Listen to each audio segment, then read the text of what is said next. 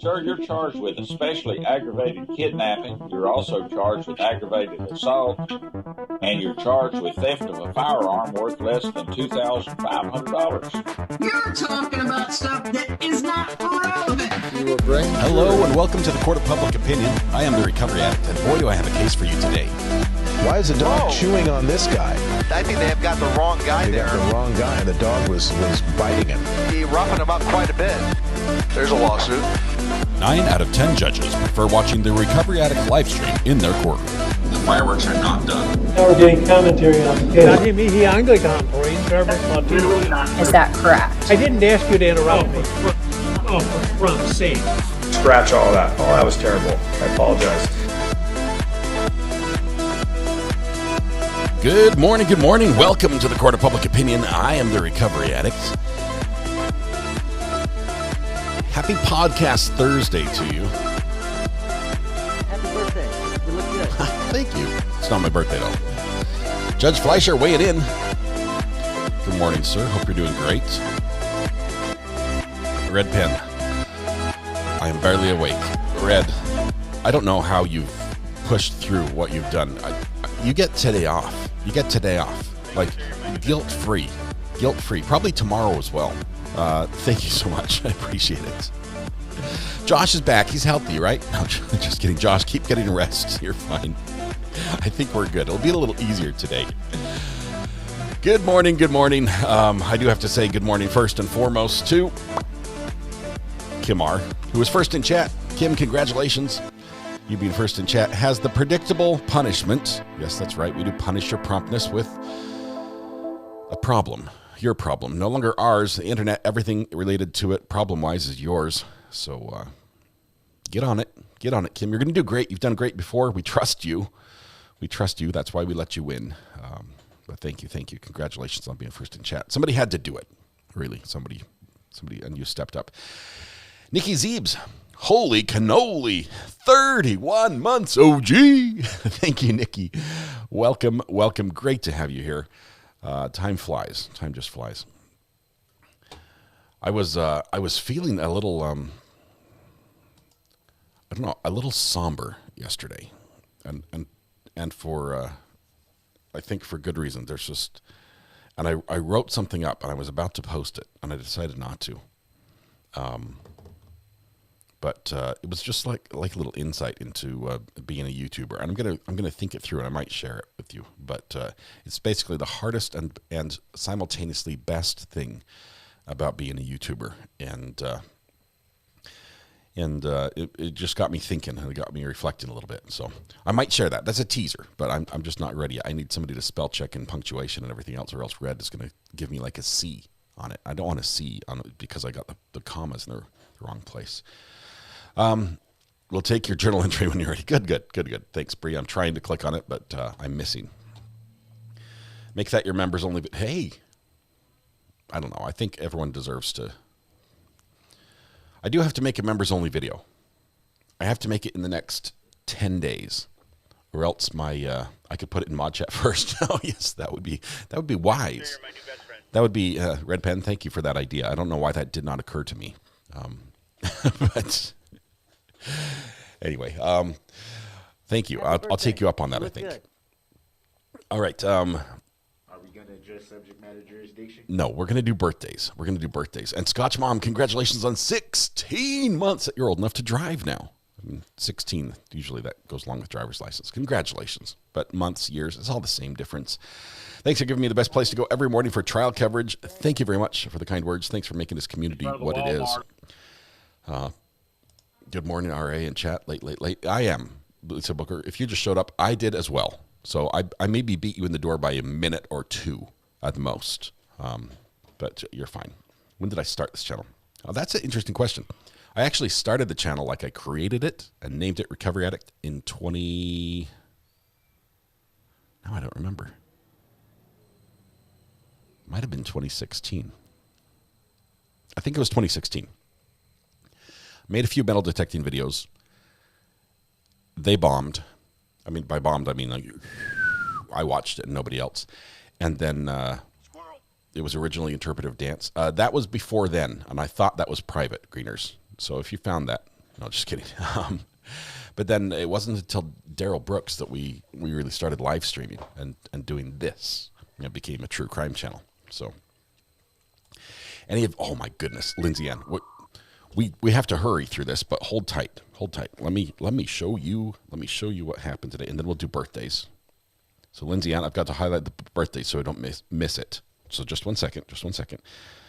But I need to send some pictures. Select. Let's do this one, and this one. Send them to my computer. That one. And I stayed up late last night. I told you I was debating which upgrade to go with the channel. I save up money and I buy new stuff for the channel. And I've got like this list of things. It's like for the next step, these are the things I would need. And I sat there and looked at this item as it said there's like 16 hours left on the sale. I went all the way down to 4 hours left on the sale. And finally I pulled the trigger. Like, I'm doing it. So I got it. For the first time, I'm adding a PC to the mix because of some of the things it can do for me. Okay, hang on. I was showing you pictures. I got sidetracked. I'm sorry. Hold, please. Today, what did Mrs. Ari do? Let's see. We're going to cover a couple things. I'm not going to argue about semantics here. You've got don't need the door, don't need the wanted poster, don't need the Northern Lights, and don't need the other Northern Lights picture. Okay. So, well, we go. This is what. Let me turn this off for a second. This is what Mrs. R.A. made this morning. They're all Hershey Kiss cookies. She made these ones, and she made these ones, and then she made these like peanut butter or something cookies, which I think are basically the same thing, just without sprinkles and without chocolate, and like crisscross hatched pattern. So she made a bunch of cookies, a bunch, trays and trays of them. Thanks for asking. I haven't eaten any. These all go in the mix for giving away on the plates. All right. Josh Hutchings, thank you very much, my friend. Josh, it is so good to have you back. I'm glad that your stay in the hospital was a brief one and that you're returning to health, but seriously, you need to take it easy. Josh says, happy birthday to Megan. Michelle's Mixed Media Madness, which I missed. I'm sorry, Michelle. This is on me. Steph's 2X. Steph's 2X pause up. Can I just say Steph? Is that okay? Because that's gonna trip me up for sure. And Tiffany C. All right, everybody join with me as we're gonna sing and celebrate all these wonderful people who are celebrating their birthday today or yesterday. Sorry, Michelle. Everyone stand up, take a deep breath, shoulders back, project your voice to the back of the room, blend your voice with your neighbor, warm up with me if you will. La la la la la la la. Michelle, thanks for standing for your own song. Happy birthday to you. Happy birthday to you. Happy birthday, dear Megan. Steph's 2X pause up, and Tiffany C. Happy birthday to you. I remember, I think we promised Michelle's Mixed Media Madness her own verse because we missed her yesterday. So Michelle, this next one is for you. So sorry. You can still party today and get double the pancakes. Here we go. Happy birthday to you.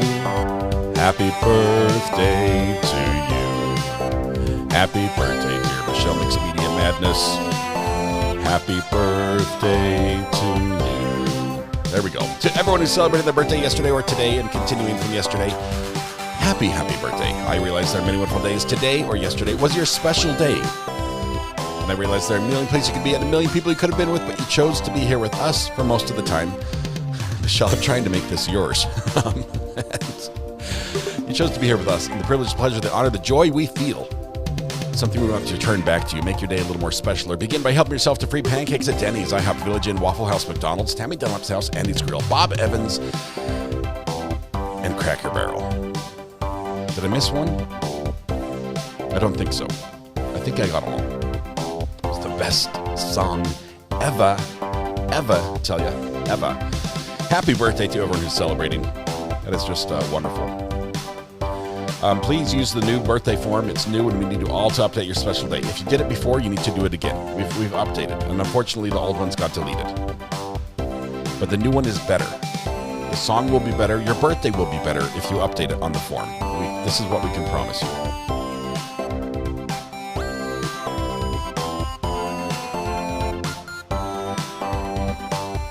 Drum solo finish. 4M. I'm so sorry yesterday wasn't as good. Hopefully today will be wonderful. Chicken piccata for dinner, like I wanted. Nice. All right, let's finish this off in style.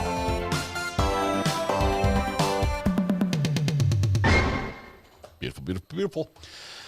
Thank you all. And we are awaiting court to start. There was something else I was going to show you. What was it? Wait for it. Pretty sure it wasn't a picture.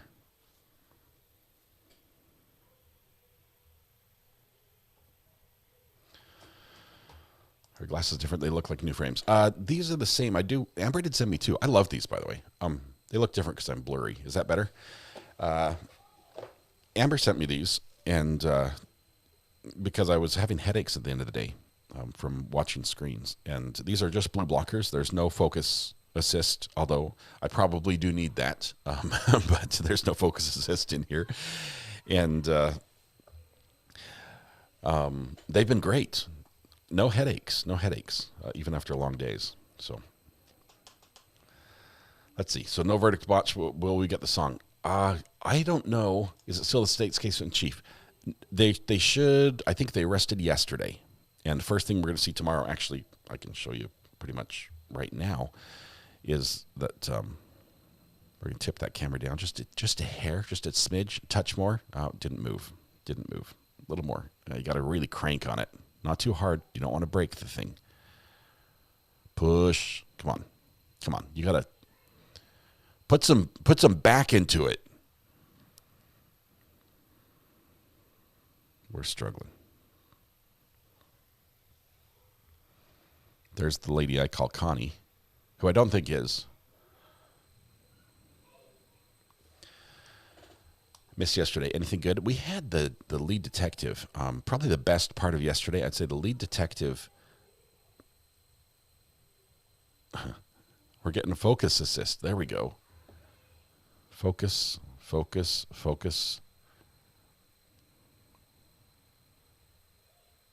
You'll be here a while. Hang on. I don't know why he's holding up this box. Don't touch it. Just leave it there. Just leave it. We want the box there because it's in place of a person. We focus on the box. That way when a person gets up there, the person will be in focus. This is a manual focus. It has to be set holding the camera because apparently they don't have a Blackmagic Micro G4.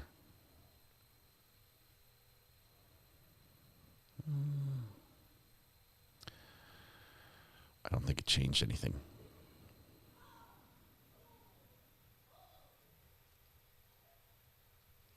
Anyway, the best thing was about to fix the audio. No, what's this foolishness of which you talk? We'll be back to them when court starts. But the best thing was the detective probably summarizing. There was a question at the very end. I'm surprised it actually wasn't objected to because it was like a narrative answer. But there was a question where he basically was asked, what was the evidence you had against the defendant? And he summarized the entire case. That's probably the best thing that happened yesterday. There was some hard audio to listen to, very hard. Red Pen is filing a workers' comp claim against me for what we put her through yesterday. But yes, it was difficult. It was very difficult to hear, and she did a great job and helped me out a ton with understanding what was said during that because it was just poor audio. As is usually the case. They put the interrogation room right next to the AC. When am I getting my Get Well cookies? About those, Josh. Let me see what we can do. That was torture. I wasn't going to use the T word, Red Pen. I was mostly because it implicates myself. But But it was rough. It was really rough. Kim R., thanks for the diamonds. Whoa, just throwing diamonds around in here. Kim, thank you. She's got so much on her plate that she can make it rain. Gemstones. Red Pen is the goat, the good goat, not the screaming one. Yes, 100%. We hit 1,000 likes yesterday on the morning stream, which was wonderful. That was really cool, and it rained memberships. So lots of good things happened there. If you're suddenly in green and you don't know why, that may be the reason. But all right, what we expect today is that first thing out of the gate is the defense is going to just let us know if they have a case, if they want to put something on, if they have any witnesses. Nobody knows, right? Well, defense might know, but nobody else knows at this moment. And they don't have a burden to carry, but sometimes it may help if they bring something up. I don't think it will. I don't think he wants to testify. I know it came across in his interrogation or interview videos that he was sort of reluctant. He wasn't like jumping up to give his side of the story. Not that it was coerced or forced, but he sure wasn't like, let me tell you what happened. I don't think he's that type. I think he is quiet. I think he'd rather stay silent. Maybe that's, I mean, even if it's, not in his best interest, he might still rather stay silent. So I think it might be Verdict Watch. Closings of Verdict Watch pretty quick. Ladybug's mom gifted a membership. Thank you so much, Edith, for your generosity. Went to coal miner's daughter. How about that? Ladybug's mom went to coal miner's daughter. What a great matchup. Let's see. Thanks for saying the kind words, boss. Hubs has missed me this week, and I told him it was a very hard week here and that you needed me here at Recovery Addict. Now he believes me. I do, but he comes first, and I know that. I know you guys are doing just incredible, and by incredible work, I'm talking like Incredible Hulk type work in the house with all the fixing up and remodeling repairs. Never, ever think that you have to be here and put him down on the list. Family comes first, and we completely understand and endorse that. Any update on Nate the lawyer? I've heard he is, well, last I checked, he has not posted yet since his surgery, but the family said that surgery ran about 13 hours roughly and was without complications and was completed last night. Kurt and Uncivil Law has been sort of there at the hospital quite a bit. He can't go in yet. It was past visiting hours, so he probably might get to visit this morning. I don't think the family could go in either. So we'll see how things are going. We've still, I mean, it's his little post, basically the wish me luck that resonated around the world. Millions and millions of viewers. Okay, that sound is terrible. Like, not just terrible, that's like somebody dunked the microphone in the pool. And an earthquake. Not sure if I updated the birthday form. How do we check, says Aurelia Julia? Well, it's funny you should ask. We have a link that we'll share in chat here in a little bit that will have the new birthday form. Thank you, Red Pen. You're supposed to be taking it easy. Right there. There's the link. You can check and update it. If it is a birthday for, say, like a daughter or something, or a son, a family member, it would be helpful if you don't just say my husband's birthday. Give him a name. Give him a nickname if you don't want to share as their real name. But it's very hard for us to sing to so-and-so's relative. So just keep that in mind. And of course, the new form, I think, has a pronunciation guide, which was placed there because, not for me, but because of me. So try to spell it out in crayon, keeping in mind the fact that I'm going to have to try to pronounce it. If you say hubby, yeah, that works. If that's but we'll be singing happy birthday to dear hubby, which, if you would like it more personal than that, you can. So can I turn it off now? If I turn the record off?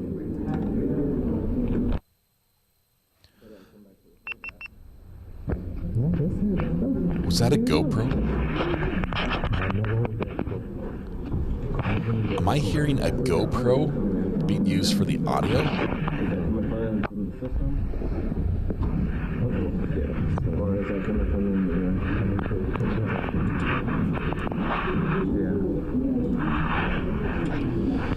Polymac, you can put whatever you want. It's your preference. If you want to keep real names private, which a lot of people do, and I understand that completely. I understand that. Then put the Kiss Me a Cow. And if you'd rather she hear her own name and the rest of the world as well, do that. We will oblige whatever you put on the chart. That is the most GoPro sound I've heard in a while since the last time I took mine to the ocean. Bree. That 3 beeps.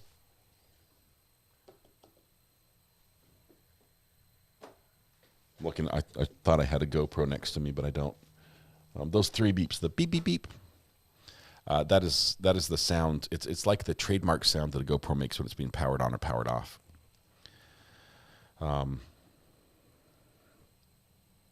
It sounded like my hospital room before yesterday. That was the heart rate. Beep beep beep beep. How about 3 syllables tops? How is he supposed to go through a birthday song with long names? That's funny. It actually makes it more fun because I have to try to fit it in or make it multiple verses. But they can get complicated. All right.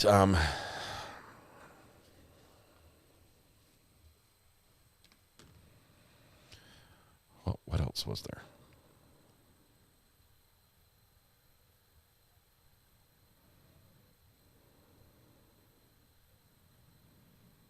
Oh, his wife was there.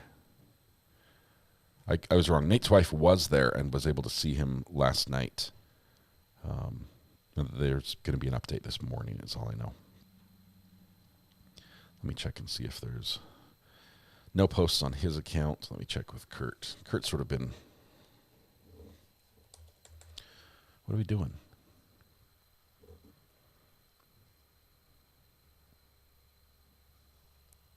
Don't align the tripod to the table. Align it to the wall. The verticals on the wall should be vertical wherever they are, but the table's going to be slanted because you're at an angle. It's just an optics thing. So I think we're level. If you look at the base of the pillars it looks level, so it looks good. Yes, we're talking about Nate, the lawyer, who's a YouTuber. I would say one of the early pillars of LawTube. Been on for quite a while. In the early days, and still, Uncivil's here. Uncivil. I was just looking at your Twitter to where are you at? To see if we can get an update on Nate the lawyer.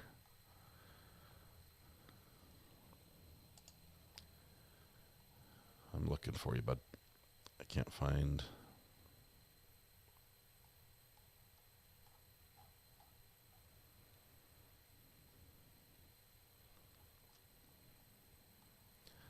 Why can I not see you?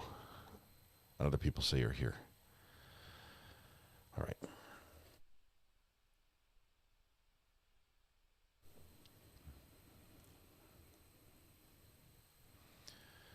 I'll watch for Uncivil's updates if he's here. I don't see him here. Anyway, we're optimistic that the millions of well wishes and prayers on his behalf had the hoped for outcome. So we'll let you know if there's an update there. All right. Yesterday, oh my goodness, I think Ian and lawyer dug into Karen Reed case. Ian looking at the filing that Karen's she's suing everybody, digging into that. The lawyer, I think it was about 10. Well, it was late last night. I think he got on and was talking about the Judge Canoni, releasing the sidebar transcripts with everything except anything that was a juror issue, right? So personal stuff with the juror, stuff like that. Everything is coming out in transcript form. It might take a bit to get done. I'm not sure if they already had that. I think she ordered the transcript to be created. So it could be weeks or more, considering how long the trial is before that comes out. So lots of news in that department. Let's see. Watched it for a while, but fell asleep. It was a late one. Love this LawTube community. Pam, Pam's Wilder, 100%. This community, which I don't know why this community is so different. It might be the maturity level. It might be just the life experience. But when someone's going through a hard time, this community is amazing in offering support. It looks like we're about ready to start in court. We've got to listen carefully as we are expecting defense to tell us their plans here. Assuming we get some audio.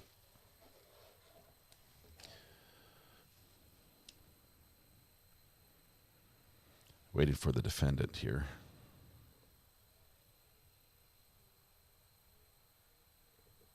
There he is.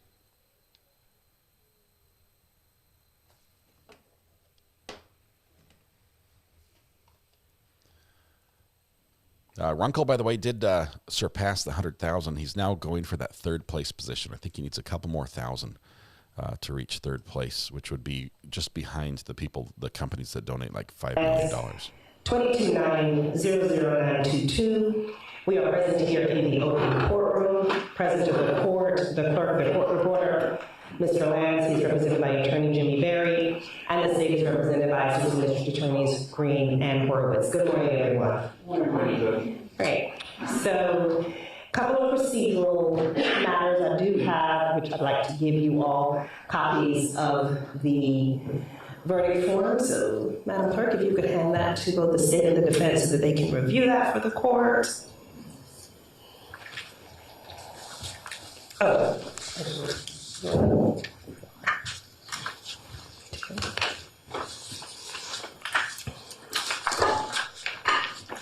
You'll have a chance to review, but I just want to give you all a copy to review. You keep that copy. Okay. Thank you. All right.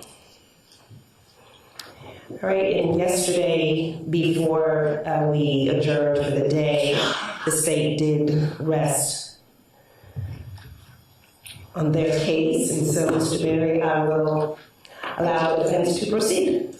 Thank you, Judge. I have spoken to Matthew about whether he would wish to testify. It's his wish to not testify. No, the court didn't want to ask him about that, but at this point, he does not want to testify. Okay, thank you, Mr. Berry. There are a few questions that I would like to ask Mr. Lanz to inquire about his decision on whether he wants to testify or not. And so, Mr. Lanz, if you raise your right hand for the court, please, sir. Do you swear and affirm that the testimony you will give to this court shall be the truth, the whole truth, and nothing but the truth, so help you God? Oh, fingernails. Okay, can you put your right hand down for me? Did you say no comment? Mr. Lanz, do you understand that you have the right to testify, and if you want to testify, that no one can prevent you from doing so? No comment. Do you understand that no one can make or compel you to testify? That is, do you understand that you have a right to not testify if you do not want to?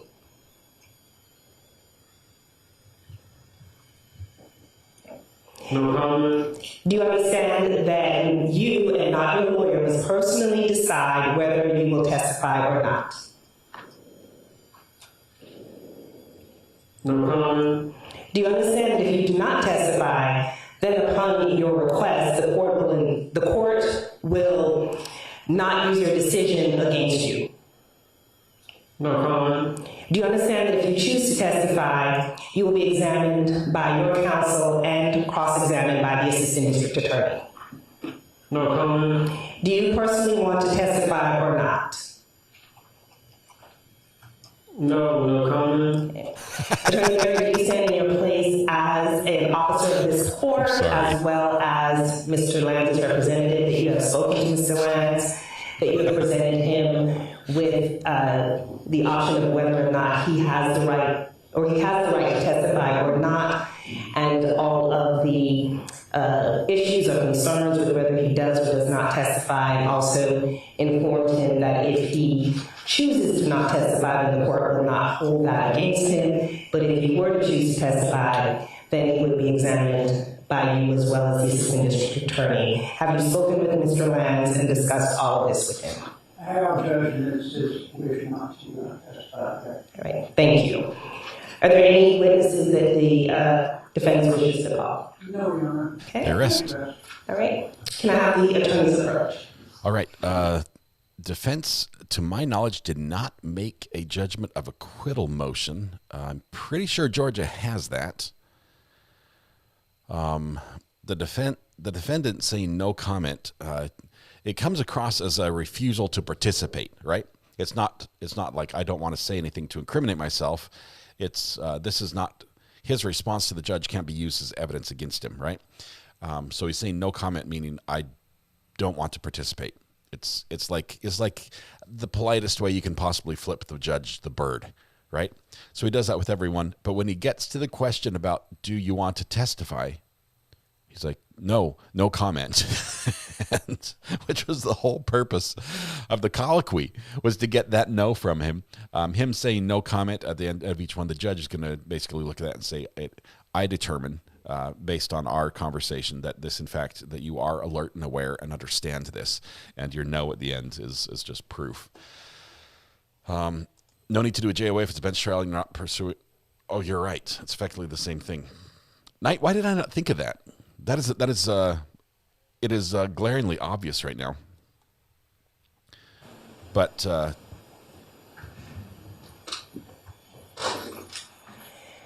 right, it would just save him doing the closings. Arguments. He might do it Are there anyway. any other issues or concerns that we need to deal with? Just for the record, I think that we would need to go to the directed verdict. There it is, directed verdict. Okay.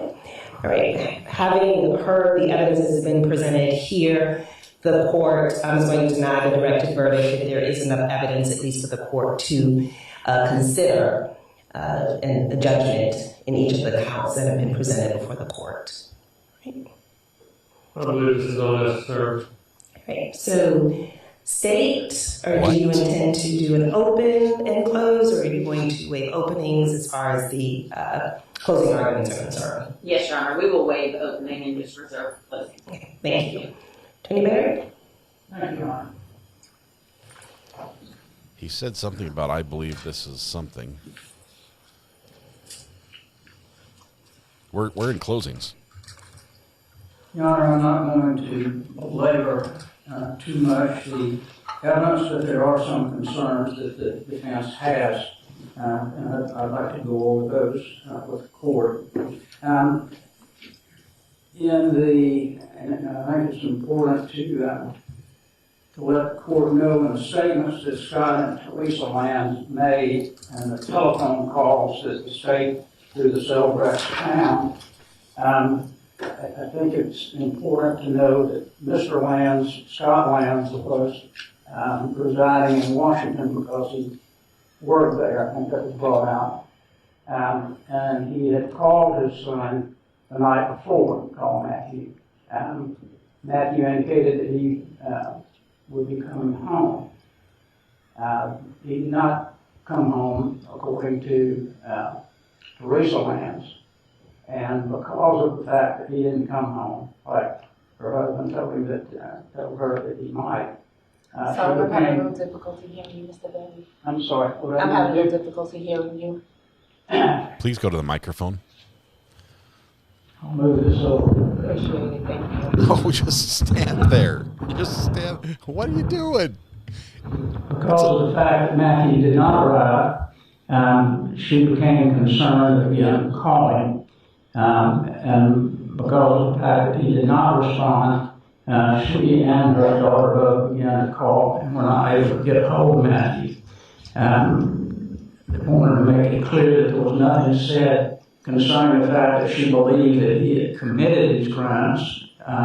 She went there because of the fact that she felt that she needed to do a safety check on him. She hadn't been able to get a hold of her.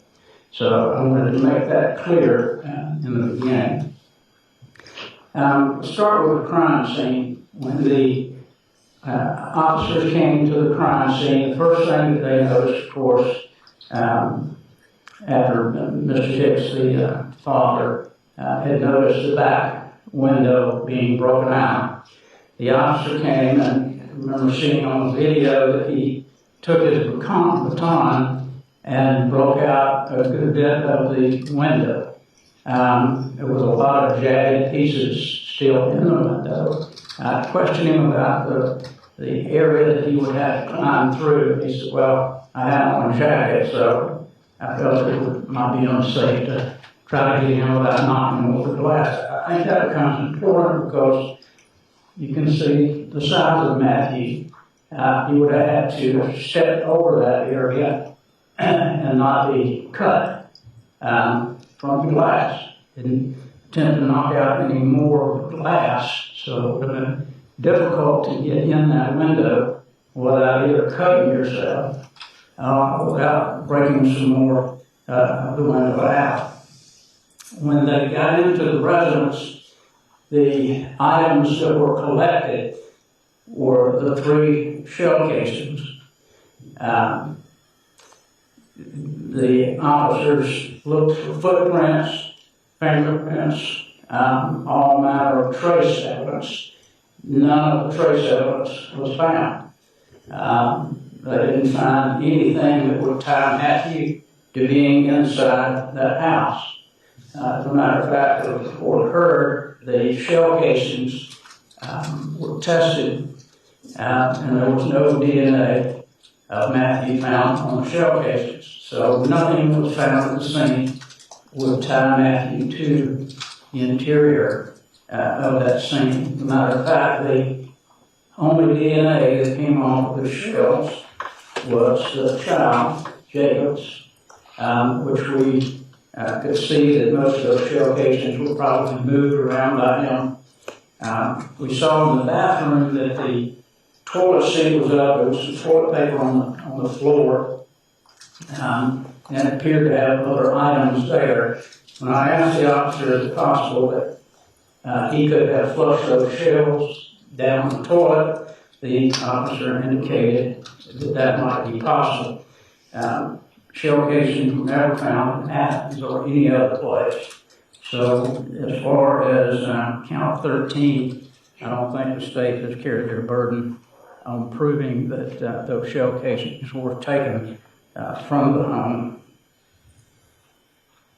I think he's right there. Area of concern. I think that charge is not going to stick. It does have Matthew's DNA on it.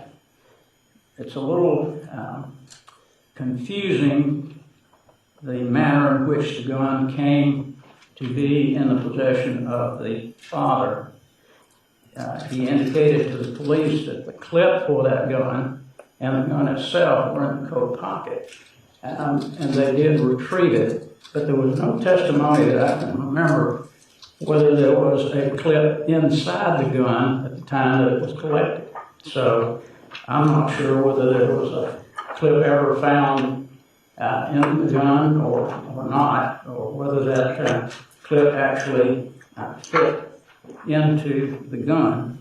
The one that was found with didn't fit. Because the state wants to try to tie the clip that they found in Athens that had, I think, 5 shells missing. Of course, Matthew in his statement indicated that he had been to the range and fired the gun, but they did not pinpoint exactly when that would have been or where he had gone to the range. They may have been able to find out had they asked that information whether in fact he had or not. The bullets were the SIG 9mm. When I asked the officer, he said those were very common for 9mm. The next item that we're concerned about is Detective Smith's testimony about the headlight signatures. He indicated this V signature that he saw. I questioned him about the signature. He did not know what kind of vehicle that Matthew Lanz had. He said, I don't know what kind it was. I was only concerned with whether that particular vehicle fit what I saw on the road. So he was not able to testify that all 2008 Lexus would have that same V signature, or whether there's any other vehicles that might have that V signature. Not just that particular. It's not like a fingerprint. It's a good V argument as signature well. from the headlights. But we don't know how many other cars there may be that has that particular type of V. The other area that Detective Smith talked about was the floodlights that he saw coming on and going off. And as he testified, at 9:31, the back floodlights came on. They came on again at 9:55, and again at 10:08. We found through the Celebrex that Ms. Hicks had been on her phone at 9:59, which is about 4 minutes after the back floodlights had come on. We don't know much about those back floodlights because nobody tested to see how long they would stay on or what range they had when they did come on, which is very important because if in fact they are saying that the person went in at 10:08, we don't have anybody coming out after that. If they went in to the house at 9:55, they would have had to have been in the house for 4 minutes in order for the Hicks to use the telephone. So that wouldn't really make a whole lot of sense. So begs the question, did somebody go into the house earlier in the day and was laying in wait for them to get into the house and get comfortable before they made their move? So it's an interesting question, especially the fact that you don't see any corresponding exit floodlights, because any movement either in or out should show. It's interesting also that the car that they are indicating was Matthews passed by a neighbor down the street at 10:11:32, which is about 1.5 minutes from the 10:08 going into the home, which meant that a person would have to get in, knock the window out, step over a gate, which the gate was up apparently, because we see that the gate is pushed from the living room back rather than being pushed from where the person came in forward to be able to get to where the shots were fired. So how would a person accomplish that? Get back out of the house, get to the car in a minute and a half. It's pretty difficult to be able to do that. We know that there was a lot of glass that was knocked out. We asked about the clothing that Matthew had on. There was no glass shards found in any of his clothing. There was no glass shards found in his vehicle. We don't know whether the shoes that he was wearing was what he was wearing supposedly the night before. We do know that he had to walk a mile or so, maybe 2, to get to the home in Sandy Springs that he was ultimately arrested. We don't know whether he picked up any glass shards on that trip from where he left his car. And we don't know whether these glass shards would match with the glass, double pane glass that was apparently there at the Hicks home. So there was no comparison of the glass shards to see whether or not they might be similar or the same, or whether it was pieces of glass that came out of a car window on the side of the road. So we don't have any other glass shards that had been found. And the state made a point to indicate that he had put his phone on airplane mode to avoid people knowing where he was. That wasn't done until 10:15. Doesn't make much sense if you don't want people to know where you're going, then why not put it on airplane mode when he was going there rather than when he was leaving? Doesn't really make a whole lot of sense.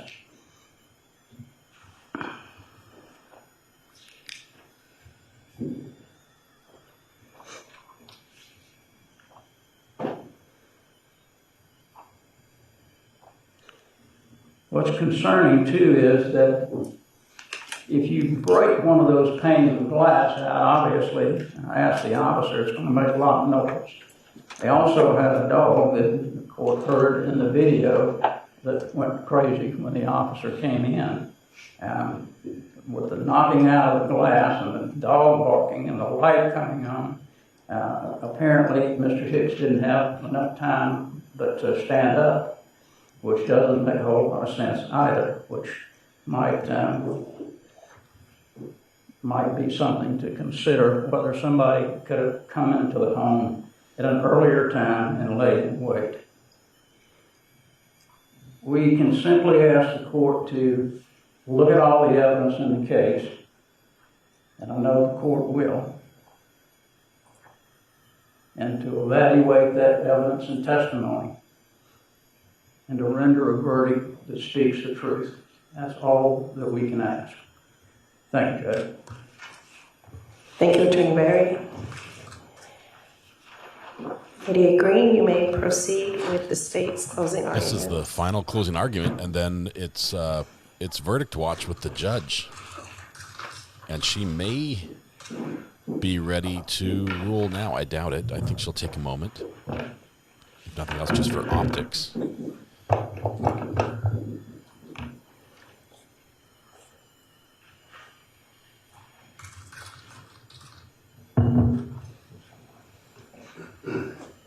I should have counted mugs on screen for this trial.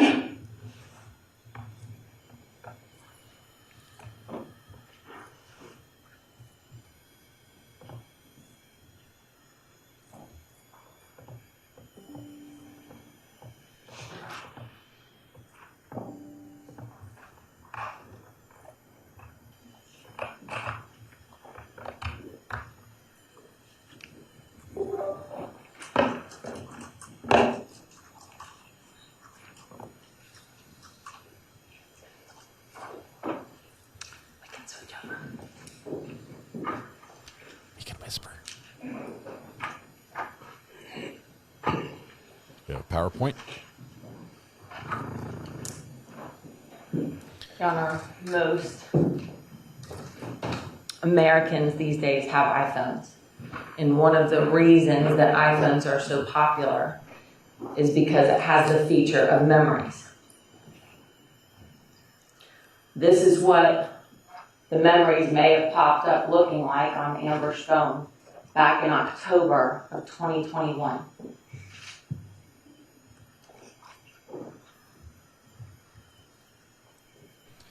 This camera is like 24 frames. But November 18th of 2021, Tuesday of this past week, 4 years to the day, this is what those memories would look like. If only we could see.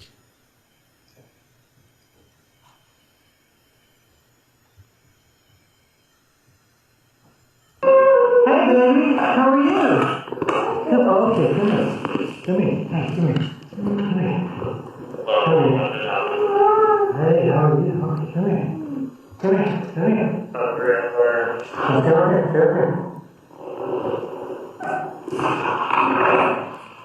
I don't play with the kid real quick.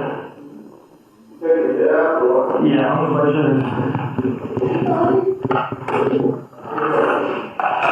Come here. Come here. Come here. Come here. Come on.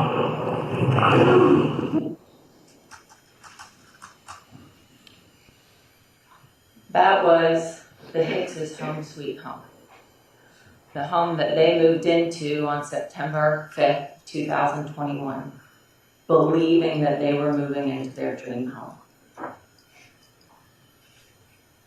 This defendant on November 17th of 2021 shattered those dreams and shattered little Jacob's world forever.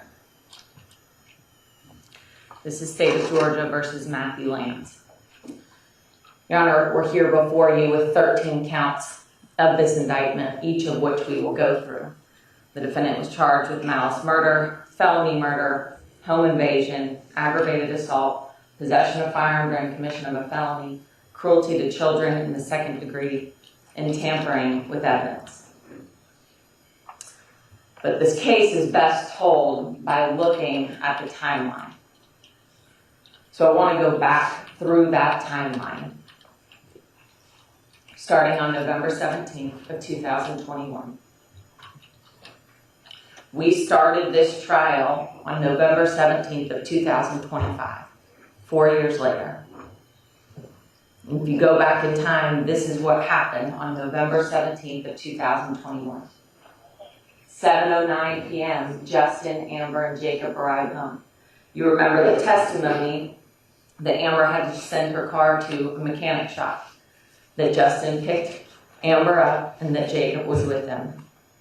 At 7:09 p.m., this is the last known footage of the three of them alive together.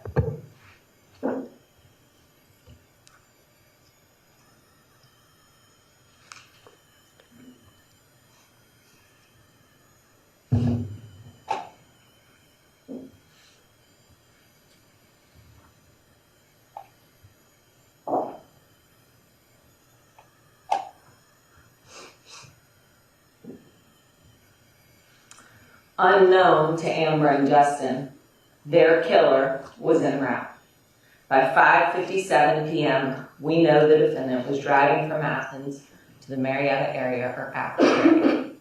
We know that because on his phone, there's a 1 minute and 58-second phone call with his father. And if you remember, his father stated to law enforcement that the defendant called him and was at a gas station heading home on November 17th of 2021. At 9:20 p.m., Lanz drives down Verbena in his 2008 Lexus GS and enters his driveway. And here's the video clip showing as his car drives down the street.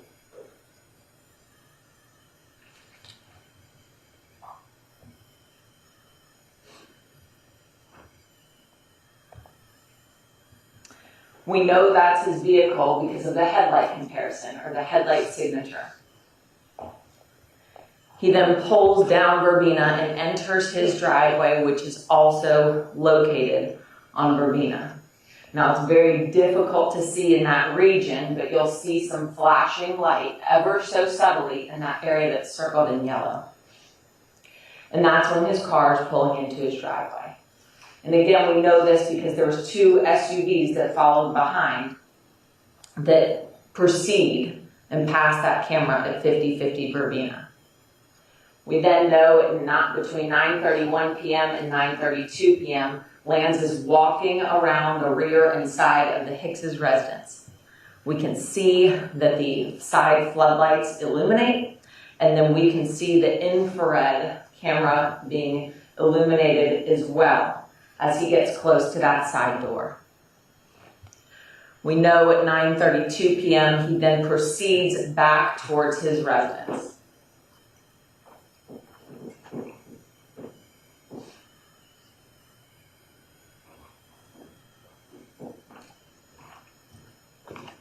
And this is the one camera view that's slightly better, where you actually can see him walking along the roadway back in the direction of his family's home.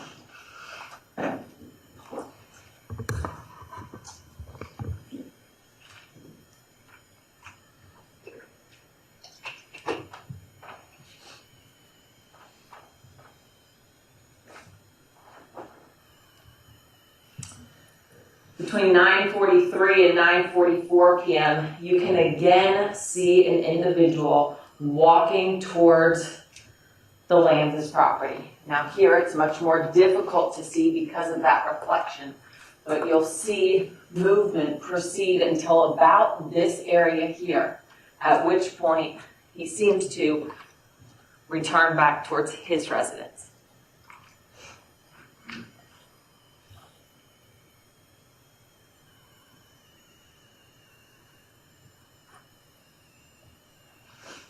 And then at 9:55 p.m., Lanz triggers the side lights again, this time to carry out these executions.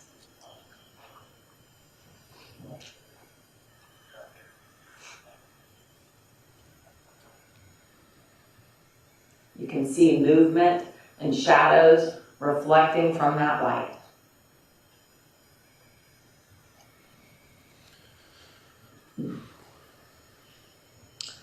The floodlights have gone off by 9:59 p.m., indicating that Lanz is now lying in wait in this porch area. But we know that Amber's still alive. We know that at 9:59 and 37 seconds, she loves the comment by her friend, LOL IDKY, but I'm craving it. And she loves the next comment at 9:59 and 40 seconds. Olive Garden it is. At 10:10 p.m., we know that these executions are done. Sometime in that 10-minute window, Lanz executes Amber and Justin, who are completely unaware and defenseless, on their couch in their locked and secured home that they have just purchased 73 days prior. And then he leaves. Just like that. The floodlights come on. He walks towards his residence. And it's over. All with little Jacob alone in his crib. Lanz's vehicle is then captured at 10:11 p.m.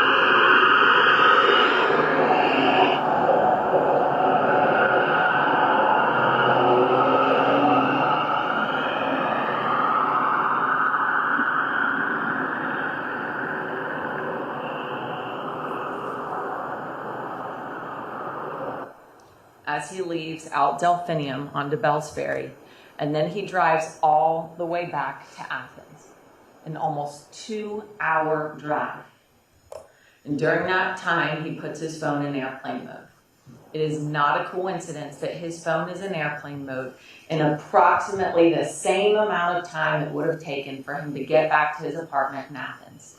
He puts his phone in airplane mode at 10:16 p.m., and he takes it off of airplane mode at 12:43 a.m. November 18th of 2021, the day after the murder. 9:34 a.m., this is the call that's made. I want to confirm that you guys have called them on their phone and they didn't answer. We tried to call you multiple times now. My brother's phone rings a few times that we're going to voicemail. My sister-in-law's phone immediately goes to voicemail. According to my mother, they've been off social media for about 12 hours now. Okay. That call was placed by Ashley Hicks.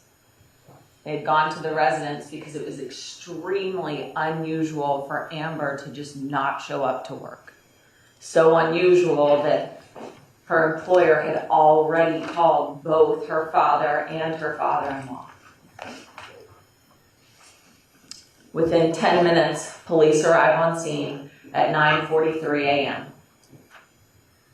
And of course, immediately upon arriving to the scene, they make entry and they find that Amber and Justin have been executed and they're lying in their blood on the couch.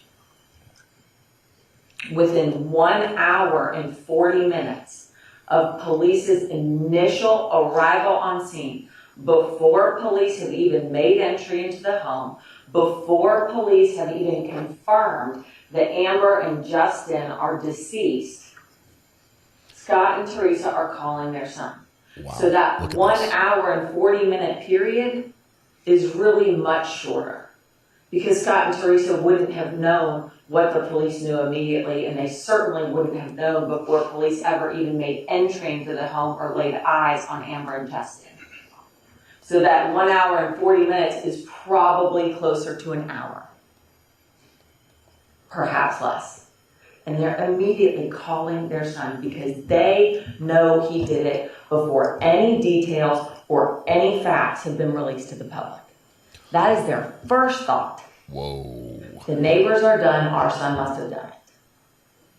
They knew what happened in this case before any law enforcement ever knew they existed. That's a statement and a half. Teresa Lanz is so concerned that she drives all the way to Athens to lay eyes on her son and confront him about these murders. Keep in mind, it takes almost 2 hours to get to Athens. That first phone call that they make to him is at 11:24 a.m. and within 30 to 45 minutes of that first call, Teresa's already getting in her car.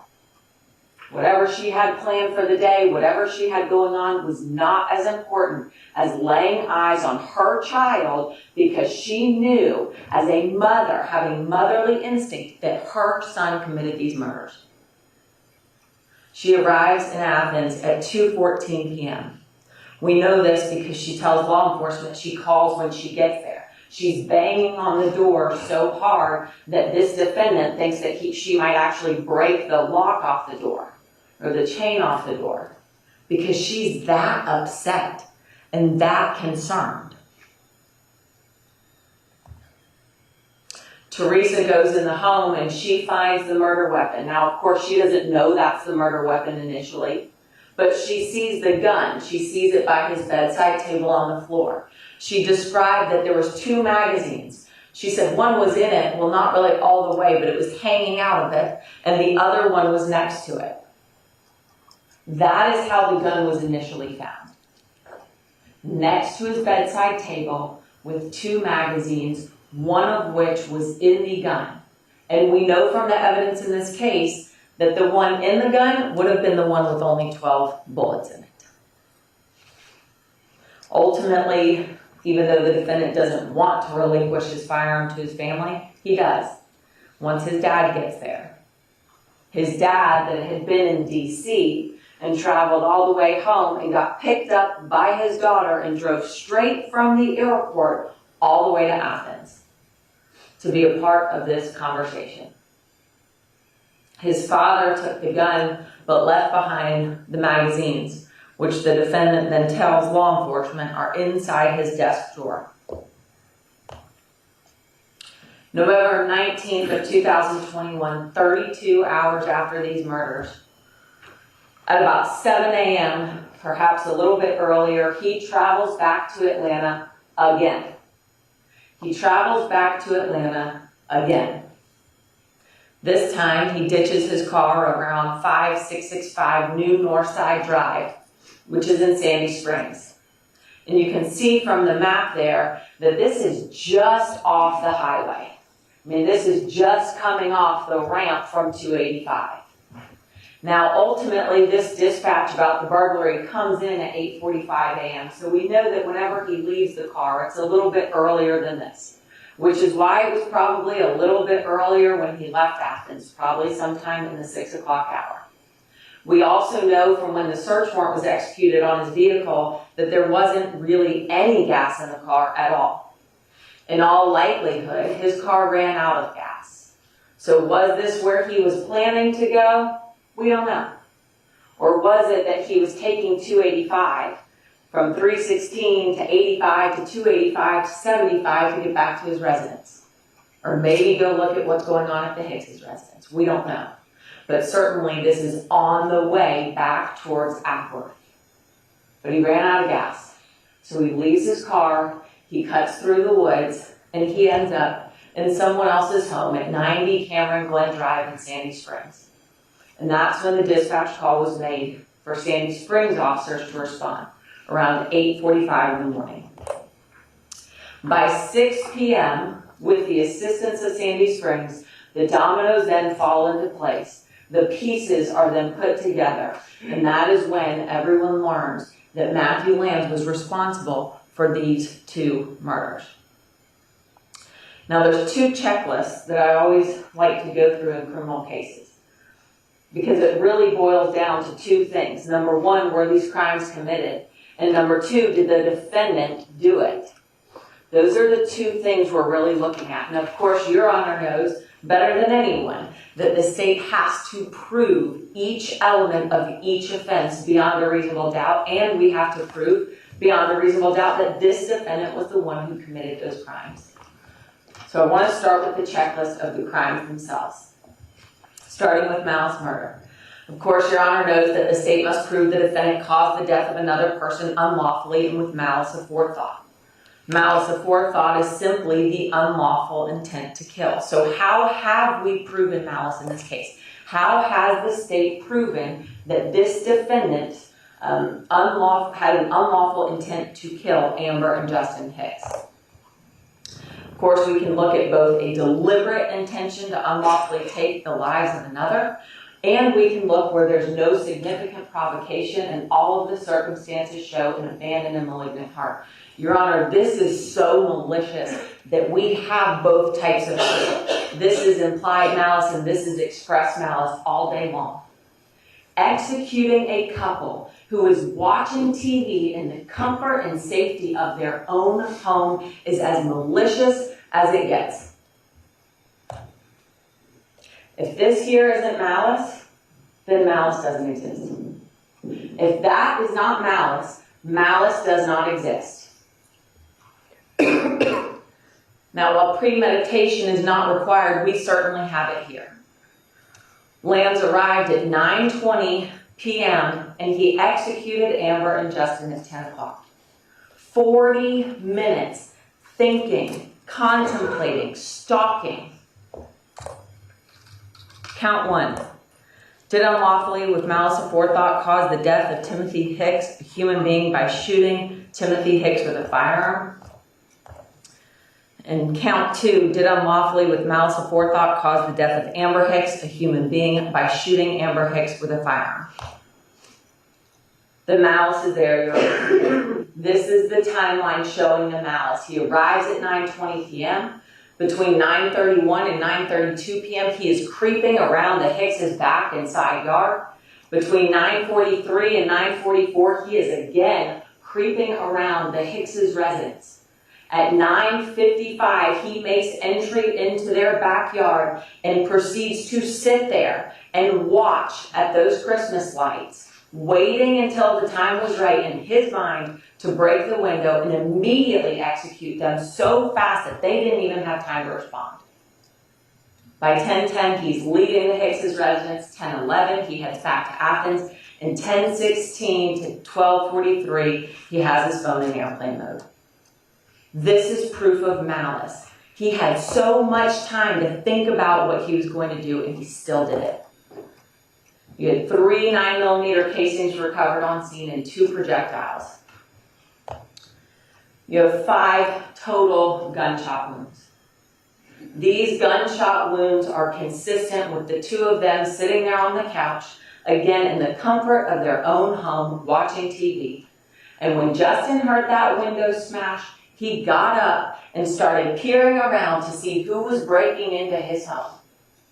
And as he's peering around and looking, he gets shot here in his side, and it comes out his stomach and ultimately hits the ground. He then starts coiling as Matthew Lanz is continuing to approach on him. He gets shot in the right arm and then gets shot in the back of the head right here and crumbles because he would have never moved again. He got up to see what was going on, but he didn't even have a chance. Guns all in their home. To defend his baby and to defend his wife, and he didn't even get a chance. And Amber, she certainly didn't get a chance. She still has the blanket tucked under her foot. And you heard the doctor testify that it was consistent with her being crouched like this. The gunshot goes into her forearm, out of her forearm, into her thigh, out of her thigh, and stops at her stomach. And in order to get that headshot, where it has an angle, it has a clear angle, she's probably like this, closing her eyes, not wanting to look. And he just executes her. He shoots both of them in the head. You have 2 projectiles that were found in Justin's body. One from his head, where he had his head turned because he had started to coil, and it stops at the other side of his head. And then one from his chest, because the gunshot wound that went in his right shoulder stopped in the left side of his chest. And you had a projectile in Amber's neck. from the shot that went in here and stopped at her neck. He talks about he almost got brainstemmed. Well, he brainstemmed Amber. And I think he wished it worked on him. 5 total projectiles were recovered. We know there were 5 gunshots. He executed them. I mean, he shot them both in their heads in the comfort of their home. And then he kept the gun, he kept the magazine, he kept the rounds, and he just put it in his desk drawer. And was just going to go about his time. He stalked, he waited, he hunted, he drove almost 4 hours total to execute 2 innocent human beings, a mother and a father. That is malice murder. And the state has proven malice murder beyond a reasonable doubt. For felony murder, the state must prove that the defendant caused the death of another person by committing a felony. Of course, the underlying felony charges here are home invasion and aggravated assault. For home invasion, as Your Honor knows, the state has to prove the defendant without authority and with the intent to commit a forcible felony therein. Of course, here we're talking about aggravated assault. And while in the possession of a deadly weapon or a firearm, he enters the dwelling house of another while it's occupied by any persons with authority to be present therein. The language of the indictment reads, did unlawfully without authority and with intent to commit the forcible felonies therein, to wit, murder and aggravated assault, while in possession of a firearm, to wit, a handgun, a deadly weapon, enter the dwelling house of another, to wit, the Hicks residence located at 5059 Verbena Drive, Acworth, Georgia, while it was occupied by Timothy Justin Hicks, Amber Hicks, and Jacob Hicks, persons with authority to be present therein. And then the corresponding felony murder count reads, while in the commission of a felony, to wit, home invasion as set forth in count 7 of this indictment, did cause the death of Timothy Hicks, a human being, irrespective of malice. In count 4, while in the commission of a felony, to wit, home invasion as set forth in count 7 of this indictment, did cause the death of Amber Hicks, a human being, irrespective of malice. Your Honor, this is a home invasion. There was forced entry into this home. It was without authority. The defendant was armed with a firearm. We know this because he had a firearm. He killed Justin and Amber with a firearm. He had the intent to commit these forcible felonies of aggravated assault and malice murder because he sat there and thought about it over and over and over until he felt like the time was right. That's exactly what he set out to do. It is exactly what he did do, and then he fled. The state has proven felony murder and home invasion. For aggravated assault, the state must prove that the defendant assaulted another person with a deadly weapon. This defendant shot Amber and Justin multiple times using his Zev Technologies OZ9 firearm. That's an aggravated assault. Count 8 reads, did make an assault upon the person of Timothy Hicks with a firearm, a deadly weapon, to wit, a handgun. Count 5 is the corresponding felony murder count, while in the commission of a felony, to wit, aggravated assault, as set forth in count 8 of this indictment, did cause the death of Timothy Hicks, a human being, irrespective of malice. Count 9 is the aggravated assault count with respect to Amber Hicks, did make an assault upon the person of Amber Hicks with a firearm, a deadly weapon, to wit, a handgun. And the corresponding felony murder count, while in the commission of a felony, to wit, aggravated assault, as set forth in count 9 of this indictment, did cause the death of Amber Hicks, a human being, irrespective of malice. Here is the evidence of the aggravated assault and felony murder. It was his Zev OZ9 firearm, 5 rounds fired into Justin and Amber's body. We have 9 total holes within their bodies. 9 total holes, 5 gunshots, but 9 total holes that this defendant put into their bodies. We've proven aggravated assault and felony murder. Possession of firearm during commission of a felony, as Your Honor knows, the state has to prove the person has on or within arm's reach of his person a firearm. during the commission of any crime against or involving the person of another, which is a felony. The way it's charged here, we have murder, aggravated assault, and cruelty to children in the second degree, which are felony crimes. For count 10, did unlawfully have on and within arm's reach of his person a firearm, to wit, a handgun during the commission of murder, home invasion, and aggravated assault, felony crimes involving the person of Timothy Hicks. Count 11, did unlawfully have on and within arm's reach of his person a firearm, to wit, a handgun during the crimes of murder, home invasion, and aggravated assault, felony crimes involving the person of Amber Hicks. Your Honor, you have the gun in front of you. This is the gun that took the lives of Justin and Amber Hicks. It's his gun. He possessed it. He brought it into their home. He is guilty of possession of firearm during commission of a felony. 13 counts. Cruelty to children in the second degree. The state must prove that the defendant caused cruel or excessive mental or physical pain to a child under 18 through criminal negligence. Criminal negligence is an act which shows a willful, wanton, or reckless disregard for the safety of others who might reasonably be expected to be injured by the act. Executing a mother and father in a home that is filled with baby toys, baby gates, baby locks, a baby monitor right next to his mother's hand, and you sit there and you shoot that mother in the head, absolutely shows a willful, wanton, or reckless disregard for the safety of others who might reasonably be expected to be injured by the act. Any human being knows that slaughtering two parents in a home with a child creates a reckless disregard for the safety of that child. Your Honor, that is common sense. The way the indictment reads on count 12 is that this defendant did, with criminal negligence, cause Jacob Hicks, a child under the age of 18 years, cruel and excessive physical and mental pain by leaving Jacob Hicks's deceased parents inside the home with said child, resulting in the 2-year-old child being alone and unsupervised for approximately 12 hours, during which Jacob Hicks was unable to feed himself, unable to change his diaper, or get the attention of his parents, causing him excessive physical and mental pain. Your Honor, Jacob cuddled with his dead parents.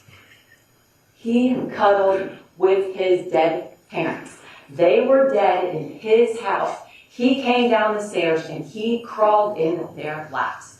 We know this because there is blood all over his little Mickey Mouse pajamas. It is on the front, it is on the back, it is under the arms of his shirt. It is impossible to get that amount of blood, and in those locations, without having cuddled and crawled on his parents, desperately trying to get his parents to acknowledge him, not understanding why they wouldn't.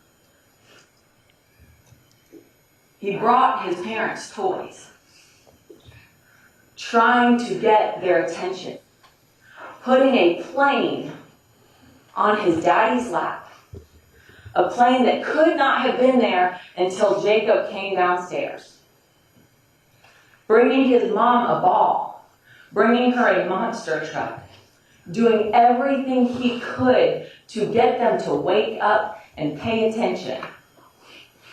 Because in a child's eyes, in a 2-year-old's eyes, the world is all about them. And when they wake up in the morning, it's all about them. Let's start the day. The first place any child goes when they wake up is to their mom and dad. That's what Jacob did. And when he couldn't get their attention, he started bringing them toys. He played with the very bullet that robbed him of his mother, that robbed him of his father, because there is no way that that projectile would have landed there but for Jacob picking it up. How do we know this? We know this because we have 5 projectiles. 3 of them were recovered at the medical examiner's office. So 2 of them were left on scene.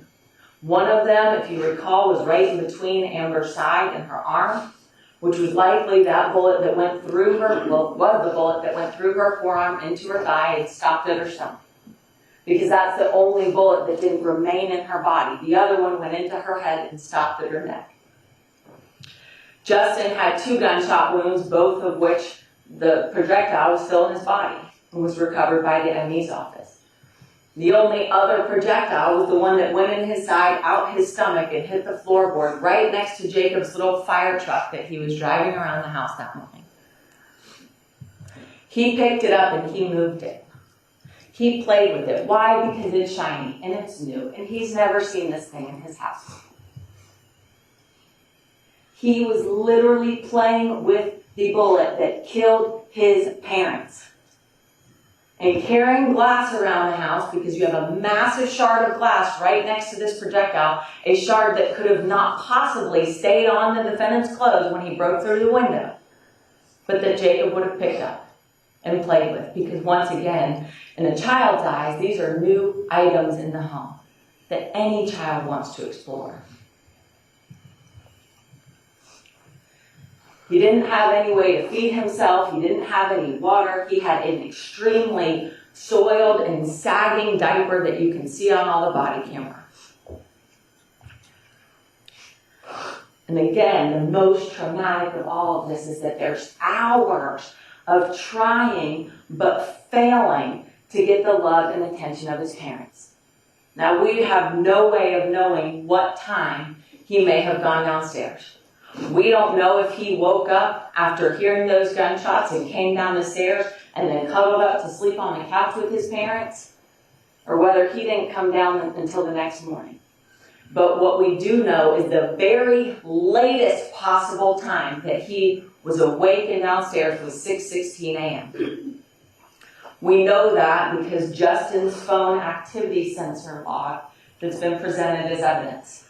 And we know that the timestamps on that are accurate because if you recall, at 7:07 p.m., there's logged activity from Justin's device, and we see him physically getting out of the vehicle at his residence for the last time. We also know because if you look further back in that data that's been tendered as evidence, you see that Justin was extremely active throughout the day. And you heard from Tim Hicks that he was at home on baby duty that day. It was his day off. Thank God he spent his last day with his baby at home. But we know at 6:16 a.m. Jacob is now touching that phone and carrying it around the house. And I highly doubt that when he came downstairs, the first thing he did was take the phone. This was probably after he had been trying to get his parents' attention and failing. And we also know that Jacob took that phone and moved it around the house because ultimately where it was found was on that baby gate, which had been knocked over by the defendant, happened to be right next to his toy ambulance that Jacob also placed there. He even pulled the glasses off his mom and dad's faces, not understanding why they would not respond. Amber's glasses would not have fallen off her face like this, getting shot in the head. It just wouldn't have happened. And we know she was awake because at 9:59 she's loving comments in her girl's text thread. So it's not like she had fallen asleep and somehow they fell off her face. Jacob climbed on his mom and literally took the glasses off of her face to get her attention. 2-year-old children only care about their parents' attention. It's the only thing in the world that really matters to them. And he was so desperate for attention that he climbed on her lap and is touching her face, desperate for her to open her eyes because of what that defendant did. And then when law enforcement comes in the house, there's Jacob, and he now has his daddy's glasses.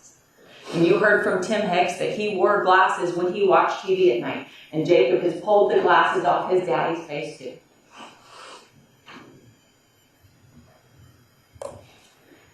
Even the defendant expressed remorse for this.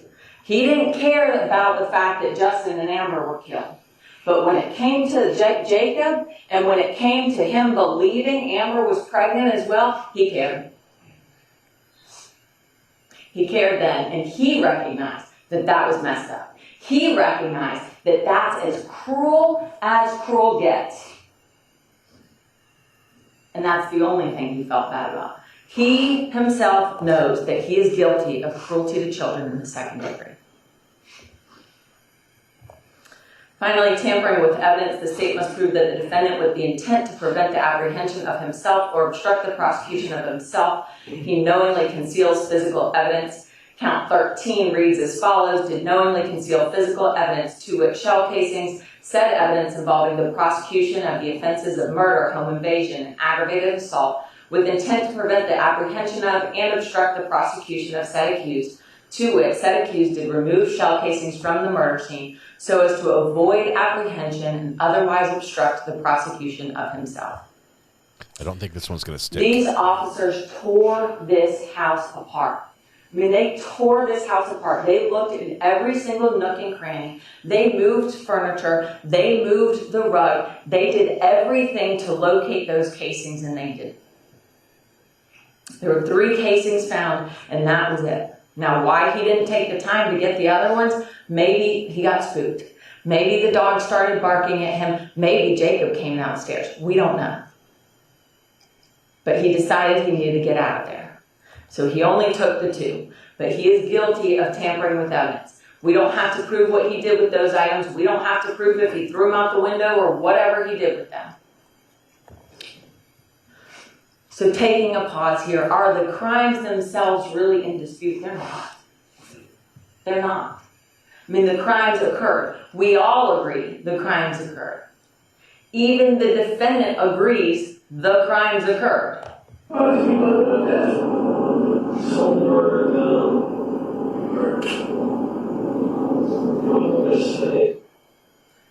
He said somebody murdered them, obviously. And they're like, okay, well, you murdered him, Mr. Lanz. He goes, I don't know what you want me to say. Whether or not he wants to admit he did it, he recognizes that somebody committed all of these crimes. And so the only real issue is, did this defendant do it? We know the crimes occurred. Did this defendant do it? We told you at the beginning, Your Honor, that there were 3 main pieces of evidence we wanted you to consider. That was the digital evidence, the statements, and the forensic evidence. Now, one thing we do not want you to consider regarding his guilt or innocence of these charges is his brother's past behavior, his own past behavior, or his subsequent behavior. And I want to explain that. Your Honor knows better than anyone that you are here to consider the evidence concerning these crimes in this bill of indictment and not past acts or subsequent acts. The only reason that those instances were even mentioned during this trial is because they were inextricably intertwined with this case itself. The only reason we ended up being able to really solve this case when we solved it is because of Sandy Springs. Because when Sandy Springs conducted their investigation and they realized his parents lived right next to the Hicks's residence where there was an open double homicide investigation taking place, they reached out to Cobb County. You heard during the interviews, everything is inextricably intertwined such that you can't even separate the 2. The only reason that his brother's mentioned is really through the defendant himself. And talking about his brother and talking about the fact that he still thinks that those residents at 5059 were in some way terrorizing him or something along those lines. But we want to make it clear that in no way, shape, or form are we trying to argue propensity or bad character or anything else, because the reality is there is no propensity here. We are not saying there's any form of propensity here at all. These crimes should be considered as an isolated act that happens to be incredibly evil, with the only possible explanation that this defendant provided is those homeowners used to terrorize my brother, and there were some demonic lights, which came from this defendant as really the only possible motive, as though he's seeking revenge, although he won't say those words himself. So looking at that timeline, again, we know that it's basically just a 10-minute timeline. We know when Justin, Amber, and Jacob arrived home. We know when the rear floodlights were triggered at 9:55. 4 minutes later, Amber sends her last text ever. The rear floodlights are triggered again, and then the delivery is made. Again, this is the last time. Look at Jacob running in the house, so happy to be home with his mommy and daddy.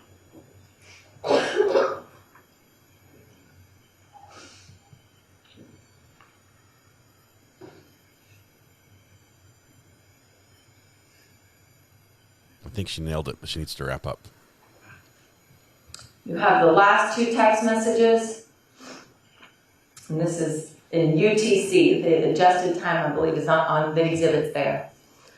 And then you have the delivery that's made a few minutes later at 10:17 p.m. That's a typo there. But at 10:17 p.m., which we see that notification come through on Justin's watch, which was plugged in his bedside because it was nighttime and they were watching TV. And then that package that was never obtained. So we know that whoever triggered the floodlights at 9:55 and 10:10 committed these murders. We know that because there's no way someone broke in after 10:10 and did not trigger those floodlights. There's no way that when text conversation continues with Amber's friends and she's just not responding, there's no activity. Justin's phone never moves again until 6:16 a.m. We know that whoever triggered those floodlights at 9:55 and 10:10 committed these murders. The defendant's vehicle was on scene during the precise window of the murder. How do we know? Because we see his vehicle drive down Verbena. We see that his vehicle is the only one that doesn't actually continue past 50/50 Verbena, and instead you see some reflection from where his residence is. We have the headlight signature, which is abundantly clear, particularly in the fleeing the scene immediately after these murders. Watch it again and look at that headlight signature.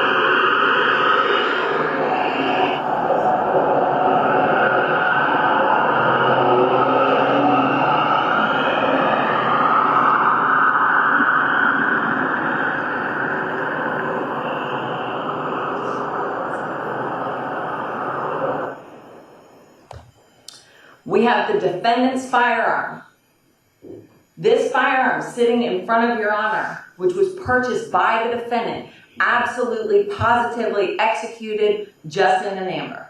We know that.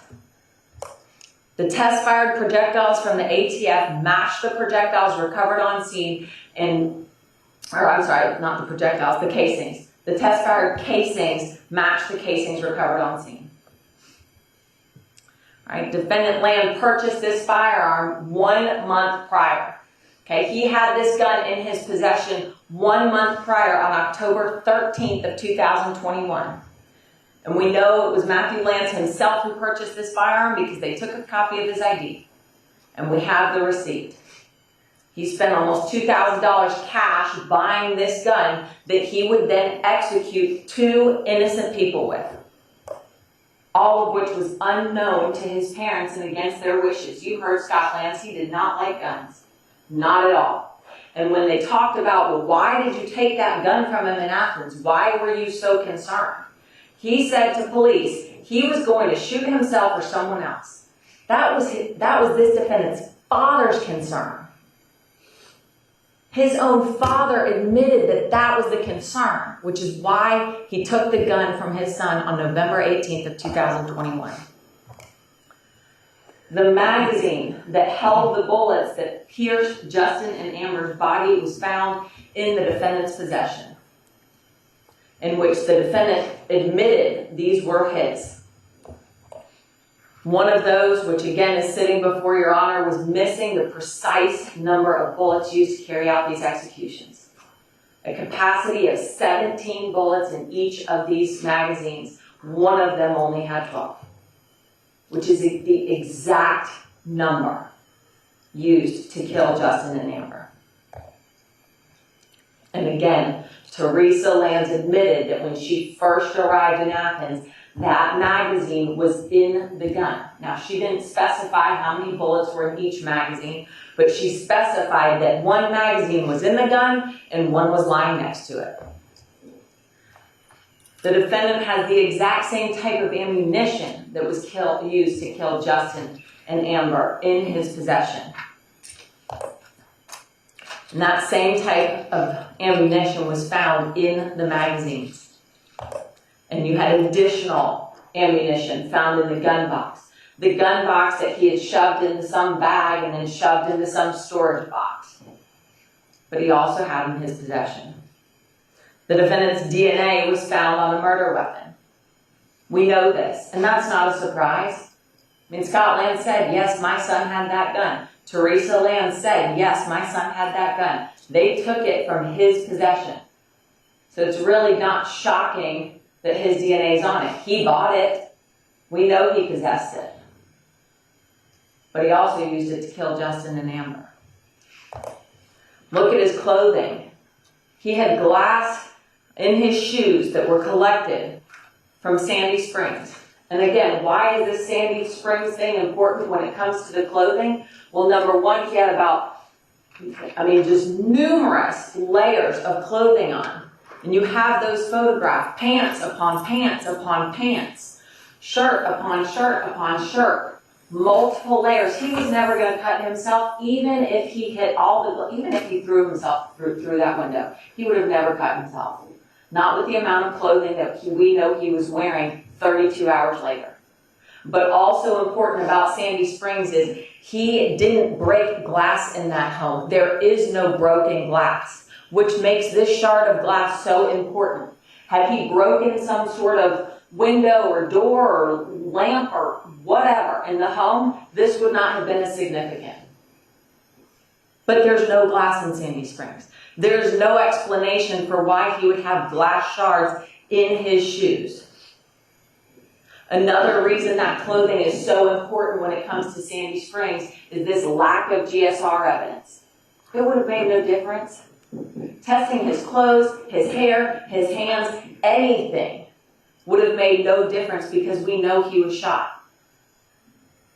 If he had GSR on his person, on his clothes, on anything, at the point in time that Cobb County learned of him, it would have had zero significance because he had been shot.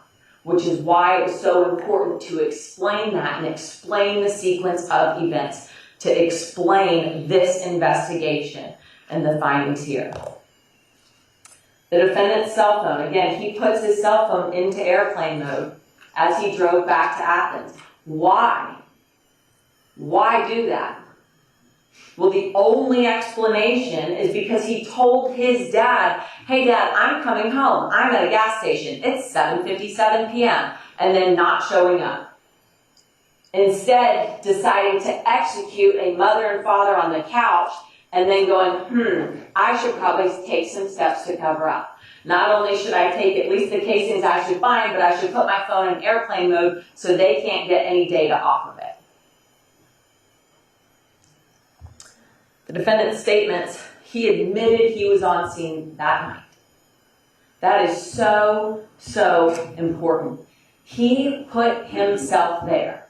Now, interestingly enough, his timeline that he provides, which is quite precise, is exactly 1 hour off. It's exactly 1 hour off. He says, I got there at 10:30 p.m. and I left at 11:15. Well, no, he got there at 9:20 and left by 10:10. Now, this is November 21st, November 17th of 2021. Not long after daylight savings. So I don't know, maybe he hasn't changed his clocks in his car. I don't know. Or maybe he was just being very precise in his timings, but didn't want to give up the fact that he knew exactly when he killed them and needed to adjust his timeline a little bit so it didn't seem like he committed the crime. But either way, it's just so interesting that not only does he put himself there on scene, it's around the right time. And it's for the right amount of time. Because he's ultimately there for 50 minutes. He puts himself there for 45 minutes. Same thing. Now, in his story to police, he says, well, I got so tired when I arrived at my parents' house that I have a key to that I'm just going to drive 2 hours back. I'll take a cat nap in my car for 10 to 15 minutes, then I'll smoke a cigarette, and then I'm just going to drive back because I'm exhausted. I mean, that makes no sense. None whatsoever. Tammy, now I want He some then milk or admitted chocolate. that there was some sort of bad vibe, which is what caused him to drive all the way back to Athens, never telling his parents he was home, never trying to get in the home, never stepping foot inside his home, and then not wanting to tell his parents he had been there either. I mean, keep in mind, the parents go there immediately, and they're like, "What have you done?" And he's like, "I don't know what you're talking about. I didn't kill anyone. I'm here. I'm in Athens," right? But then he tells law enforcement, "Oh, no, I was home for 45 minutes, but I just never went inside." Why lie? When asked, well, if the neighbors were killed, why would they have been killed? He said it probably had something to do with the demonic lights. You heard that interview. You heard the Sandy Springs portion and the Cobb County portion. Because Sandy Springs had already started that conversation. And throughout all of that, he keeps talking about these lights. The flickering lights, the demonic lights. He's fixated on it. And he talks about it over and over. That's the only thing he'll really say as it relates to the Hicks' residence is the lights. Again, the defendant's parents traveled separately an hour and 45 minutes after hearing of Justin and Amber's death. I mean, this was immediate action on the part of his parents, specifically because they wanted to confront him about whether he committed these murders.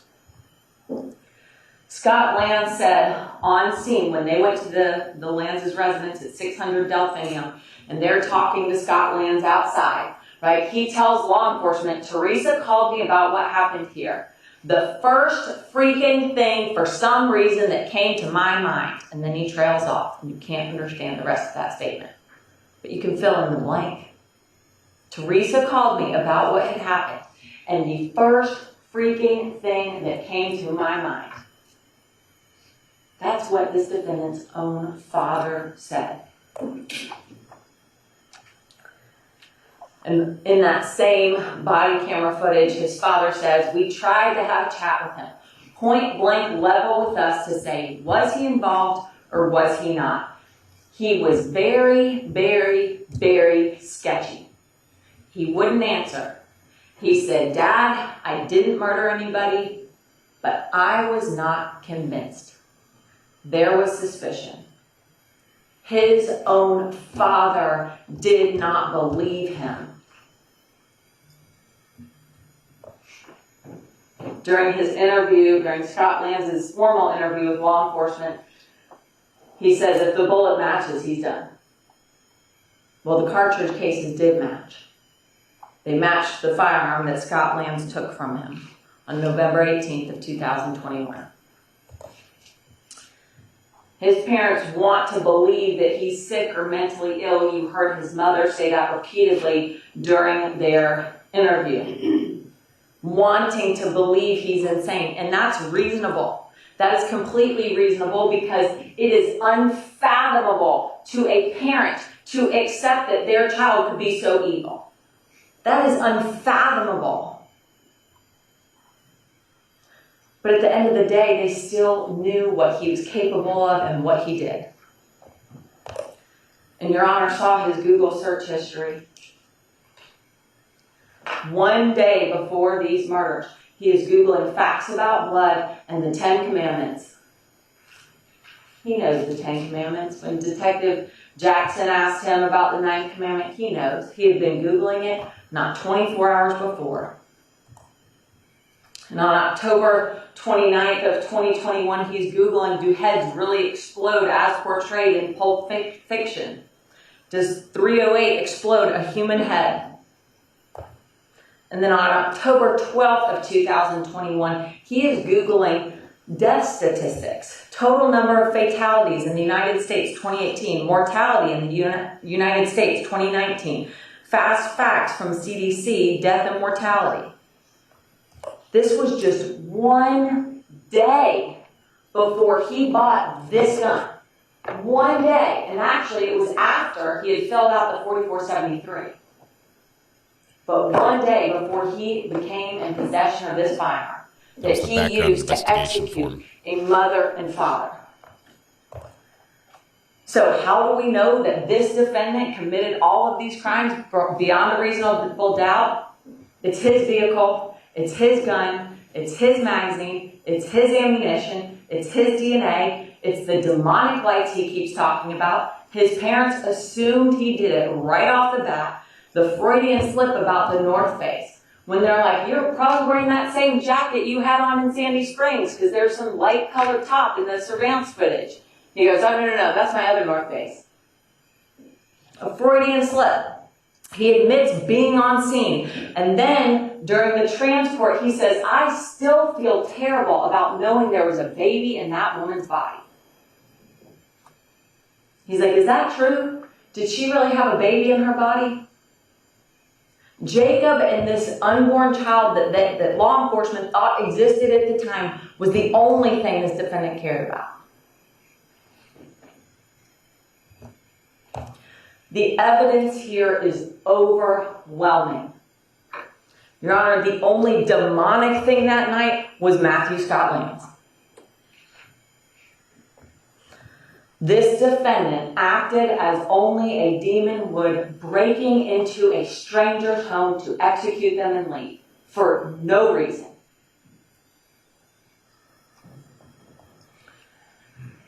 We've spent this week talking about the defendant, talking about his actions, his gun, his ammunition, his DNA, his statements, all of this evidence that proves his guilt beyond a reasonable doubt. But I don't want to lose sight of why we are here. And looking at this case from the eyes of Justin and Amber and Jacob. Victims who should be with us today. Victims who should have been able to come to court and tell this court what happened. To tell this court what they experienced and what they felt. But they don't get that opportunity.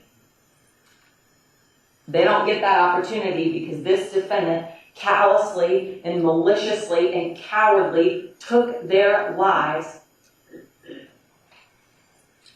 but luckily left behind a home that told a story of exactly what Justin and Amber experienced. September 5th, 2021, just one day after Jacob had turned 2, Amber, Justin, and Jacob moved into Amber's dream home. A home that she believed would be their forever home, that they could continue growing their family in. And they were happy. And life was good. And what made this home a home to Justin and Amber was 3 things. Safety, security, and love. After all, that is what makes a home, and not just a house. Safety, security, and love. And it's why our legislature includes so many protections when you're inside your own home. It is why the phrase, sanctity of your own home, exists. Because homes are meant to be a sacred place. Amber and Justin had this sign in their dining room. As for me and my house, we will serve the Lord. A declaration that their home, made up of Amber, Justin, Jacob, and their pets, their dog and their cat, would follow God.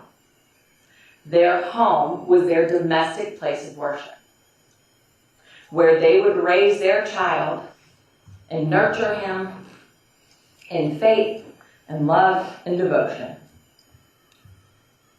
These are all the efforts they made to protect their home, to protect their place of, their sacred place, their domestic church, putting up all these different surveillance cameras and censored floodlights.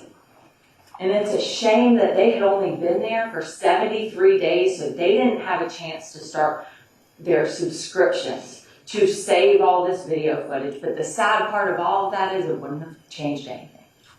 It would have shown that man's face on them, but that's it. That's it, because they wouldn't have had time to act, because he so quickly broke through that window and executed them. But these are all the measures they took to protect their home. And they did everything to protect their child. Baby gate upon baby gate upon baby gate. A monitor, baby locks on every single door. Because they wanted to create a safe place for Jacob to grow and learn and explore. And what safer place exists in this world than one's own home? Those were all of the efforts they took to protect their baby. And they loved inside that home. They loved, and they loved hard. You see it all over that house. You see Bibles. You see in Justin's chair he had a cushion. There was pictures of him and Amber so happy, and a verse out of Corinthians. You see this love letter that Amber wrote Justin the day before on 11/16 of 2021. I want you to know that you are brilliant. I'm so sorry that this did not work out the way you wanted. I'm confident you will do great next time. Please don't be down on yourself. These things happen. I'm so proud of you. You have to do this for you, not for me, not for Jacob, for you. Remember all the studying, all the quizzes you've had to take. You know this stuff, and you can do this. Find the confidence. There's no reason to be worried or nervous. I have a video for you to watch. Today is Cuddle Day. Love you so much, wifey. And you look in little Jacob's bookshelf there, and all the books that were in there that you can see based on how they're placed. Oh, the places you'll go, wherever you are, my love will follow. God bless you and good night. These are the books that you can identify from this picture. And I'm sure many of the other ones talk about love and support and raising him in this Christian home filled with love and faith. This was an incredible and perfect family doing everything they could to protect their child, and yet they failed. They failed. And at no fault of their own.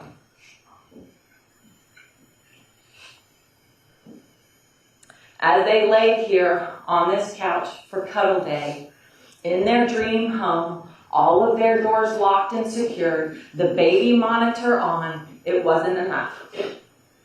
It was not enough. It was not enough to prevent evil that came through that window. Absolutely terrified. Likely frozen in fear, certainly for Amber. Thinking of their sleeping baby who was upstairs and they could do nothing to protect him.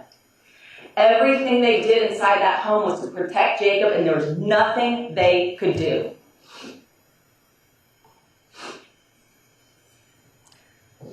They were unable to go upstairs. They were unable to hug him, grab him, say I love you one last time, shield him from seeing what evil looks like at the age of 2 years old. Nothing. They literally did not stand a chance.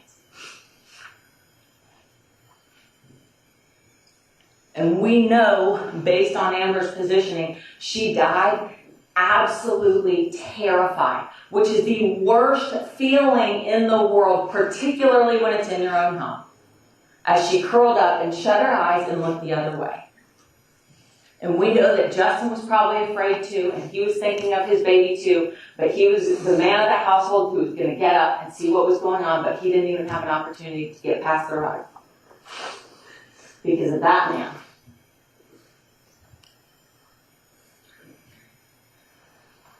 This is what he left in the home. As though things could not have been worse as is right here where it stops, little Jacob came down the stairs to find his parents. And he found them. And he tried to do what they wish they could have done the night prior. Hug him, love him, lay with him. He got to hug his parents and lay on them and talk to them, but with no response. He tried and he tried and he tried, and he even pulled their glasses off of their faces. The most beautiful faces in the world to him, with absolutely no response. Not his mother's warm, loving body, but a cold, stiff body covered in blood. This was one of the books that you see on his bookshelf. And I don't know if it makes it better or worse to think that this may have been one of the last books that his mom read to him. If someday you're lonely or someday you're sad, just lift up your face, feel the wind in your hair. That's me, my sweet baby. My love is right there. My love will find you wherever you are. It is beyond evil and cruel. So was it even brutal, Mr. Lanz? Was it even brutal? That's what he asked law enforcement. Was it even brutal? Yes, Mr. Lanz, it was as brutal gets. And if you weren't sure that night, you are now. Because you've seen it in the daylight and in excruciating detail, the damage that you caused.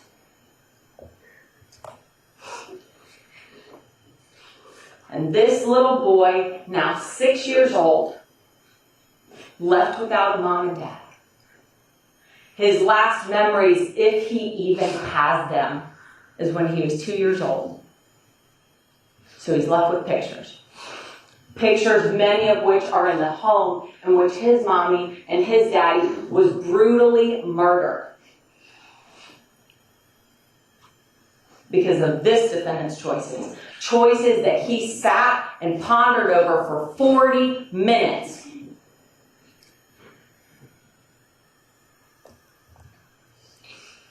Your Honor, this case is clear. This defendant is guilty of every single count in this indictment.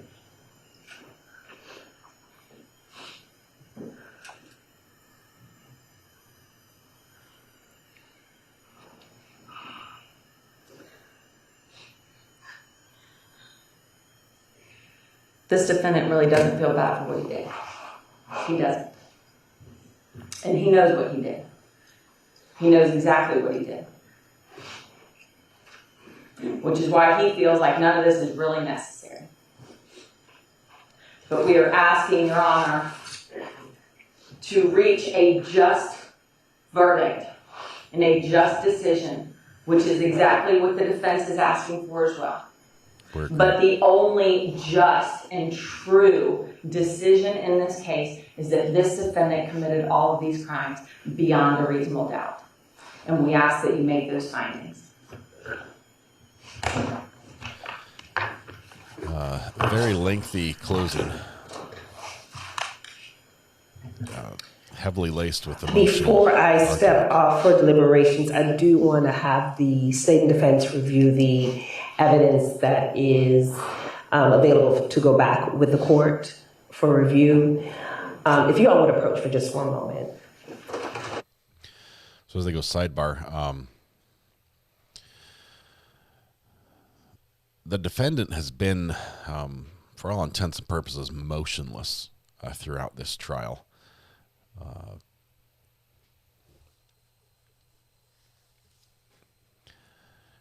And ending with a series of no comment responses to the judge's colloquy.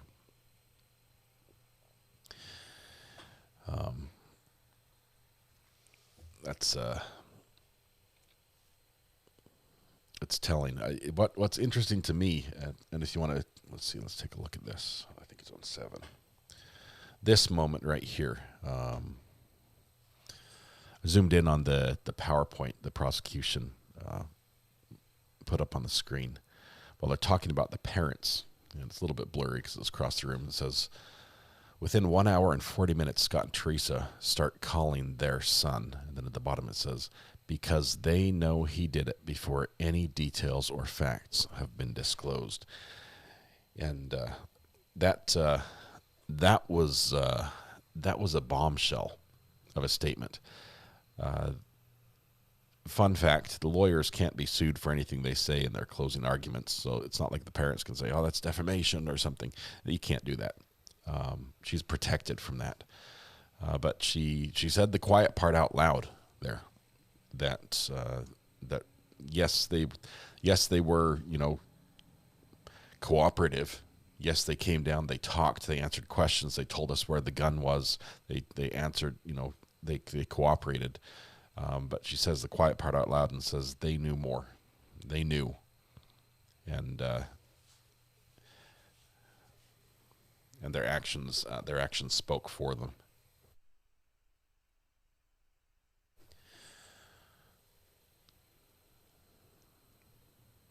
I'm not sure how long the judge will deliberate. She's going through the proper steps. There was well, not judgment of acquittal, but they call it a directed verdict request put in and summarily dismissed.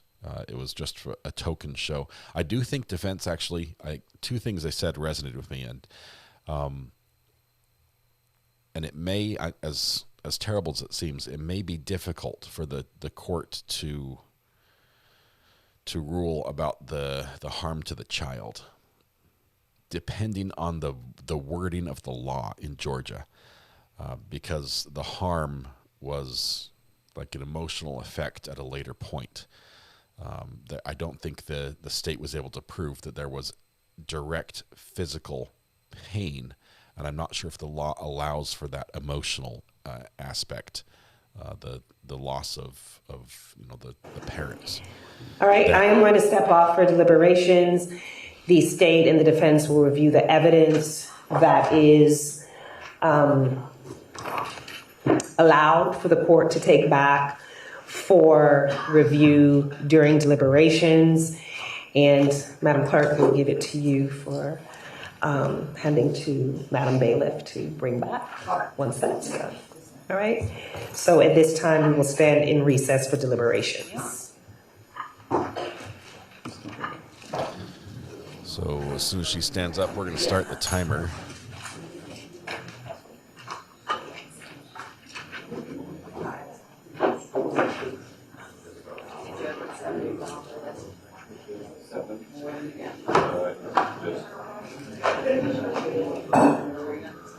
I think the charge that will not stick is the 13th charge. Definitely has because we had evidence of that reasonably introduces doubt.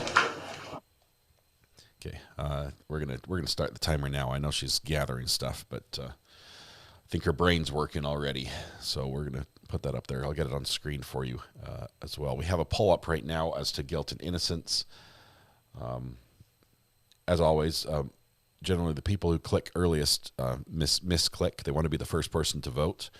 I always put no first because there's a presumption of innocence in our legal system. And so instead of yes being the top answer, it's always no. And a lot of people misclick on that one. But right now we have, let's see how many votes we have in. Just over 550 votes.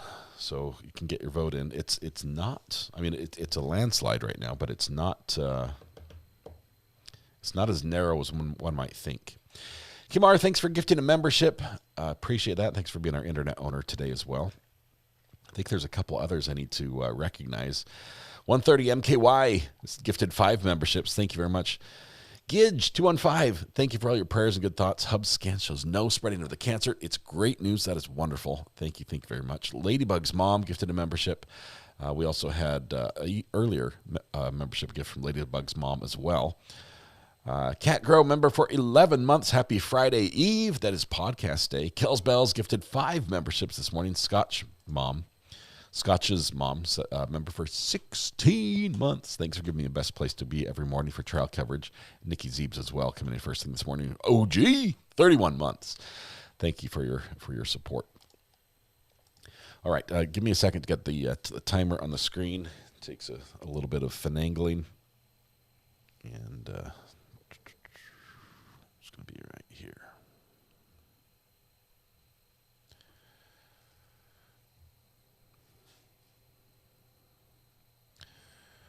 We're only 2 minutes into deliberation, but I've got to get this set up here.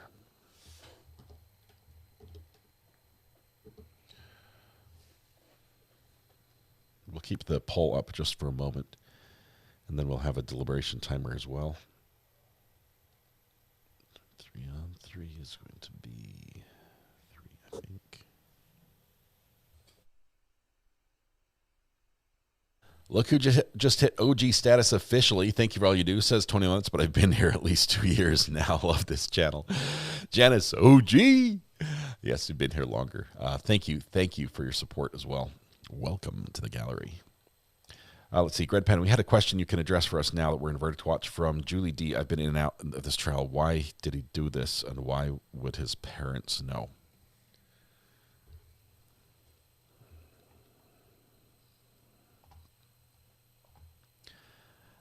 I don't think I can answer that one.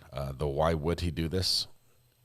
It's a difficult one. Why know before anyone else? I think they didn't have direct knowledge of the event when it happened. I don't think they heard the gunshots, or he had told them that he was going to do it or something. I don't think that exists. But I think they knew because of discussions that he had had with them about that house. I think they knew because he said he was coming down, and he told them he was on his way, and he'd checked in on the way down, and then he didn't come to the house, but this happened. I think that is how they knew. As to the why, it could be mental illness. But I think from a legal standpoint, he knew what he was doing was wrong. So I think the 10 months it took to get him found to be mentally competent to stand trial was thorough, and I think it reached the right conclusion. I think he knew it was wrong. There's just enough of his behavior that is willful and deliberate and manipulative and cunning. I think he is very much trying to play up his situation for more than it's worth. But I think there might be an underlying issue. All right. For those that are new here, first time, we do play what's called verdict music. Sorry, let me get the timer on the screen for you. Just 1 minute. We do play what's called verdict music. It's not to celebrate the verdict so much as to alert everyone who we have a lot of people who lurk, who have this on in the background while they're working or something else, and this alerts them to the fact that there is a verdict when it comes in. So be aware that we will be playing that as soon as we get indication that there's a result, and we probably won't get much notice. But hold tight. I'm still trying to get this. Still trying to get the timer on the screen.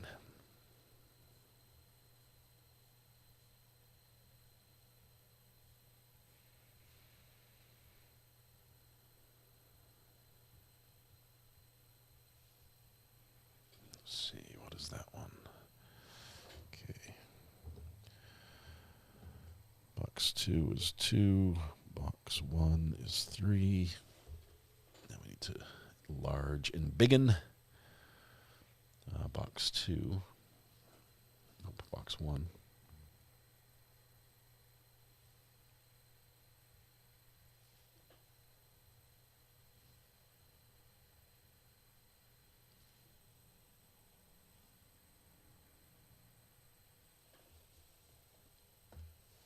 All right, that's a little better. Uh-oh, you guys are going to hate the 10th of a second, huh? We'll slide it over. There's our deliberation timer.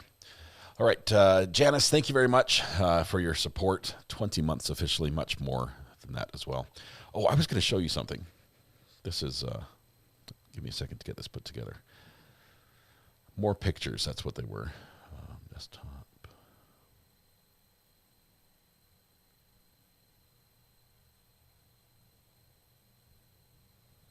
Not cookies. No, not cookies.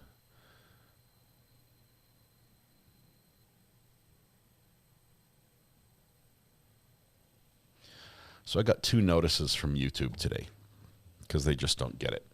Ready? The first one says this: ideas for you. This is on my YouTube creator page. You could earn 68 to 81% more by showing automated mid-roll ads. Oh, I think we have a scam call.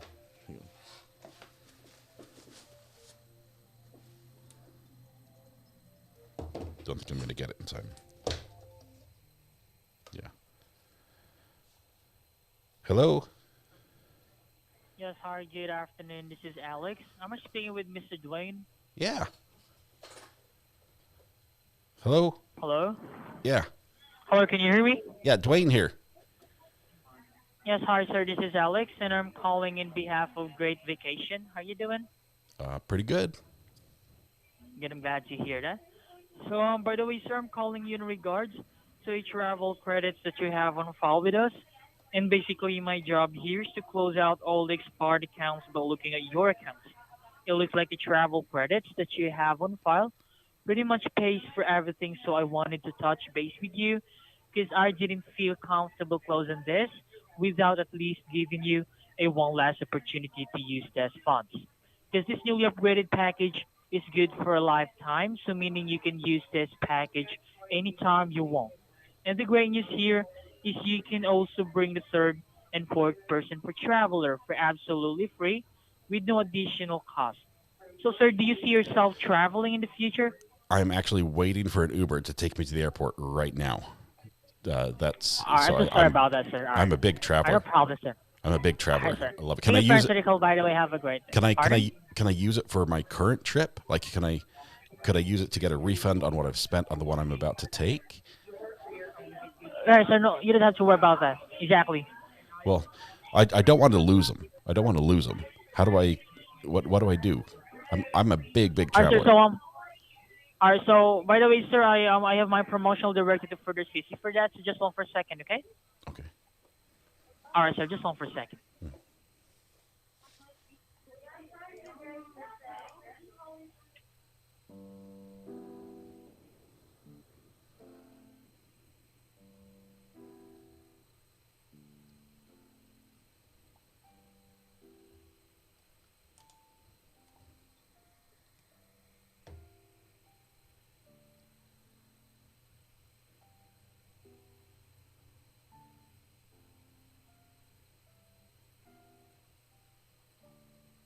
Hello?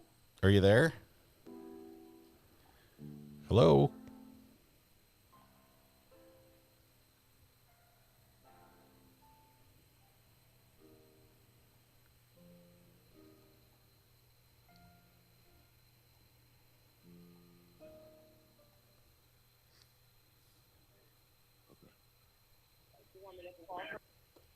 Hello?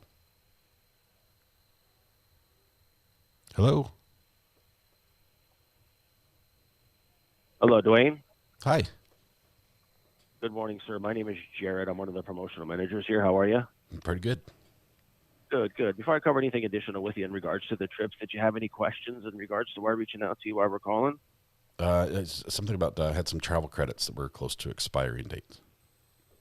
So yeah, it looks like you got a credit. It looks like it came from another one of these packages you would have purchased some time ago and never used. All right. It doesn't sound like me. I go on tons of vacations, but if I got them, I don't want to lose them. Well, it would have been like a promotional thing where it came with like multiple trips, and then as you used it, when you took the first trip, it came with like a presentation. It came with like a timeshare tour you would have had to attend on the first trip. Oh, was it from Cabo? The trip to Cabo? It could have been, but it came with a tour.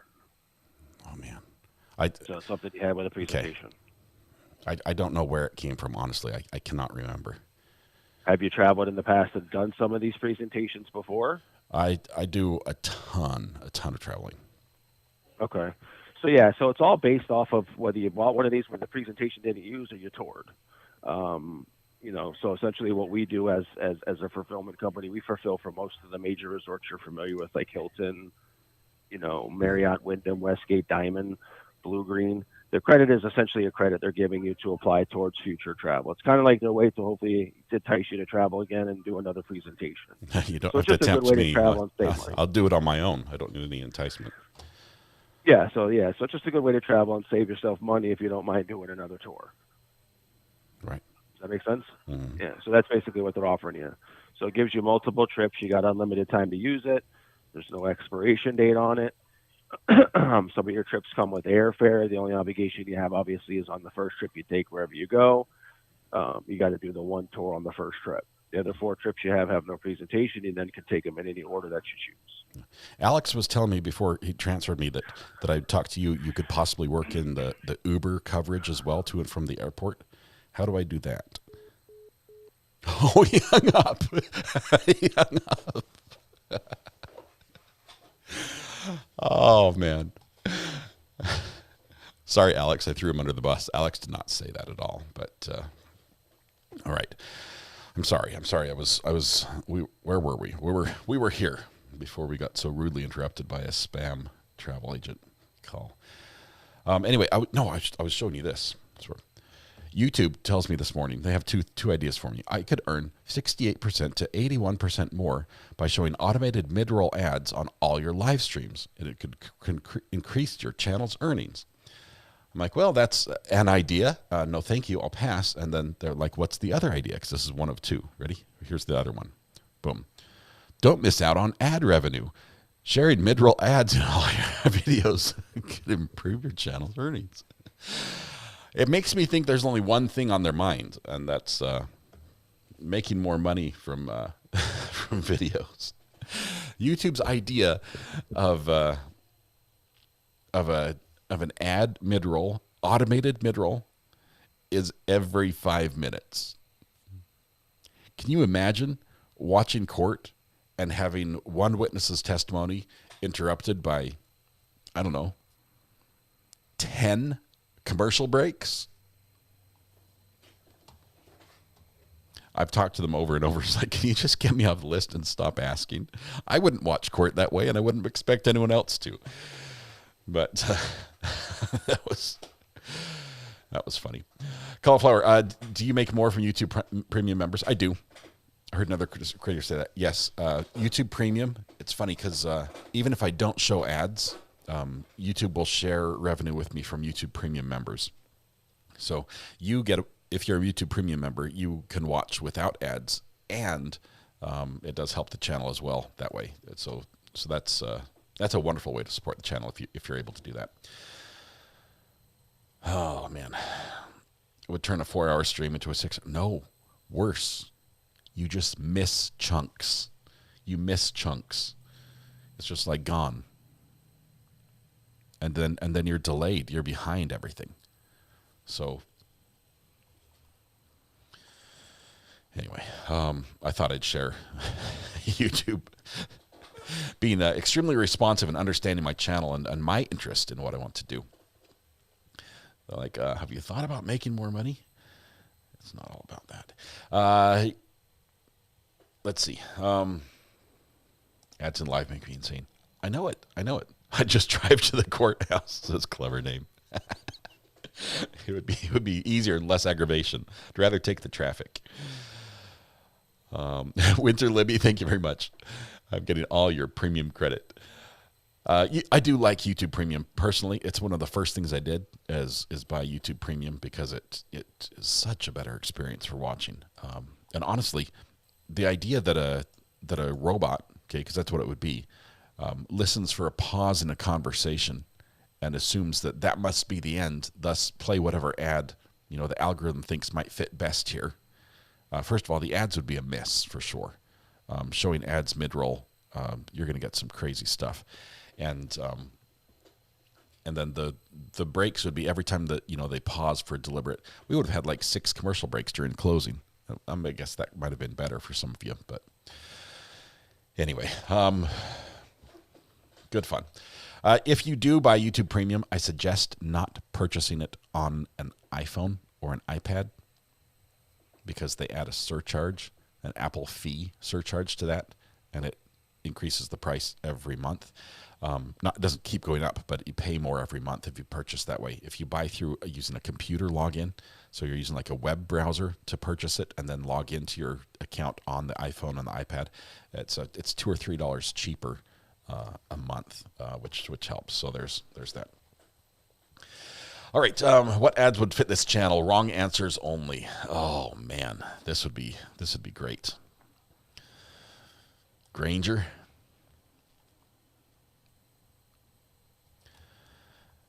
Yeah. Lady Misha, her. I can't change that. The only way I can make that make there be no ads is if I made the channel entirely non-monetized, which would mean I would not get paid for anything. And unfortunately, I have a power bill and I have family and they like to eat. So I have to have the monetizing on or else I couldn't do this full time like I do. So Deer Park water ad, that would be great. Speaking of which, not a sponsor, I'm about to open a fresh bottle of Deer Park water right now. Let's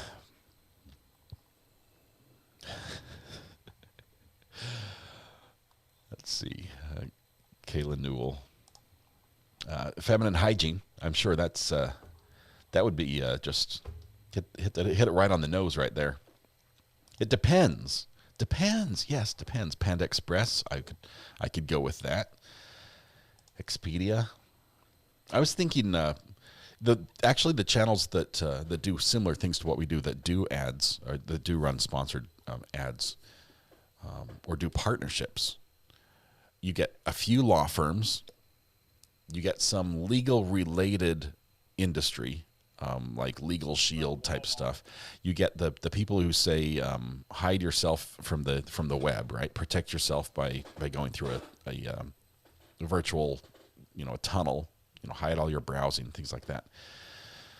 I haven't done a poll yet. I need to end this other poll. Let me get that ready. Just one second here. First poll we're just going to bring to an end right now. Oh, apparently I already did. Where were the results? Did you guys see the results? The poll's gone.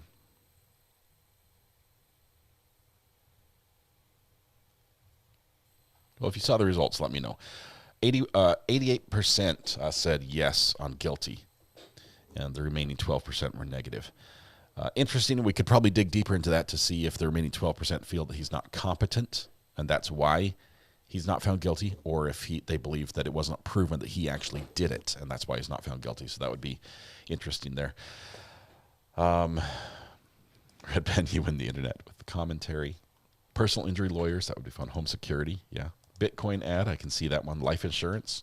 Hey, you can't. NordVPN. Yep. BetterHelp, yes. With a therapist. Cue the therapist ads. Walmart, not a sponsor. Red Lobster, they'll think twice. Last time I gave them sort of like a shout out, they went bankrupt. Ladybug's mom, jumping up and down. All right, how do I get better courthouses? Ladybug's mom, you're doing it right now. Unfortunately, it takes time. You have to wait it out. With each additional month that you're a member, your courthouse changes color. So it started off with a very blue courthouse, like, let's see if I can find a new member here. And so many pink courthouses, this might be challenging. me see if I can show you all the pictures together.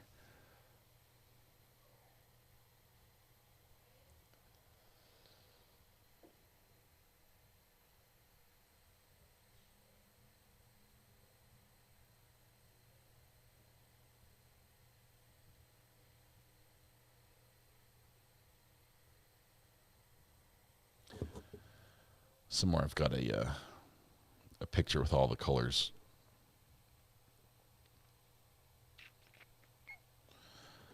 Objection counter. Anyway, it changes color over time, and it's if you're a member 1 month because you were gifted a membership, and then you're not a member the next month, the courthouse goes away. But when you're gifted another one, it just adds to your total, so you don't lose anything by not being a member for a month. So if you have to shut it off for a while, or if you don't win a gifted membership for a while, it will just wait, and when you get that next gifted or you purchase a membership, it will go up. Currently, the latest and greatest is pink, which is achieved after 2 years, right? I think it's 2 years of membership. The next color at 3 years is purple. Just so happens to be that purple is the color of my alma mater, sorry. And so purple it is. No coincidence. Let's see.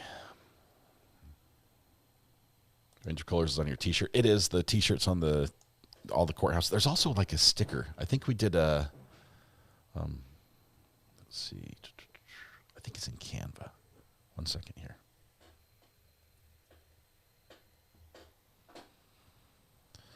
I'm about to need a new chair. I'm seeing if I can hold out till Christmas so that oh, there it is.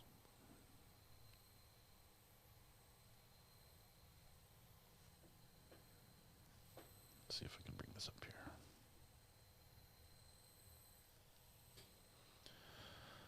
Okay, I don't know what this QR code is. I think it's my channel. I don't know, but let me show you this. These are the color of the courthouses. Starting with, is that blue on the left? I can't even see that. Yeah, starting with the blue on the left, the light blue, then the light green, the yellow. I think the yellow is at 6 months. The orange is at 12 months, and then we go into the years. So next is red and then purple. I don't know. I think that's the right order.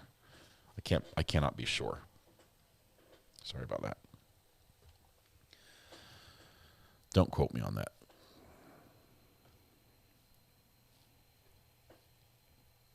Did you guys see that? Armada Strigoi. Strigoi. Did I say that right? Armada Strigoi. I've been here way longer than that, but yay! Thank you very much. Longer than 6 months. Appreciate this. Let's see. 14 months for Crystal Hines. Been here since Daryl Brooks. Makes you an OG. Thanks for accepting me and singing happy birthday for my DTR daughter last week. Y'all are the best. Thank you very much. Thanks for letting us sing to her. QR code when I went right to your channel when I checked. Okay, good. I'm glad it wasn't something else. That could have been terrible. Puppies and Pizza, welcome to the gallery. 13 months. Used to love purple, but I work in a college town who uses their purple everywhere. I now live in another college town that's purple as well, so I get a lot of purple. I even have their shirt. Amber says, hey, can you send me those graphics files, please? Well, Amber, ask and you shall receive. Share. Anyone with the link? Don't give this out. Can edit. So copy. I'll put it in mod chat, okay? I don't want them deleted.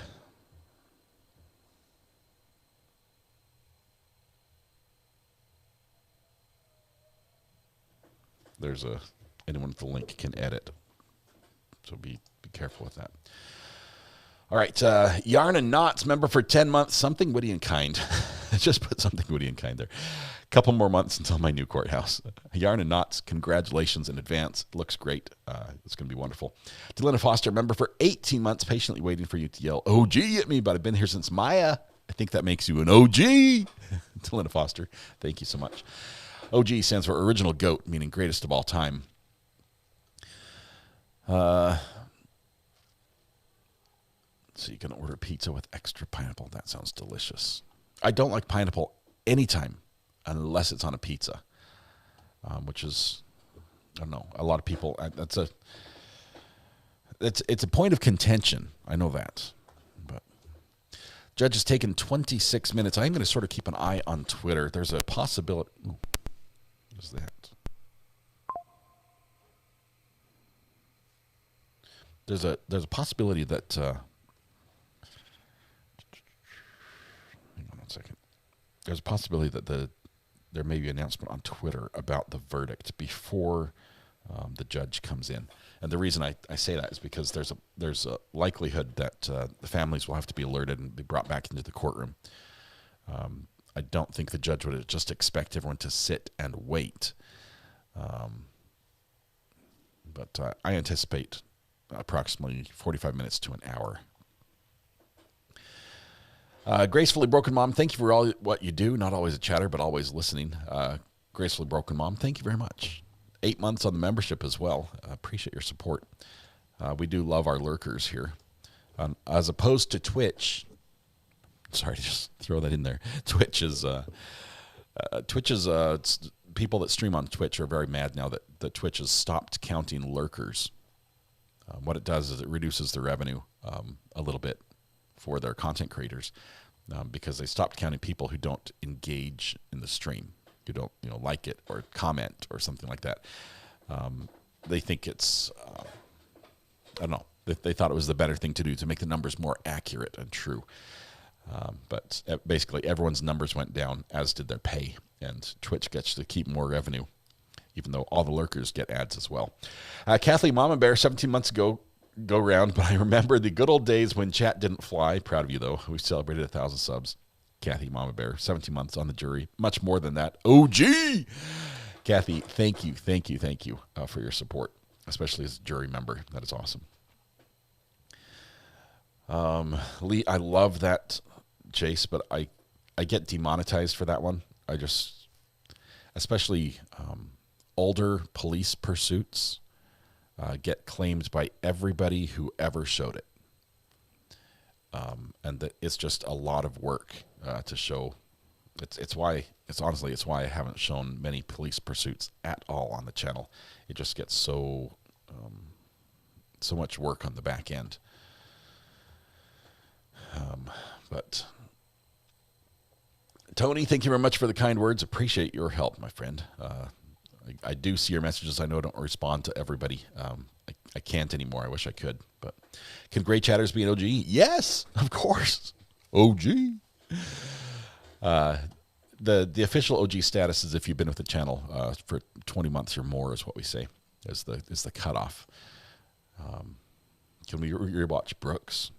That would introduce the same problems. Rewatches are very problematic. I'll fall apart when impact statements come in. Oh, this could be just devastating. I did promise a song. Let's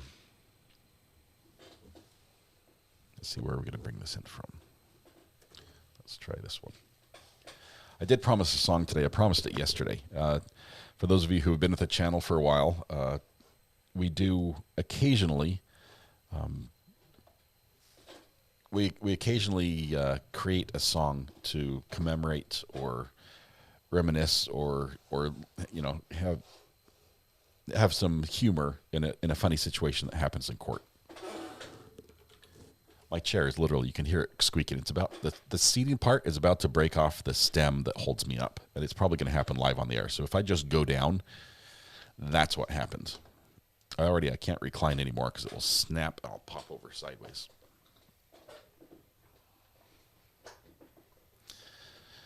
Okay, give me a second here. Library. filter for public. The song we're going to play here is one that has sort of become a favorite on the channel. That talks about the issue of membership or non-membership, and which is better or which is right, or which one you're in right now. Let me get the audio fixed so it doesn't blow our eardrums out. Turn that off and this off. And zero that out. Okay. There we go.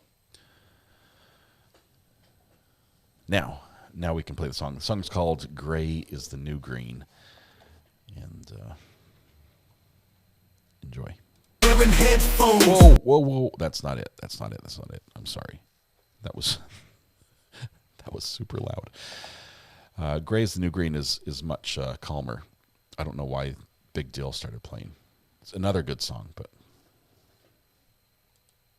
In the land of pixels, here we meet. Gray's the color of our simple seats. No flashy lights, no fancy scheme. It's low-key love in a cyber dream. Slow mode life, we're taking it easy. Calm in the chat, everything looks breezy. No golden throne, no crown on screen.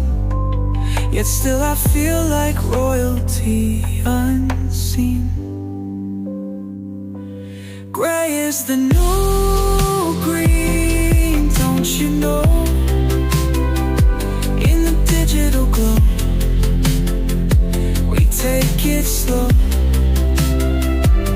No need for emojis or special code. We're riding high on this mellow road.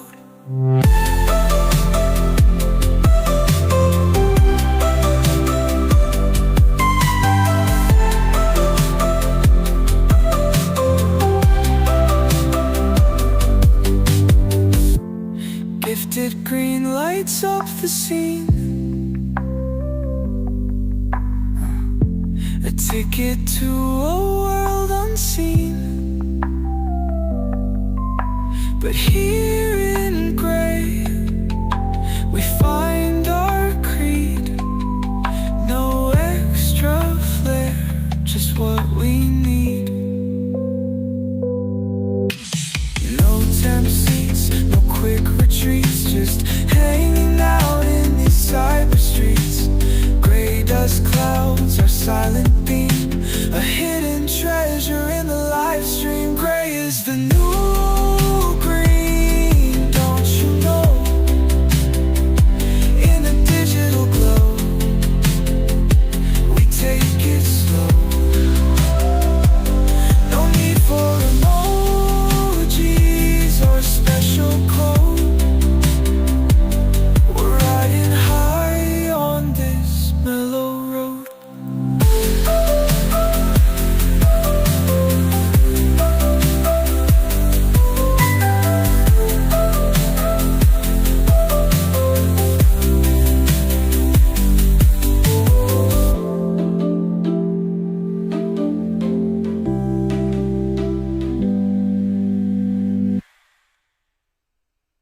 There you go. Beautiful little song. Gray is the New Green. I promised it yesterday, so we share it.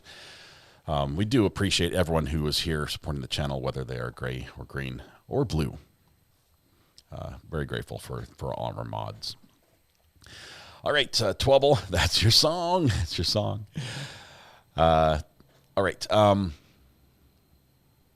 Suno link, it's on our Top Mark Media page. Have to find it. Let me see if I can share this. Oh, thank you, Amber. If only there was a command that would find it. On the Top Mark Media page, Top Mark Media is my company. That's the one we pay our taxes under. And yes, we do pay our taxes. It features all of the songs we've created. Not all of them. Most of the songs we've created that we thought were good enough to share with the world. So, my personal favorite, I have to admit, is Daisy and the Walls, which you can find over there on the Top Mark Media channel as well.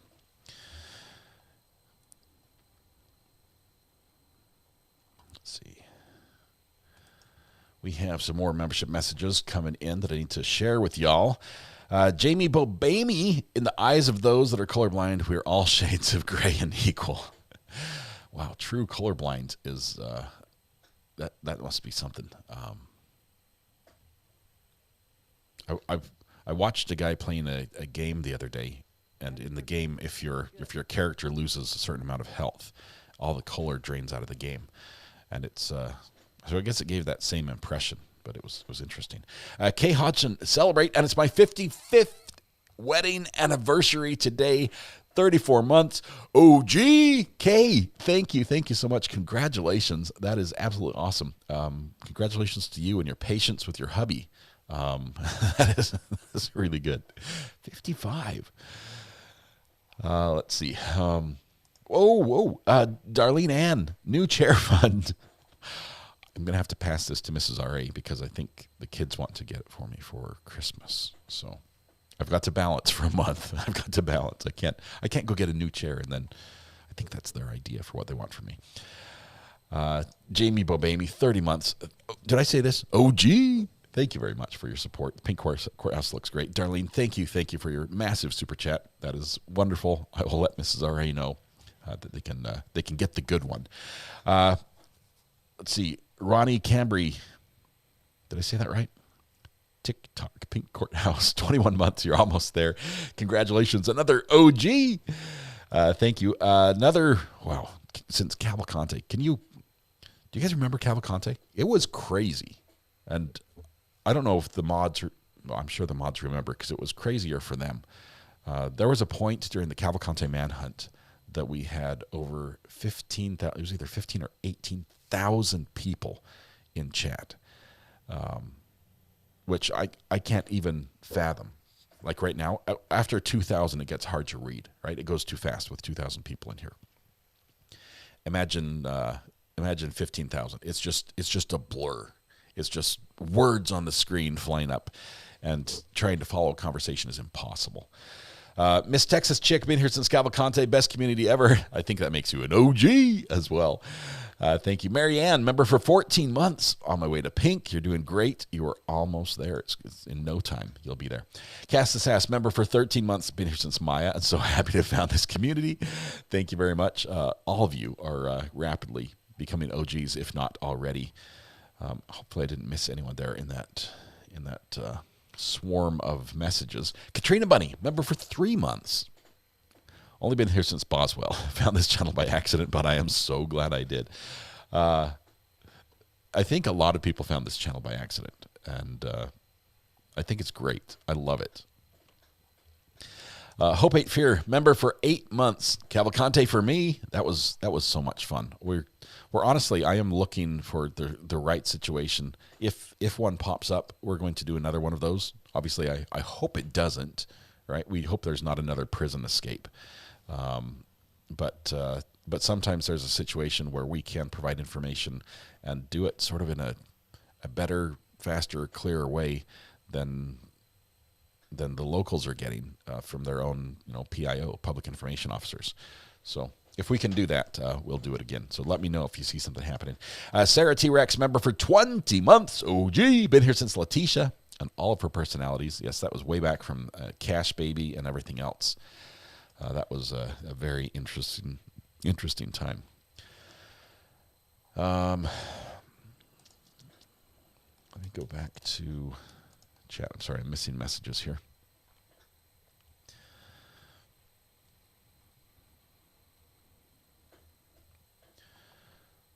Found you because of the Ferris wheel case. That was a crazy one. Found you through Law and Lumber, Maya Trial. Rob is amazing. He's been a great support, both on and off the air of the channel. and a bit of a mentor as well, sort of guiding me in decisions, especially in the early days. He knew that I was completely floundering, and he gave some great advice on what to do and what not to do, and what to touch and what not to touch, and it's served me very well. Lawyer, introduced me to you when you appeared on Peter's channel about 16 months or so ago. Peter is amazing. Peter is the reason I have a channel, because there is no way Mrs. RA would have ever let me just start YouTubing and live streaming without seeing how it worked. And I used Peter's live stream to show how it worked. And she's like, now it makes sense. I understand why you think that this could actually be something that you would do for a job. And so thanks to Peter, he convinced Mrs. RA, and now here we are. What was the first trial you covered? The first one I covered was Daryl Brooks. But you may have seen me in chat on, even as Recovery Addict, on the Amber Heard trial, or I don't know, maybe the girl in Vegas that killed Travis. Was it Travis? Or even the Florida case with the girl that apparently had an affair with her lawyer. Anyway, so I've been around since all of those. I was a spicy chatter, for sure.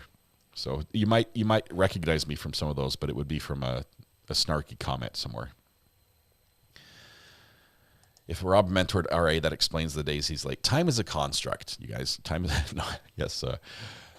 I can tell you, there are so many times when I sit down, I'm sitting here like this, right? I've got everything in front of me, and I'm just double checking the audio and the signal and everything, and I've got 1 minute to go, okay? And the time hits live. I'm like, all right, let's just get this ready, put this up on that screen, and by the time I've hit go, there's like 2 minutes have gone by. And I'm like, I don't know where the time went, because I was just clicking on the things I needed to, and it happened. Found during Brooks, but didn't chat until Zachariah Anderson, says Red Pen. That was a really, really interesting case. Had a lot of things. That was the first time my live stream was played in court, for one thing. Hopefully it's the last as well. But let's see. Any updates on jurors for Brian Walsh? Yesterday we had 12. Let me see if we may actually have a full panel right now.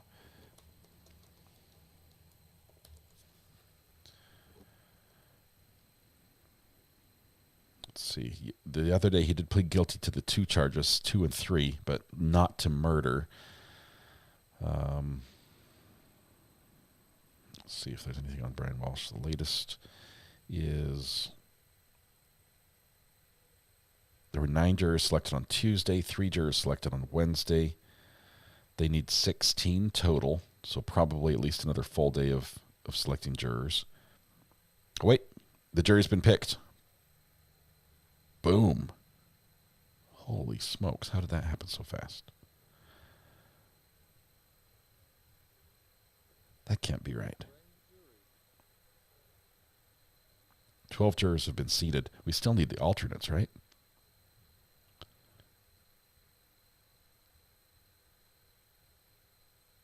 I'm seeing someone whose tweets I don't trust say that the jury's been picked, but I think they're still finalizing the alternates.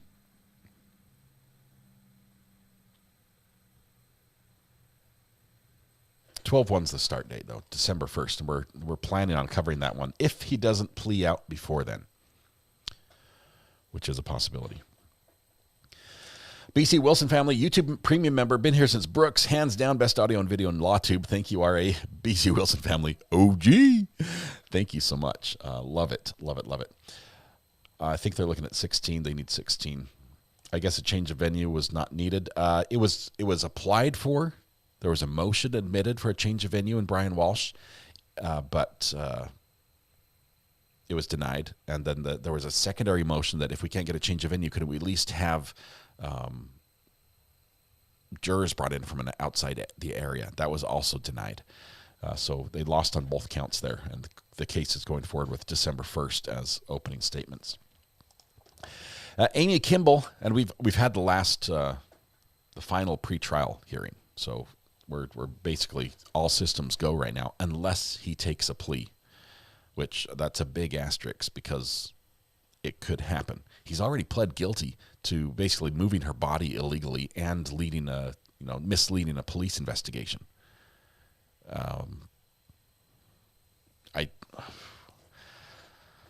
I think he's just hoping that they can't pin it on him and prove it was him, and have a little room for reasonable doubt. Amy Kimball says the Cavalcante manhunt was insanely fun. Horrible situation, but a lot of fun. We did meet a lot of wonderful people through that. That was amazing. 27 months. You are an OG. Thank you so much. On Boston Channel 5, it's 13 jurors. Okay, so we need 16. So they need 3 more.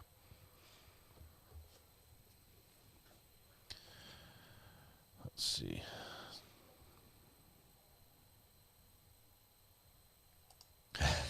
Court, looking at this, looking at your pathway through the different streamers. That's interesting. That's funny. Welcome, great to have you here. From George Kelly. It's a good trial. Got somebody on the phone here. Let's see who it is. Call from Kayla Newell. Kayla Newell. Kayla, how are you doing? I'm all right. How are you? Not too bad. We're 47 minutes into deliberation on this one, on Verdict Watch. I know. What are you thinking? Okay, so, well, I think he's guilty, and it's just a tragic case because of that little boy. So that broke my heart. Yeah. But why I am calling, so we watched The Perfect Neighbor trial and then the documentary with you, right? Yeah. So I live in Indiana, and there's a couple other people in the chat that do also. And I live 10 minutes away from Whitestown. Have you heard about the case in Whitestown, Indiana? That is eerily similar to The Perfect Neighbor. You're talking about the lady who shot through the door and killed the mom of the kids who were playing in the yard, right? No. Oh, yes. Okay. No. It doesn't. I might have heard it, but it's not ringing a bell right this moment. What's the style of the case? So I don't know if it will even be like live or anything, but I'm surprised it got national news. So a man who actually is a psych nurse for the Navy of 20 years heard somebody who he thought was trying to come in, like break into his house, and he went and got his gun from his safe room / music room, and went to his down his stairs, and it was eight like steps up, and he shot through the metal door, and he thought he saw 2 men trying to break into his house. Okay. And then he called the cops. He never announced himself. He never did any of the things that you're supposed to do. And this was in his own home? In his own home. And you say, is this Indiana? In Indiana. Is this a... you have a castle doctrine? We have a stand your ground. Okay. We do have a castle doctrine. It came out in 1977. Okay. And we have a stand your ground that came out in 2006. All right. So I actually have the affidavit somewhere. I can send it to you. I'm friends with the prosecutor. Oh wow, we've got insider. Is this the cleaners? It is, the cleaners had the wrong house. That's the one. It is. Did he shoot and kill them both? He ended up shooting a husband's wife, and it was supposed to be a model home for Ryan Holmes, and they didn't have the key. Yeah, it's not a sponsor. And they didn't have the key, and the key never went inside the keyhole. And she had like a ring of keys, and he went through and through. The bullet did. It was I think a 9mm. Okay. They were outside. Yep. And when the dispatch call is it's terrible. Yeah. And then you read the transcript. Once he realized who he shot, He said, "I'm sorry, I didn't know what was going on," and that was it. He immediately, he was returned back home. They did the same thing that they did with the lady in The Perfect Neighbor. Yeah. And he got an attorney immediately. He got Guy something. He's a huge Second Amendment rights activist lawyer. I think he's on X as the gun guy or something like that. Okay. The NRA is really big with them. Yeah, it's a mess. So here's just gut feel, and I'd have to dig into the laws in the state to see exactly how they're worded. But this is going to come down to if it's a jury trial, if the jury believes that in the moment that he fired, he reasonably believed that his home was being invaded. And it also depends on the law itself.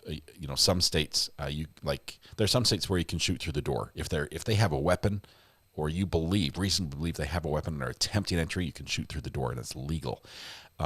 Other states require that there has to be an active attempt, or they cross the threshold. You don't even want to shoot them in the window. You have to wait till they get all the way inside. It depends on the just the little details of the law. And it's heartbreaking because, knowing the facts afterwards, it's like these people shouldn't be dead, right? They're showing up to clean someone's house and they end up getting shot through the door, not expecting anything, no harm, no threat. Right. But you can't look at the case from that perspective. You have to look at it from the eyes of the homeowner inside. Did he reasonably believe that? And it's going to be a tough one, especially if he lawyered up. It might be hard for the state to prove anything if he hadn't talked. Yeah. Well, Kent took a solid 2 weeks. He met with Whitestown PD. He met with Boone County Sheriff's Department. He met with LPD. I mean, they all sat for 2 weeks on this case, and they fine-tooth combed everything. Like, do we even have a case here? It's going to be And close. Finally, he ended up saying that we did. Yeah. And I'll send you the affidavit. And they do say, where and when. Yeah. This is how he admits it. Everything he did. Oh yeah, they're not going to dispute any of the evidence. The gun, the match, the holes, everything will come in. There's going to be very little that the defense will say. No objection, Your Honor. But it's all going to be about his mindset and what he knew. Yeah. And if the state can prove what he knew at that time, so that's going to be an interesting case. It will be, because he's a psych nurse of 20 years in the Navy. Wow. Yeah, that's what the whole thing baffles me right there. A psych nurse for 20 years in the Navy. He had a safe room. He had just swapped out his old gun for a new gun. He had never shot this gun before. He went to go rack or I think that's what they do. They rack the guns. I don't know. That would be cycling the action to bring a bullet from the magazine into the chamber to make it ready for fire. He went to go put the magazine into the gun and he dropped it one time and had to pick it up and do it again. But I mean, it's just because he was unfamiliar with the gun. Yes, very unfamiliar with it. I don't know. Is a safe room normal for the area, or does that seem like a paranoia type thing? Why? I think. Well, my dad was in the Navy, and I asked him if it was if it could have triggered some PTSD, and he said, I don't know. To me, as a psych, master psych student, I think it may have triggered something. Yeah. Because you don't know what he saw. I don't know. It's going to be a tough case, and it'll probably be a very divided. Wonderful court watcher. Hopefully, I hope it's. It's always terrible to say. I hope we get to watch this, because you know that every trial is somebody's worst day ever, right? I know. But for the intricacies of the law, and the decision that's made, I find it interesting. If it's live streamed, I'd obviously love to have you be a court watcher and give us your take if you can. But I wonder if Kent will know it'll be live streamed yet. I'll ask him and see if it will be, because I mean, people are already talking about it nationally. So it it'll sounds be like a big deal. It's the sort of case that would get a lot of attention. And maybe, I don't know, with his job, things like that, his background, it's not the sort of person you expect to see in court, if you know what I mean. Right. It's not somebody that fits the mold of, oh, he shot 2 people. Yeah. So. It was just one person. It was just the wife. Okay, just shot the one. But Yeah, still, that's one wife. is too many, right? Yeah. Yeah. Well, So, keep me in the loop. I'll watch for that. I will. The document. Yeah, I'll send that to you right now. So. Awesome. Thanks for the heads up. All right. Thanks. Appreciate it. Uh-huh. All Bye. right, bye. Thank you, Kayla, for that. Appreciate that. She attempted to unlock the door with the key. Well, at what point? It's going to come down to the letter of the law and how it's been decided in that state. And what's crazy is no matter how the verdict comes out, if you had crossed a state boundary, say one to the west or one to the north or one to the south or one to the east, you could have a different verdict because of the way the laws are written. If the laws change a tiny bit, it could be a completely different situation. So, all right, no winners in that case for sure. Judge is taking her time. I predicted 45 minutes to an hour. I didn't let you guys vote. I'm sorry, I forgot to do that. I forgot to do the poll about how long for a verdict. Let's see. Oh, thank you. Just came through. Judge still has to consider all the evidence. She does, but she's been keeping notes throughout this and has been paying very close attention. This is not like a jury trial where the judge is basically the umpire, and when the pitch is being thrown, you have to be paying attention, but really you can sort of watch the fans. Other than that, I realize that doesn't work. Umpires pay attention the whole time, but there's a different level of attention required by a bench trial than a judge who was just refereeing a jury trial, and she has been paying very, very close attention. So, what is being deliberated if this is a bench trial?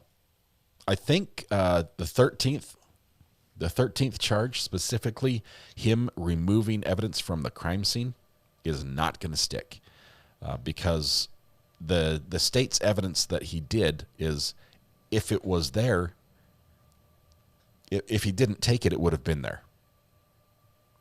But we have evidence that the child in the home moved some of that very thing that they're saying, if it was there, if he didn't take it, it would have been there. The child moved it and even could have flushed it down the toilet. We have testimony that it could have been flushed down the toilet, which is very possible. I mean, it fits. I realize it's metal, but it's a hollow casing. It will go down. One quick flush and it's gone. I don't think that one's going to stick because there's a reasonable explanation that exists, and I've got doubt on that. The other one that I think the judge is probably the only one the judge is really deliberating on, which will also come down to the letter of the law in Georgia, I think is that the charges that have to do with the harm to the child, where it was not direct. And this will be another one where it probably comes down to the letter of the law and how residual an effect can qualify as harm. And even though the state spent a lot of time making a very emotional argument on that one, I think the judge is going to be looking very closely at it to decide if that qualifies or not. Let's see.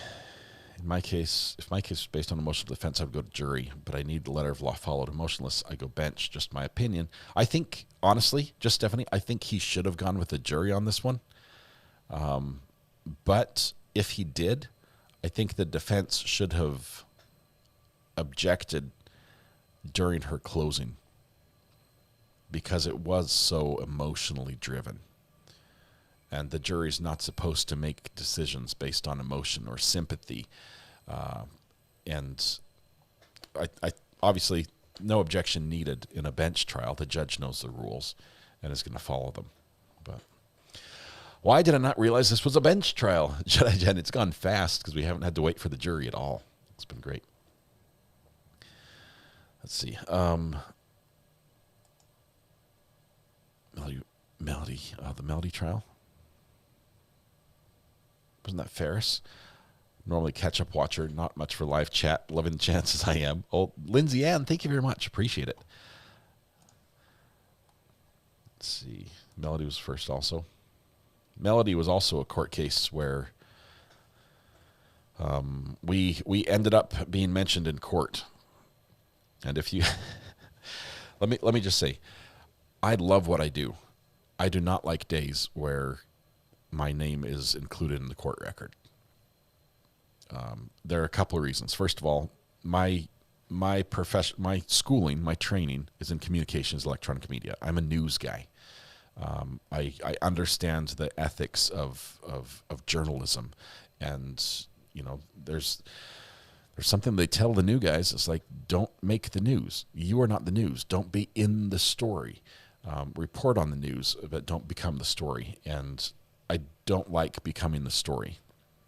In that case, we became part of the story, and a screenshot, much like the one you're seeing right now, but I looked like this, was admitted into evidence in the case with my picture and, you know, name of our channel and what I do being argued in front of the judge and the jury.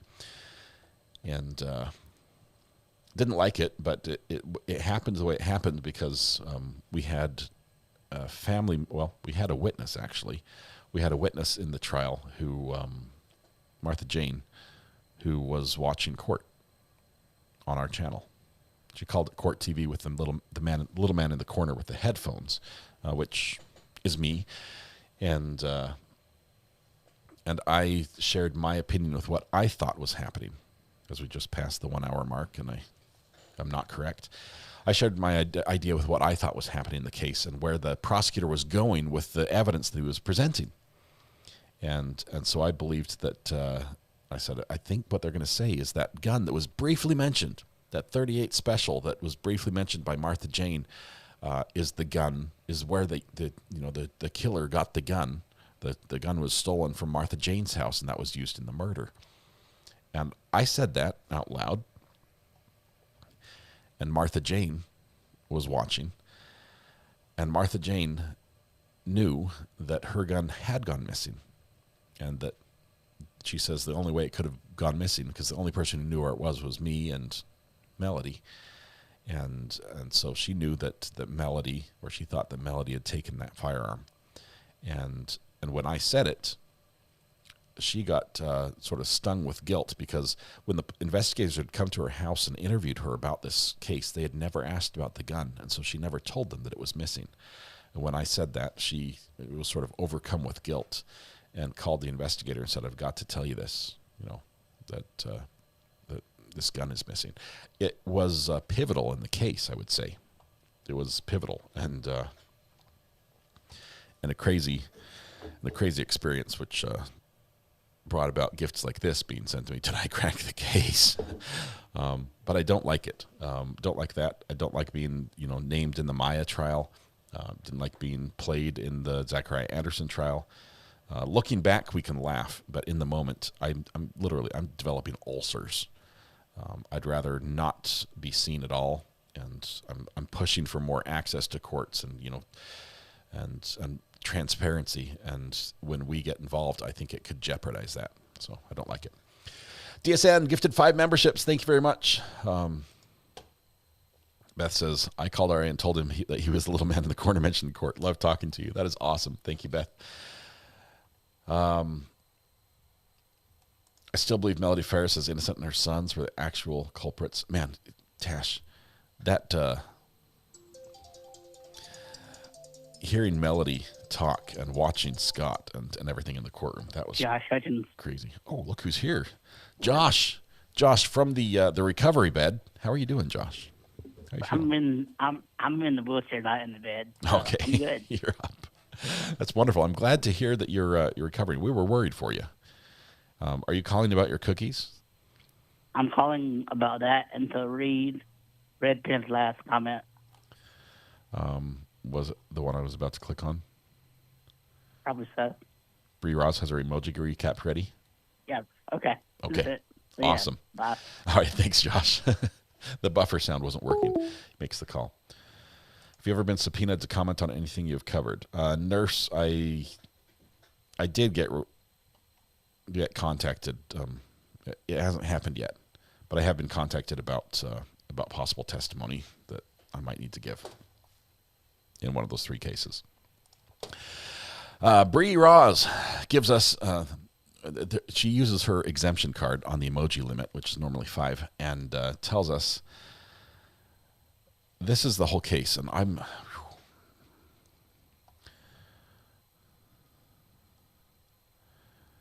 he's got this guy whose mind is a bad idea. He sees a family in the house. He drives his car from school to the house, but he doesn't go to the home. He stays out and smokes a cigarette instead, and takes his pew and commits the crime. Leaves a child and the dog. Okay.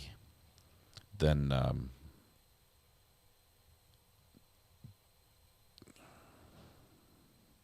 what's this? Not sure what this one is. Oh, his dad and mom didn't see anything. They love him, I guess. Somebody else calls the police, and the police go, and there's a stabbing, and the police shoot twice the defendant, who goes to the hospital. And while he's there, he talks to the police, and he's like, "Oh, I didn't do it." And the police don't believe him, put it together, and then we go to court. That was close. Bree, how did I do? For a murder for 2 people. Nems girl, can you cover Sarah Clayson trial in February? Off-duty Washington trooper hit motorcycle while driving drunk, and he died. She's charged with vehicle manslaughter. Bar owner combative and destroyed drinker seats. I've been watching that one, Nems girl. The bar owner, wow, that's getting rid of all the receipts about what happened and saying, "Oh, she's a regular. She's one of ours. We've sort of got her back," and being hostile about the search warrant being served there. There's a story there and a half. That's interesting and sad, obviously, with an intoxicated officer causing a DUI death. Date-wise, we've got a few things coming up. We've got Corey Richens coming up, which is going to be amazing. I'm thinking how we're going to do this best, and I've always said I want to be there for Corey Richens, and I'm not sure if I can do that and commentate on it. So I might have to have somebody be there for Corey Richens, which gets it's expensive for me to go. It's expensive for someone else to go as well. So I have to see how we're going to do this to get access to the Corey Richens case. Bar owner doesn't want to lose his business. Yeah, he's protecting his own. Or there might be some culpability if they overserved as well, depending on the state. You've got to look at that as well. I can use my travel credits to get there. Richens, by the way, recently denied bond. She's staying in jail. I think she keeps on trying to get out, but she's staying there. I think she is a flight risk, if you ask me. Sarah Clausen, happy to where I live. If it works out, I can go to her trial. Dan, that would be awesome. We love having court watchers if they're available. All right, Corey Richens is also in February. That's my understanding. Brian Walsh begins December 1st, and Brian Walsh will basically take us most of the way to Corey Richens. I think it's going to be 4 to 6 weeks on Brian Walsh. Might be less now that he's pled guilty to 2 of the charges. It might just be the month of December on Brian Walsh. Looking forward to how they're going to, without reasonable doubt, Brian Walsh with just the murder charge. It's going to be interesting. When does the OnlyFans start? Tash, I don't know. I don't know if anyone will be able to cover that.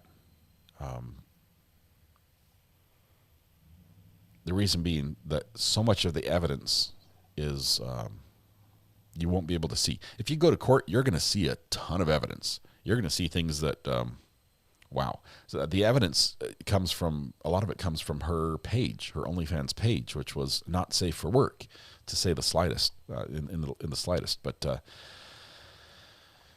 yeah. Has anyone heard from Nate today? I've been following some of the, well, I've been looking for Kurt's update. I haven't seen one, but he did get out of surgery last night, and apparently the family was able to visit with him, and there were no complications that I'd heard of, but I haven't got an update since then. We need an OnlyFans channel to cover that trial. Yeah. Let's see.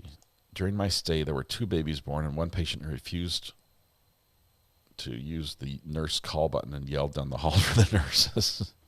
Nurse! Nurse! Need more water. Change the TV channel. 2 babies born. Hopefully they named the babies after you, Josh. They're like, oh, what a great name. We'll name them Josh.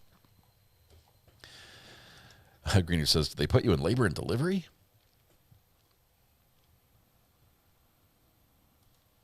Let's see. I volunteer, but I can't guarantee any subscribers. You're gonna do the OnlyFans streaming of the OnlyFans trial. Nate posted pictures on Twitter. New ones? Hang on. Let me look.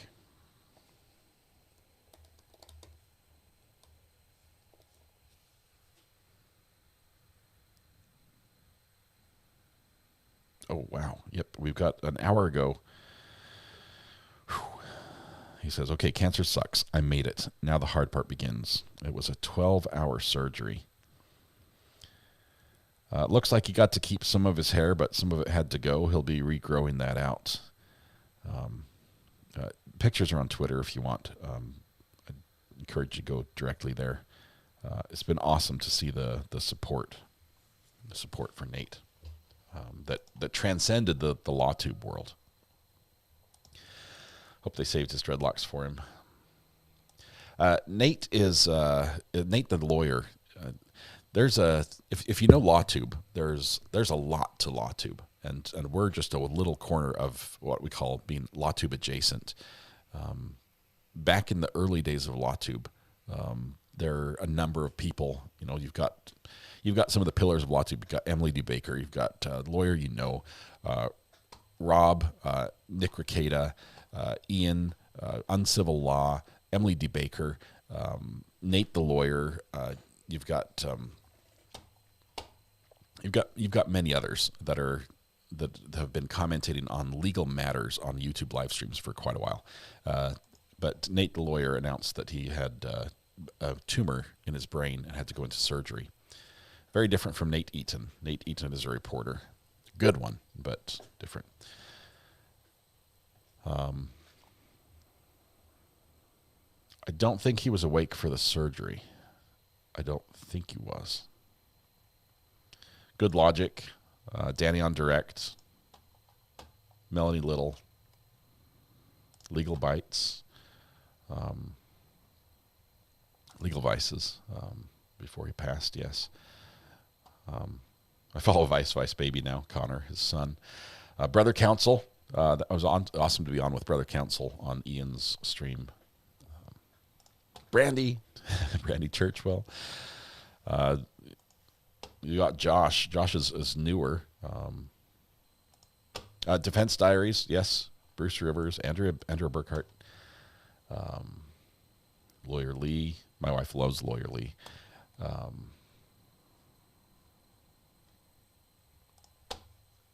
Yeah, it goes on and on. So LawTube is big. It's huge. And if you look at LawTube, DUI guy, he's on there. Natalie Lawyer Chick. All these are some great individuals that all approach covering actual trials, actual legal battles in different ways. And so if you don't like say my style, or if you don't like Law and Lumber's style or something else, you can find somebody else that's more your style. And it's the full spectrum. I mean, it's the full spectrum. I'm not going to talk bad about any of them. They all do their thing, and I think the LawTube community is better for it. for having that wide variety. Making law simple. That's another great one. You can find somebody in LawTube that will cover a case with just the amount of snark that you want, and even if that snark is turned up to 11. If you want some just ripped and raw coverage with snark, you can get it. It's there. If you want some of the best humor and innuendo, you can find it. It's there. And so, but it's awesome to see that community come together, even though that we are all so very different, come together at times. Like, Ian Runkle has done this, and there have been other issues that, he and Rob supported and pushed with viewers who needed help, going through cancer, eventually passing from it. It's awesome to see them come together. Looking at Broken Baker, yes, for sure. Law Talk with Mike, I love watching Law Talk with Mike from Chicago. Hey, Mrs. R.A., what you eating? Cookies? I wonder if they're good. Anyway, love it. I love the LawTube community and seeing them come together either for a charity fundraiser or when somebody is in need of just some support, like Nate the lawyers, appreciate some good thoughts my direction as I'm going into 12-hour brain surgery. It delivers in a big time. Josh wants cookies. He thinks I owe him because I ate a cookie in front of him. Sure you do. I do? Yeah. Can you send him some cookies? No, you owe him. Do I have to make them? Brandy Churchwell has the best charts. Oh, just broke YouTube. Sorry about that. It crashed. I went to Brandy Churchwell's page, which is great. 13th Juror. Brandy is wonderful. Hour and 17 minutes. I was expecting a verdict by now.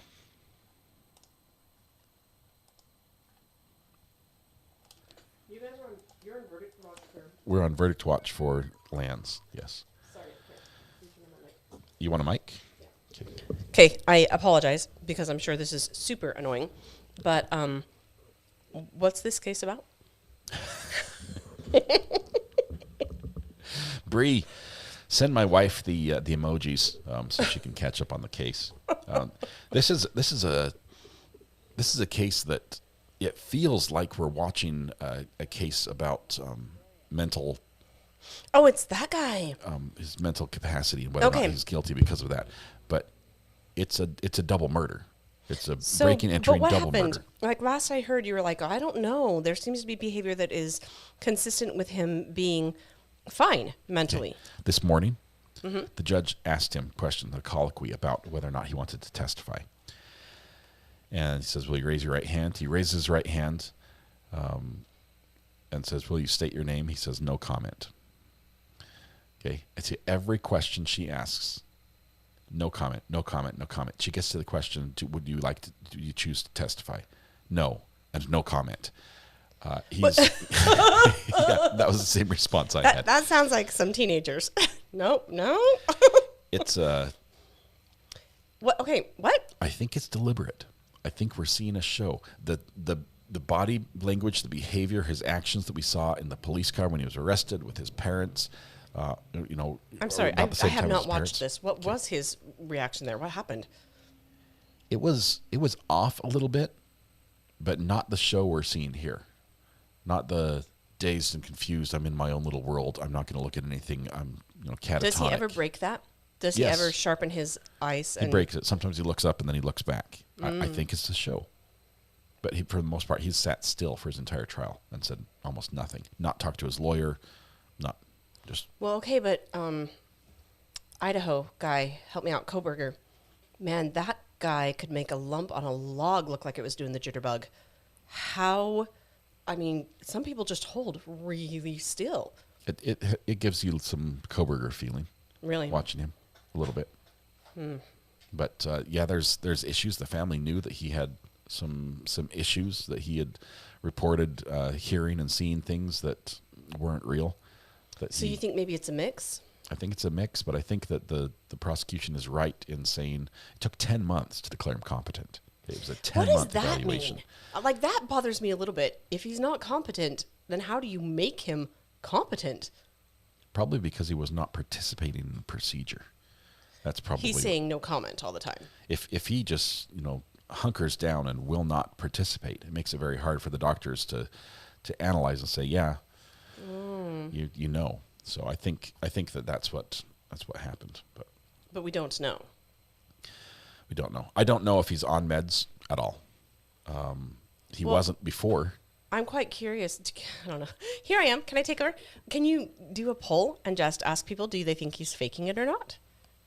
Or have you already done something like that? We did. 88% believe that he is guilty, which would mean competent.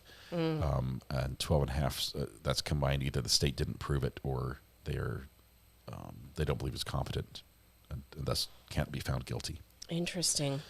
Now, I know that when you first started, you were looking at it and you felt like he wasn't competent, but you changed your mind on that. I did.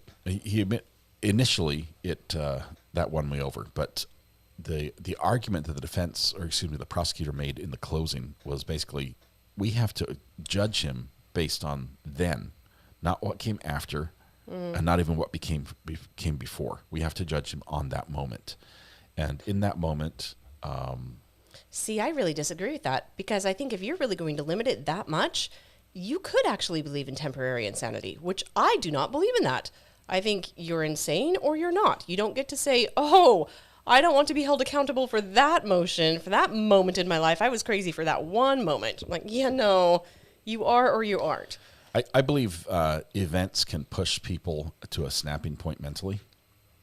So I believe that he might be in a different state now than he was in then. I agree. But it shows, him turning off his phone into airplane mode and some of the searches he did before on Google about what happens to people's heads when they're shot. I think it shows that there was definitely a willful knowledge and intent. And yes, his brother had, I told you about his brother and how he passed, and he had some mental demons that he struggled with. But... and I don't know enough to know if that's genetic or not. It definitely was in the family. So, but anyway. So, which side are you coming down on this? I believe he's guilty. Oh, okay. And most of the people in chat do as well. Yeah. I believe the prosecutor shouldn't have made the closing she did, where she spent almost half her time in a very emotional storytelling way, emphasizing the pain and suffering of the child, as what the child went through for those 12 hours when they, at some point in the 12 hours, the child found the parents and tried to wake them up.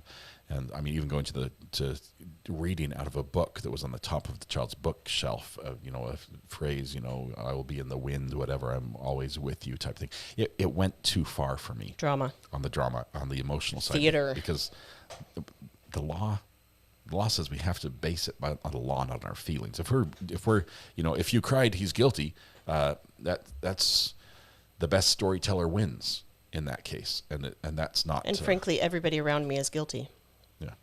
Because I'm crying all the time. Yeah. I think Bobby, who is a family member who's here in chat with us, welcome, related to the victims, said it was long-winded and it sucked to hear as a family member. I bet. I think, Bobby, I might be out of line here, so correct me if I'm wrong, but I think that to a degree, the family might have felt a little robbed if it wasn't mentioned.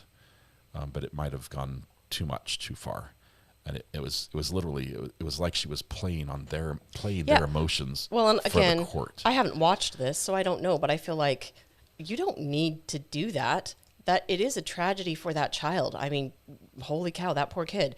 But you don't need to do that. You can just talk about the crime, and that is enough. You don't have to be playing weird emotional games with people. Yeah, I think there was some, to a degree, one of the charges obviously has to do with the infliction of pain on the... Are you standing on my cords and hurt yourself? I have a cramp in my hamstring. That really hurts. Oh, sorry. Ow, that hurt. One of the charges has to do with the the pain and suffering that the child went through as a result of his. Oh. And it's a hard one for me because it's Man, a derivative. just a little- It's passed down. It's It after the fact. feels a little bit like the Maya case. It's if the child had been, I mean, heaven forbid, this is a terrible example. If the child had been struck by a bullet that had ricocheted after it was fired at his parents or something, that would be a clean cut example of how his actions had harmed the child. So what you're saying is emotional distress cannot be measured? It depends on the law in Georgia, and I haven't read the elements of that law, but it just seems like that's a tough one. It might be a bit of a It's kind of a reach. baby, right? 2 years old. Oh my goodness. So there are not enough words to talk about how awful that is, but the reality is also true that we have no idea.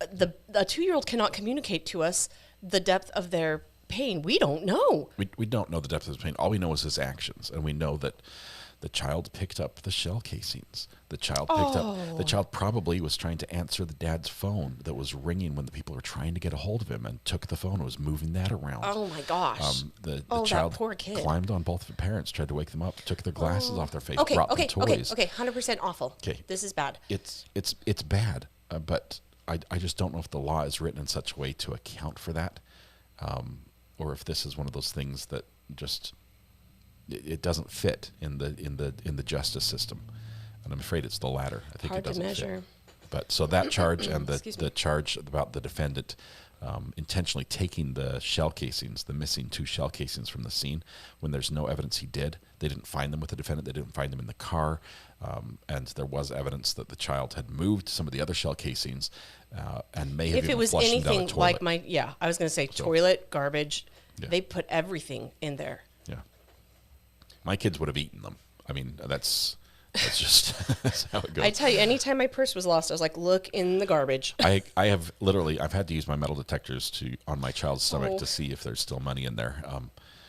It's much easier than searching if it came out, I can tell you. But that's so gross. It is. It is. Anyway, that's the case. We're an hour and a half into the verdict watch with the judge. This is a bench trial, so no jury, just the judge. Oh, deciding. the judge is doing it.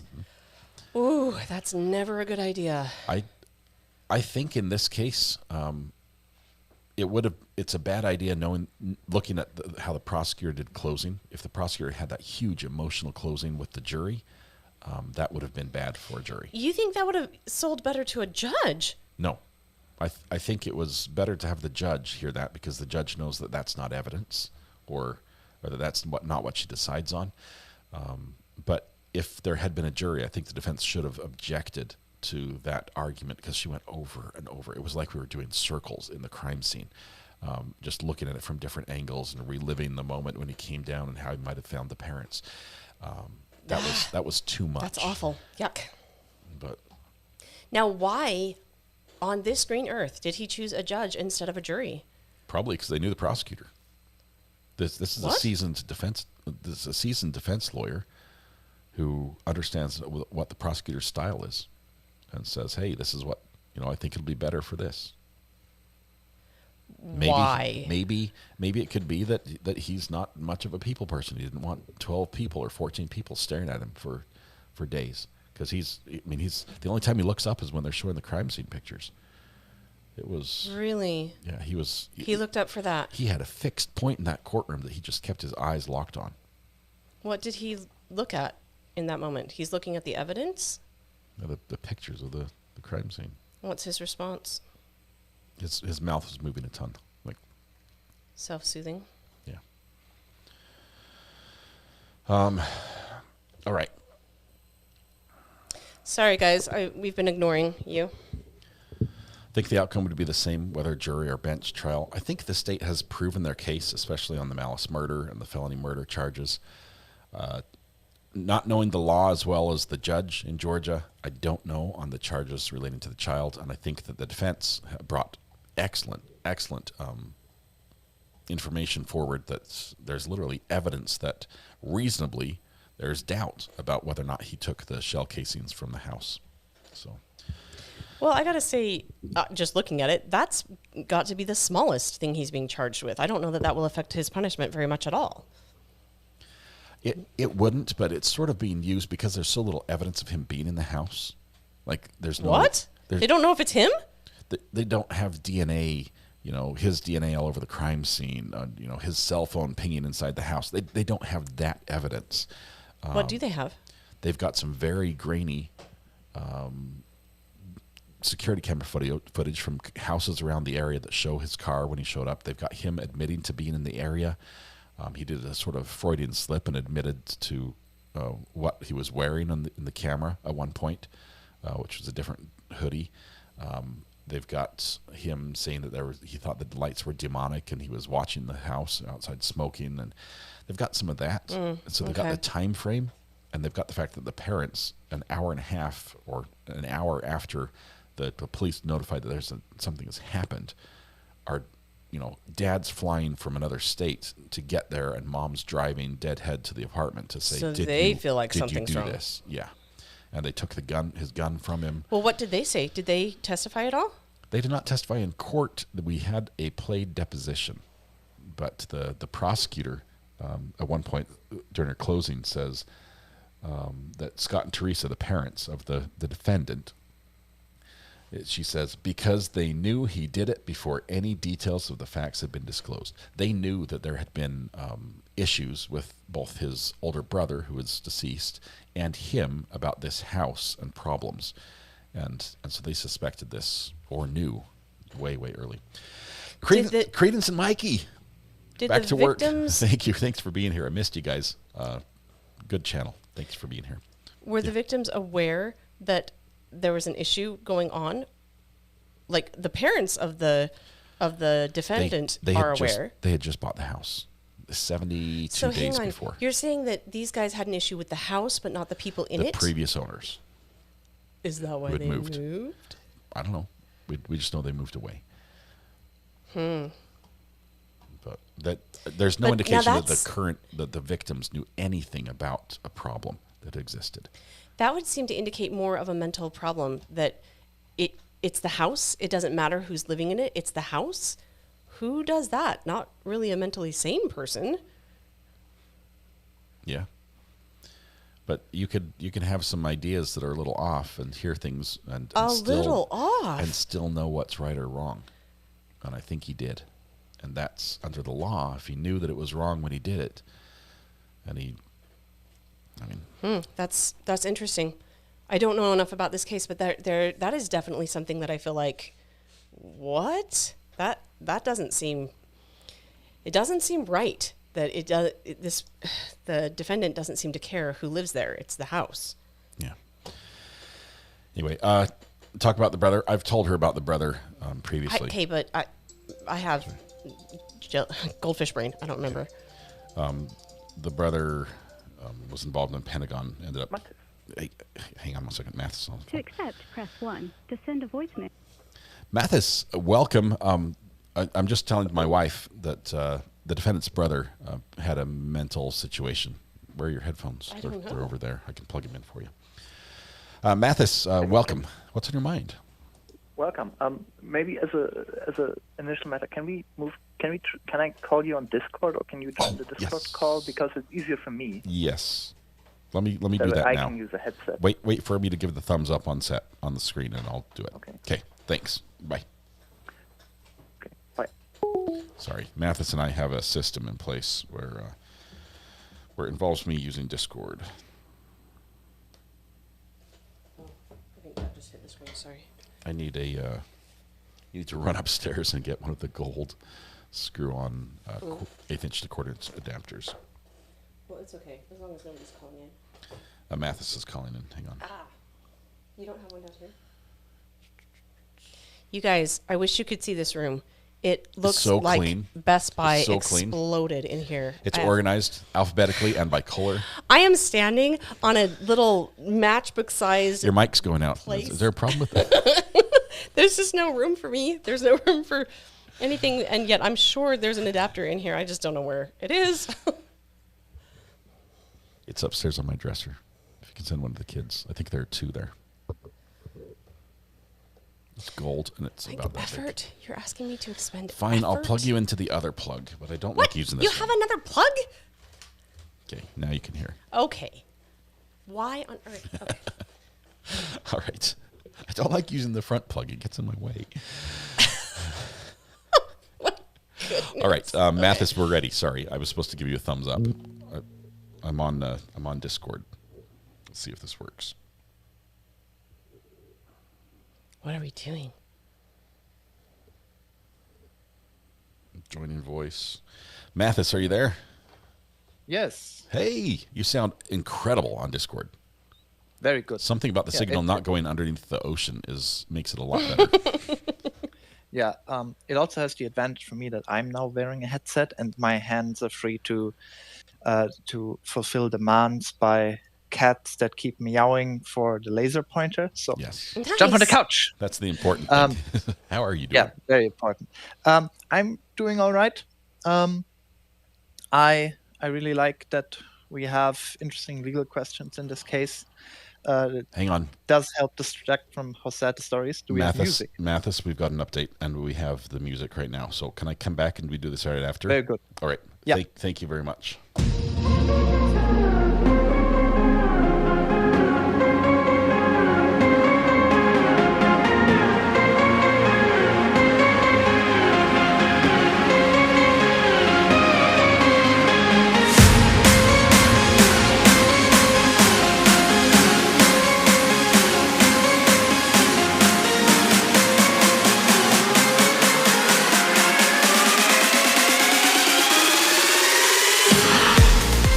It took an hour and 37 minutes for the judge in a bench trial to return a verdict in the case of Georgia versus Matthew Lanz. Matthew is charged with murdering the neighbors of his parents, the backdoor neighbors, who lived 80 miles from his college dorm. He drove for an hour and a half to his parents' house that night, allegedly. Sat in the backyard, smoked a cigarette, noticed lights that he called demonic in their windows. And according to the state, took the Gucci Glock, which he had purchased, broke in the window of the neighbor's house and executed them as they were sitting watching TV. Their 2-year-old child upstairs in bed, left unharmed. The dog in the house left unharmed. Nothing stolen from the home. No other indication or reason as to why this would happen. The interesting about this case is Matthew has been anything but cooperative in the trial, even when asked questions by the judge, only answering no comments to everything, including his name. He did not take the stand in his own defense. His lawyer has done what he can with what he's working with, focused on in a couple areas where he might actually make some ground and find some wins. There are 13 charges against Matthew, including tampering with evidence, probably the weakest of all the charges. The judge is going to be coming out here probably in the next few minutes as the family's local and assembles back in the courtroom, but she'll be reading the verdict, and it's anticipated that this one will be guilty. If anything about our poll in chat is correct, 88.5% of us went guilty on this one, 12.5% not. It does bring up issues of mental illness, of culpability, but this is an issue that's been addressed with the court. In a mental evaluation, took 10 months to get to this point, a long delay for the family seeking justice. But it did move forward, and over the last 3-4 days, the evidence has been presented, and it all comes down to the judge reading the verdict here in just a moment. Good job. That was good. That was close. We're going to let the music die down here. I don't know how long the judge is waiting, because we're not waiting for a jury. The judge is waiting for the people who have the right to be here to be present. So we'll just keep an eye on this, and we're going to see if we can bring Mathis back in to join us. Mathis, I've done the wrap up. We listened to the music. We've got a verdict on a Thursday. Don't know what it is yet. Do you want to share anything before the judge comes in? Oh, he's gone. Mathis. No, didn't you tell him that we call back later? I have to unmute myself. Okay. I've got the connection. Okay, very good. Yeah. I'm thinking based on how I read the law about the child abuse statute, there's actually 3 degrees. First degree is when you're the parent or caretaker or legal guardian, basically when you have duty to take care of the child. So that one wouldn't apply. Second degree is when you cause harm. Third degree is when you make someone, if you make them witness, And then there's more details, but that's basically the tiering. Interesting. Which of the two others do you think this could fit under? I think the state's theory is clearly two. They are saying, well, he caused harm, and the other element is that you know that the child is there. Basically, what you know that there's a child there, and you make them witness, or you cause harm, whatever. We don't believe that the child was a witness, but we do anticipate. The state says he should have known that a child was there. He was climbing over the from toys, the toys, etc. Yeah, all this stuff. The baby monitor at the mom's lap, the time, all of those were indications that there was a baby. That a reasonable person could conclude that there was a child in the home that was being cared for. But yeah, and my theory is that under Georgia case law, you really can't. I think it's not applicable because, first of all, you look at what's the lower tiering. Well, it's if you just cause a child to witness it. The third degree can be a misdemeanor, making a child witness. I'm dropping details. Right. That I appreciate you doing that. I get where you're going there. That's the lower thing, and then cause harm. Well, so you don't have to make them witness. I guess there's an argument to be made. He made that child witness the aftermath, but not the felony. And then I think you have to talk about what qualifies as harm. Taking away a future certainly can qualify as harm. But you have to ask, well, does this child today, did it suffer physical harm or mental harm that we can already observe? I think the criminal law is more focused on the physical. And if there's mental, it might almost be like a civil suit, right?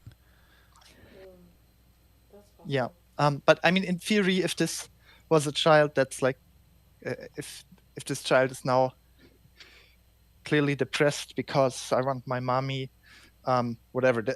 But there's no evidence of how this child has been affected. The evidence of harm is really all circumstantial, based on this child doesn't have parents anymore. Yeah. And now the question is, does that qualify as harm under, in the sense that it fits a statute that's cruelty to children? And I've read, and even if I'm thinking if I'm thinking something like the Maya ruling, which I think is debatable, but I think it just can't apply here, because I think this case law is about if you turn over more stones, and if you argue the details, it doesn't seem like it would fit. Now I see on the screen the argument this baby was catatonic for an hour. Mm-hmm. That seems like it could be relevant. That's the closest thing I but think. But it's not.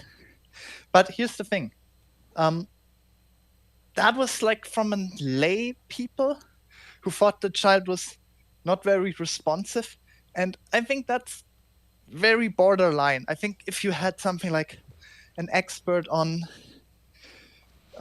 any medical expert that would have testified. Like a doctor, or because we had police officers who I think you could argue that they see children in traumatic situations regularly, and might be able to give I'm not saying expert, but a qualified opinion on the behavior.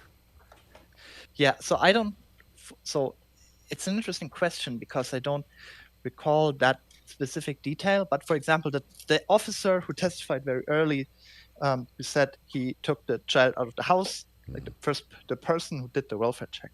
Yeah. In that case, so what specifically that person observed, I think one observer's kind of throwaway line is a lot to hang a felony conviction on. So I'm inclined to say this. That's probably not what that law is intended for.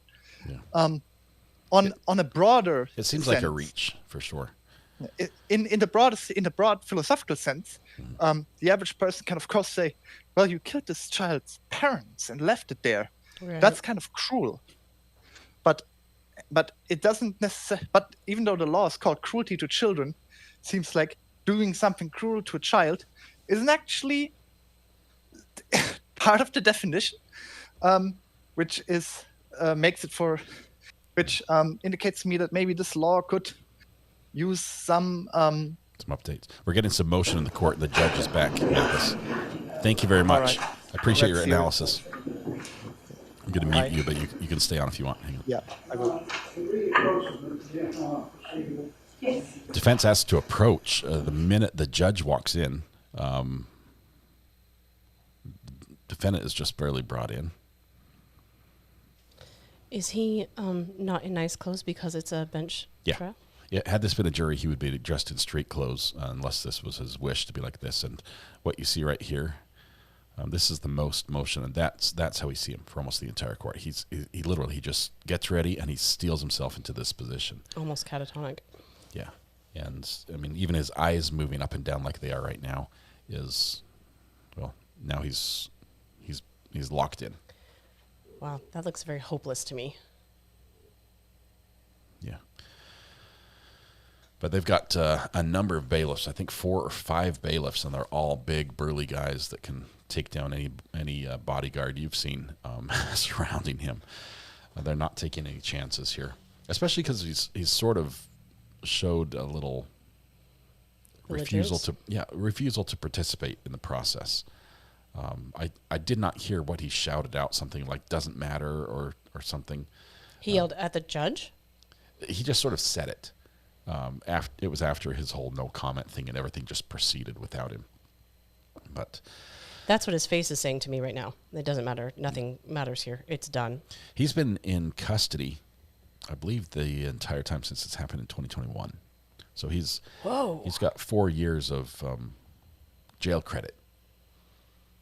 What's the likely sentence on this? Because they're not seeking death penalty, the maximum is life without parole. Georgia does have the death penalty. They're not seeking it in this case. Probably because of the difficulty it would be in proving his intent and, the I don't think intent is the right word. I think he intended to. It's 2 times malice murder, life without parole. I will tell you that in his interviews with police, he was remarkably calm, but in a very detached way. He got himself. When you say detached, do you mean hopeless or do you mean unemotional? Like he was like, it seemed to me he was more interested in like, oh, that's weird, I've got handcuffs on, than he was worried about they're asking me if I committed a murder. Okay, judge is here. Let's see what's going here. Good afternoon. Again, I am Judge Sonia Brown, the presiding judge for the trial of the state of Georgia versus Matthew Scott Lanz, 22-900-922. We are present here in the open courtroom. Present of the court, the clerk, the court reporter, Mr. Lanz. He is represented by Attorney Jimmy Berry, and the state is represented by Assistant District Attorneys Green and Horowitz. In the Superior Court of Cobb County, state of Georgia, the state of Georgia versus Matthew Scott Lanz, defendant, criminal action file number 22-900-922, non-jury judgment after bench trial. Defendant having waived his right to trial by jury, the parties having consented to a bench trial before the court, and the bench trial having commenced at November 17th, 2025 at 9 a.m. Now, therefore, after considering the evidence admitted during the bench trial, the parties' arguments, and the applicable law, the court finds as follows. As to count 1, malice murder, the court finds the defendant, Matthew Scott Lanz, guilty. As to count 2, malice murder, the court finds the defendant Matthew Scott Lanz guilty. As to count 3, felony murder, the court finds the defendant Matthew Scott Lanz guilty. As to count 4, felony murder, the court finds the defendant Matthew Scott Lanz guilty. As to count 5, felony murder, the court finds the defendant Matthew Scott Lanz guilty. As to count 6, felony murder, the court finds the defendant Matthew Scott Lanz guilty. As to count 7, home invasion, the court finds the defendant Matthew Scott Lanz guilty. As to count 8, aggravated assault, the court finds the defendant Matthew Scott Lanz guilty. As to count 9, aggravated assault, the court finds the defendant Matthew Scott Lanz guilty. As to count 10, possession of firearm during commission of a felony, the court finds the defendant Matthew Scott Lanz guilty. As to count 11, possession of firearm during commission of a felony, the court finds the defendant Matthew Scott Lanz guilty. As to count 12, cruelty to children in the 2nd degree, the court finds the defendant Matthew Scott Lanz guilty. As to count 13, tampering with evidence, the court finds the defendant Matthew Scott Lanz guilty. This 20th day of November 2025, signed and affixed with my signature, Judge Sonia N. Brown. Would you all like to take a look at the form? Would you like to pull the jury? No, Your Honor. Right, Madam Clerk, if you would please enter this non-jury judgment after bench trial into the record of the court. Thank you. All right, I will hear from the state and the defense regarding sentencing. Your Honor, we had talked, I know that the state has quite a large number of people that want to speak. I think it probably would be wise to start that in the morning, so we can get through it tomorrow. Okay. State. We don't have any objection to that. Thank you. Okay. All right, so we will stand in recess until 10 a.m. tomorrow morning, in which time both the state and the defense will have an opportunity to present arguments and any statements from any victim impact statements or statements in mitigation on behalf of Mr. Lanz. Thank you. Right? We'll stand in recess until 10 a.m. tomorrow morning. Oh, one moment. Oh, one moment, please. Court is still in session. She said very Your Honor, nice. just for the record, and I apologize for not putting this on the record prior, but as for your deliberations, the following exhibits were not provided to Your Honor. Thank you. That was States Exhibit 670, an ATF crime lab report, States 671, another ATF lab report, States 917, which was the Google search history, States 607, which was the ZevTech OZ9 of the defendant's gun. States Exhibit 468 was not an exhibit. It was never tendered. It wasn't missed. It just was never, that number was never used. Okay. And then finally, of course, we did not provide Your Honor with Master Drive A, which contains States Exhibits 5, 7, 460, 462, 463, 464, 465, 466, 467, 469, 470, 471, 472, 473, 474, 481, 685, and 686. Okay. Thank you. Attorney Barry? We agree with that. Okay. Right, and all the evidence has been brought and placed back in court. Thank you so much. All right, we'll stand in recess until 10 a.m. tomorrow morning. Thank you, Your Honor. Thank you. Deputies, we do have a status hearing. Well, Floyd, I guess not the fast. I have a status hearing at 1:30 on a separate case. Okay, so we'll be in session at 1:30, but it's on a separate case. Thank you. All right, there we go. As the family is, I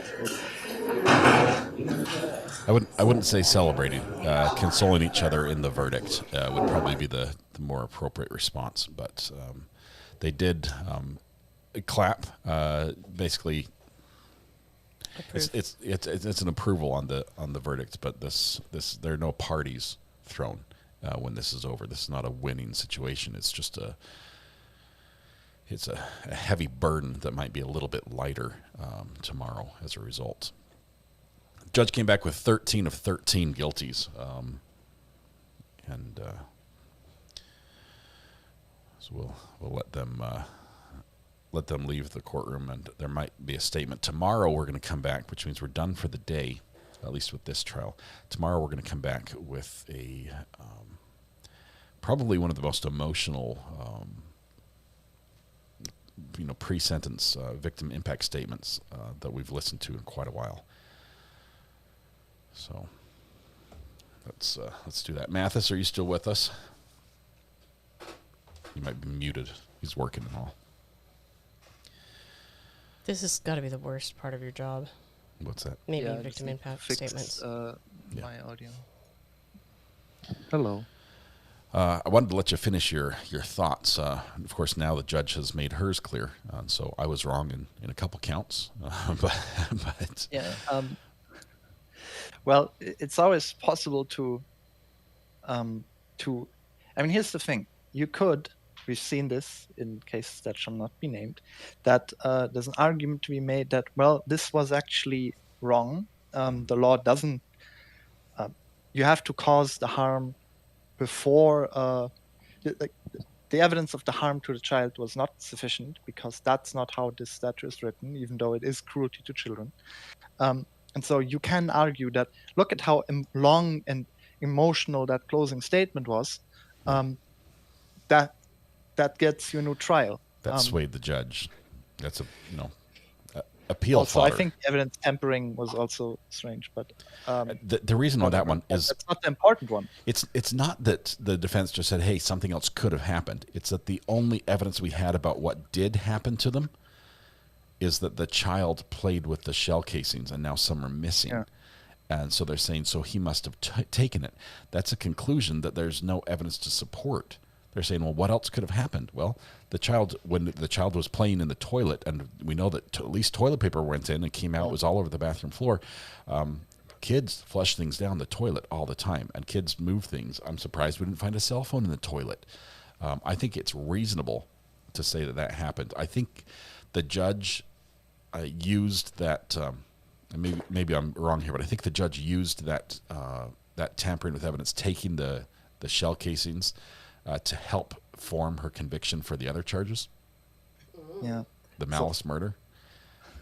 Yeah. Okay. So I have a question, and my brain's already tired. But have you talked to Mathis before? Mathis, have we spoken? We have. Okay.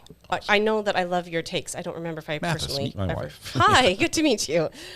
My question is, why so many murder charges? 2 people were killed, but it was like malice murder and then felony murder, and there were like 3 felony murders for each person. How many times do you get to charge this? In the sentencing, a lot of those are probably going to merge. So you charge for each crime that the crime fits this law, this definition of this law, and they charge for each one. And they say, yep, it fits that one, fits that one, fits that one. They're going to merge into the highest one. So you're going to have 2 malice murder charges, which will wrap all the felony murders up. But here's what I'm wondering: why did she go through and be like guilty on all these different things? I'm like, you cannot. You can only kill them once. Right, but for the right record, I think so. First of all, I think the judge did it one by one to make sure. So if you say, okay, I'm going to find you guilty as charged on all 13 counts, that's going to be it's stylistically not as satisfying as going through them one by one. When you go over each element, you at least demonstrate, you perform that you have considered about them individually, every single one individually. Yeah. As for why there's so many charges, you saw, let's pick the Karen Reed case. There was, what's the top level charge in count 2? Killing someone while drunk, or let's say it was that, and then you go down and so on. But that was still 3 charges, even though it's like leaving the scene of an accident, drunk driving. Right. Leaving the scene of an accident was count 3. count 3, and then count 2 was probably something like vehicular manslaughter while drunk. I don't know which 3-letter abbreviation that Massachusetts like a has. DUI or an OUI or something. But basically, we can see how you can charge someone with multiple charges, that as long as they're not, or as long as you don't have this Matryoshka doll nesting where one clearly contains all the others. Like you cannot charge someone with first-degree murder and second-degree murder of the same person, unless it's isn't that what just happened? Legal though? theory. No, because these are not so. In mathematics, we have things that are called half orders. Things include each other or they don't. Right. Sorry, one is bigger or sets they of are data. not. Is there going to be a quiz at the end of this, Mathis? Think about it in Matryoshka dolls. That's the visual everyone gets. The nesting dolls. Nesting dolls. Either this is a doll that goes into the bigger doll or it's not. And the way these laws are written, these don't go into the bigger dolls. So, for example, malice murder and felony murder, 2 different things. Aggravated assault with a deadly weapon is its own thing, even if it doesn't. It could kill you or it doesn't. Okay, but shouldn't that one nest inside of one of those? Not you would expect that, but as written, it somehow isn't. And that's because the people who write these laws thought about, okay, what if the facts are slightly different?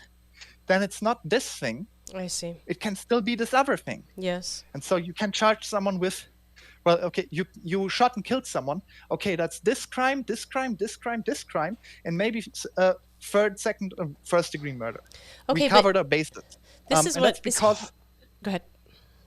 And that's because a lot of these intentional killing crimes have different. So there's actus rea, the act that's guilty, and then there's mens rea, the mind that's guilty, and the mental requirement is completely different in all of these things, and they have different sentencing guidelines. But again, doesn't that change the nesting? It would be like, okay, so if your mind's over here, it cannot be over here as well. If your mind is guilty in this way, it cannot be guilty in that way. You can have one state of mind that immediately qualifies as every one of those, that checks the boxes in every separate line. So that would be the biggest nesting doll. Yeah, but it's not like, basically you have this pathway through, let's say, a forest, and then, well, we have enough. We have one pathway that requires these sets of cookies that you have to bring, and the other one has this. We have this great analogy with chocolate bars and ingredients at some point. Okay. I don't know. We're luring RA through a forest. He has a bunch of candy bars, and at every every stance there's checkpoints where you have to present the cookies you're bringing. And this basically, is the craziest analogy. But now we were thinking, okay, what does little RA have? Well, he has enough to go through the path on the left at every step. He will have to be able to present the candy bar. Right. But if you add up the candy bars that are required on each path, you get a list of requirements. Then you have to ask, does this list include all the requirements in one of the other paths? And if it doesn't include one, if it's ever so slightly different, this one is store brand Snickers. Right. And the other one is store brand Mars. And the other one is store brand Milky Way. See, I wrote myself all these ways I can win. Right. So it's a Venn diagram. Can go through a lot of paths. Yeah, because there's no circle that the circle should include another circle completely, but we wrote it so that it's ever so slightly off, so we can charge you with another count. Okay, They're hear out you. to get us. I hear you. It's a big conspiracy. That they're okay, but here's the problem with that. Not with your explanation. That was an amazing explanation. But the problem with the logic of doing it this way is that you have essentially created a way to double charge people. That you're like, oh, it's just slightly different. That's a Western Family candy bar. Then that one can be charged twice. I don't know what that means. Scott, Well, the just tell me question to do is something. ultimately, I mean, there's let me think about this. Which trial was this that I think this I'm thinking about the Georgia case where the judge reprimanded so there was you might notice in chat. I think this was the Georgia Fulton County judge that also tried the accused. And at the end, the prosecutor goes, okay, you guys were wondering if it's 3 convictions, it's no, this wasn't Fulton County. This was the guy on the run who was caught by a police officer assaulting him with an AK-47. The police officer had got very bad injuries, and he survived. And then in closing, the prosecutor argued, you guys might be thinking, you're asking us to give this guy 3 convictions of attempted homicide? Well, that's because it's 3 legal theories. So these will merge into one punishment. Yeah. Objection, that makes it sound like it's easy. They can rest easy convicting on multiple if they convict on one. Yeah. The judge said, okay, good point. Never make that argument again. But the legal point is because while this might not be something for the jury to know, it's completely right from the perspective of the legislature. They write the law, and there's no harm because these convictions merge. Yep. That's what I think. So that's what we're going to see. So it's not like they can sentence you consecutively for killing someone once in a way that's illegal under 2 theories, under 2 paths through the candy. For each charge, an element of the charge is that so and so is dead, right? Yeah. There's going to be 1 conviction. Yeah. Right. So you're not going to get murder, felony murder, malice murder. You did all of them for 4 convictions. For each time that somebody is dead, there will be 1 murder charge associated with it. And there's still going to be aggravated assault with a deadly weapon. That still stands on its own. The other stuff is all going to stand on its own. And that just seems to me like that ought to nest in. Like, that should be a part of, I don't know, malice murder or whatever it is. Mathis, thank you very much. I guess Amber is taking this opportunity to say that our test is working. Mathis checking in from Germany using Discord, which was set up by Amber, and she even managed to teach me how to use it. So the call sounds great. I love that you don't have to pay $1.85 per minute or whatever it was previously, because we love hearing your take and your analysis. I've always said that you should be a lawyer in the U.S. or somewhere your else. analysis is spot on. Good job. But love it. Thank you, Mathis, for the call. Thanks for digging into this one, and glad you got to be on for the Verdict Watch and the music. Yeah, and now everyone in chat can explain why little RA can go through the candy bar forest and explain how that's legal theory. All I got out of this is I'm getting cookies. So, yeah, exactly. It's like Candyland, but in a horrible, horrible world.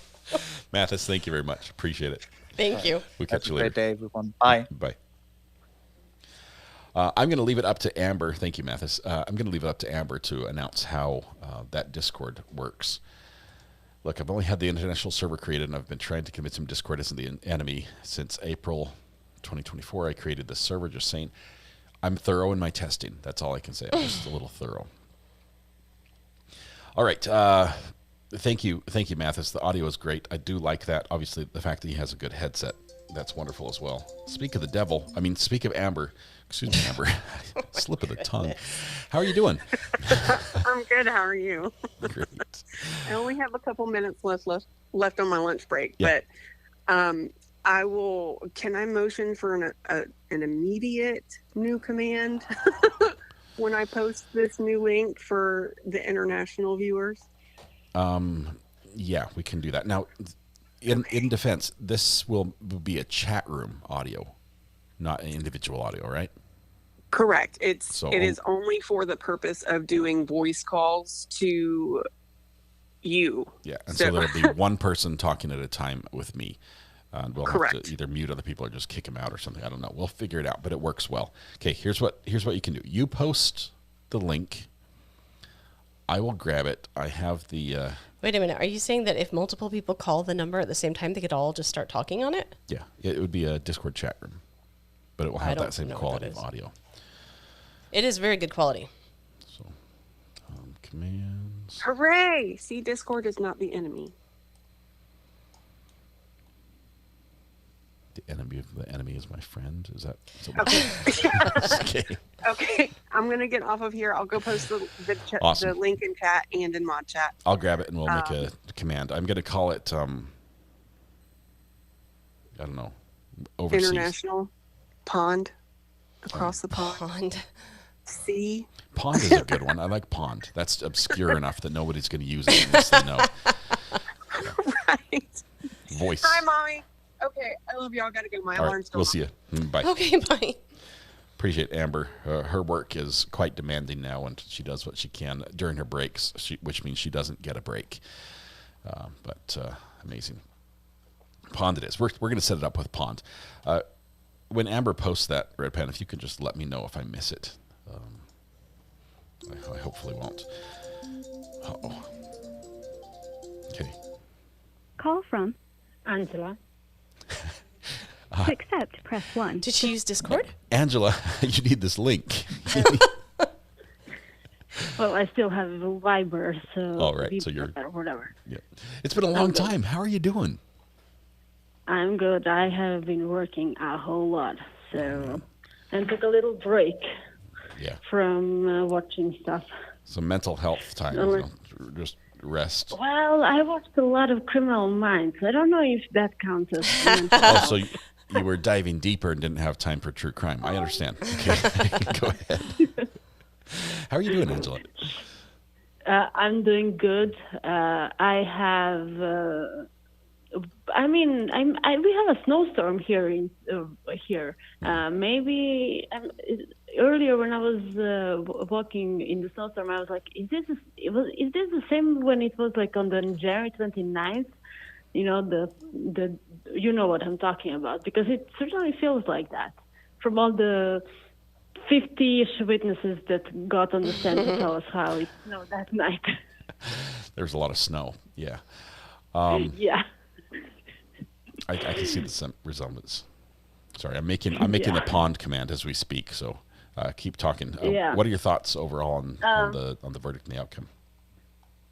I mean, I have just seen here and there and watched in the background the trial, mostly in the background.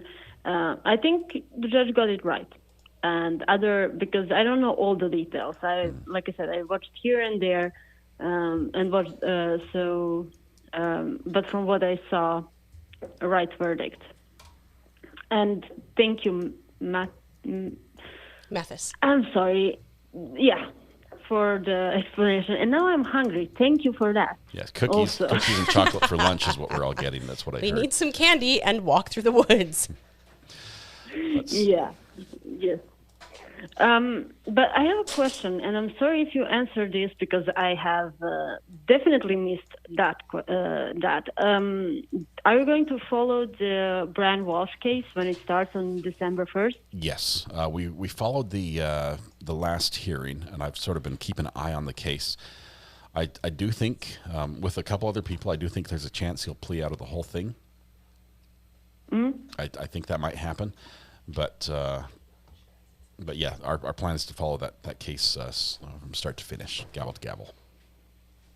That case, I don't know if I saw this already, but that case for me hits very close to home because I am from Serbia, Anna is from Serbia, and that case is heavily followed in Serbia as well, on all across the media. So I would not be surprised if they broadcast it on television in Serbia as well. Wow. Not at all. Wow, that would be amazing. Yeah.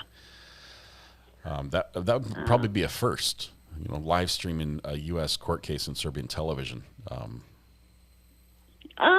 I mean, it had happened. The international court has been broadcasted in Serbia. Okay. So it's not we're talking war crimes stuff type, right? Yeah. Okay. Yeah. So it has happened, but not the U.S. Court, however. But it has been heavily from day one. And because she's from Serbia, she still has a lot of family there. People have even conspired, like, oh, she has left U.S. and is hiding in Serbia. She's not. She is definitely not hiding in Serbia, because people would have known. Yeah. And so it's a small country. It's impossible to hide there. Yeah, and I think there's going to be some evidence that she was not with us anymore. I think there's going to be something. Yeah. So, wonderful. Yeah. We'll probably hear from you then during that case, as you can probably give us some insights and things as we learn a little bit more about the victim and that situation. So, looking forward to that, and glad to hear you're doing well. We were wondering how you were doing. Your name came up a couple times with people saying, "Where's she at?" We haven't heard from her lately. But I have worked a ton, so I didn't have a lot of time to be online. I mean, watch trials and so on. But I will be here now. I have taken a few days off, and on Saturday is my birthday, so I am Happy like birthday. I need a few days off. Saturday's your birthday? Thank you. Like Sunday. Sunday. Yes, Sunday. Well, we're going to sing to you Yes. tomorrow then. So wonderful. Or Monday. Or Yeah. both, Yes. so whichever you prefer. Monday, if it is. Let us know. We'll sing to you. Well, thank you very much. It's great talking to you. Thanks for the call. Thank you. Yep. We'll Thank see you. Bye-bye. Bye. Sloth Life OG. I have to go to court for the 5th time tomorrow for paperwork, so I've decided to go early and watch a case or two. I wouldn't have done this before. All right. Okay. I'm not sure why I find this so funny, but usually when somebody has to go down to the courthouse to get some paperwork done, it's like, oh, man. And you're like, hey, well, I'm there. Let me just pop in and see what the local judge is up to. That is funny. That is so hilarious. I love that. I recommend this, honestly. Whatever community you're in, you have a local courthouse. It might just be a city court. It might be a county court. It might be a state court. They are, almost all of them, almost all the time, open to the public. And as long as you just follow some very basic rules, which mostly just mean don't cause a disturbance, okay? There can be a couple more, but as far as electronic devices and things, you can go and watch. And it is unreal. If you've never been in a courtroom and watched a proceeding just live, it's very, very different than how it feels on TV. And usually you can hear pretty well. Okay, that's something that we struggle with as we're trying to listen to mics that are picking up mics. Usually courts are built that the people in the gallery can hear and follow what happens pretty well. So do you feel like it's different in a way that's exciting, or a difference in a way that's bad? It changes it because it becomes very real. I'm watching it on a flat screen is one thing, but hearing the bailiff, call people to order and standing and suddenly being like, now I'm part of this now in a way. And in my case, hearing our channel name, I'm part of this in more ways. Bantered around and getting crusties from the defense, that it's a very, very different experience. So I've never been in a court house where I was involved in any personal way, but just sitting there for my friend, it felt scary for me. I guess maybe Emma was, but I just sat there and I was like the only one in the audience, and I thought, please don't notice me. I mean, I'm the only one here. I'm sure you're noticing me, but I just thought, I don't want to get in trouble. I don't really want to be here. This feels a little threatening, but that's my own personal experience. I don't know. Maybe you guys think it's a lot of fun. Hang on. I lost my I lost the chat room, Amber. Oh, never mind, I found it. Again. Found it, never mind. Discord, it was broken. Ivy Brilliant, howdy friends. I'm still concerned about my court date witness in a case of aggravated assault, so scared to meet all these people involved again. Oh my goodness. Ivy Berlin, you're doing a difficult thing. It's the right thing. It doesn't make it any easier. Bring support. Yeah, if you can have somebody with you just to lean on. just to drive you there, walk you in, walk you out, drive you home. Yeah. And if there's any sort of, if the prosecution is able, because you're sort of testifying for them, it sounds like, let them know of your concerns. They may be able to help alleviate some of those. All right. I think that is, you really hit on something there that I don't know your situation at all. I can't even see your name. Something Berlin. Ivy Berlin. Ivy Berlin. But I think that the right that you have in the United States to face your accusers is a good right. It's good and it's important. But being the accuser oftentimes means you are the victim. So put another way, the aggressor gets to face their victims again. And that can be really hard. It takes a level of courage as a victim to show up and say, now I'm going to go through a very vulnerable and a very scary experience to be able to try to ensure that justice takes place. So that is a big deal, Ivy. That's good job. I know that there's advice about people who are nervous just being up in front of people. Imagine everyone in their underwear. I don't think that works in this scenario. But I do not understand why that works in any scenario. I'm just like, great, now I'm embarrassed. It makes them more nervous than you. So. They don't know what I'm thinking. Yeah. All right. All right. I think it's time for lunch. It is 1:42. Officially, today is a non-cookie day for Scott. He does not eat the peanut butter cookies. But it's being made up for. Our very pickest eater is loving the peanut butter cookies.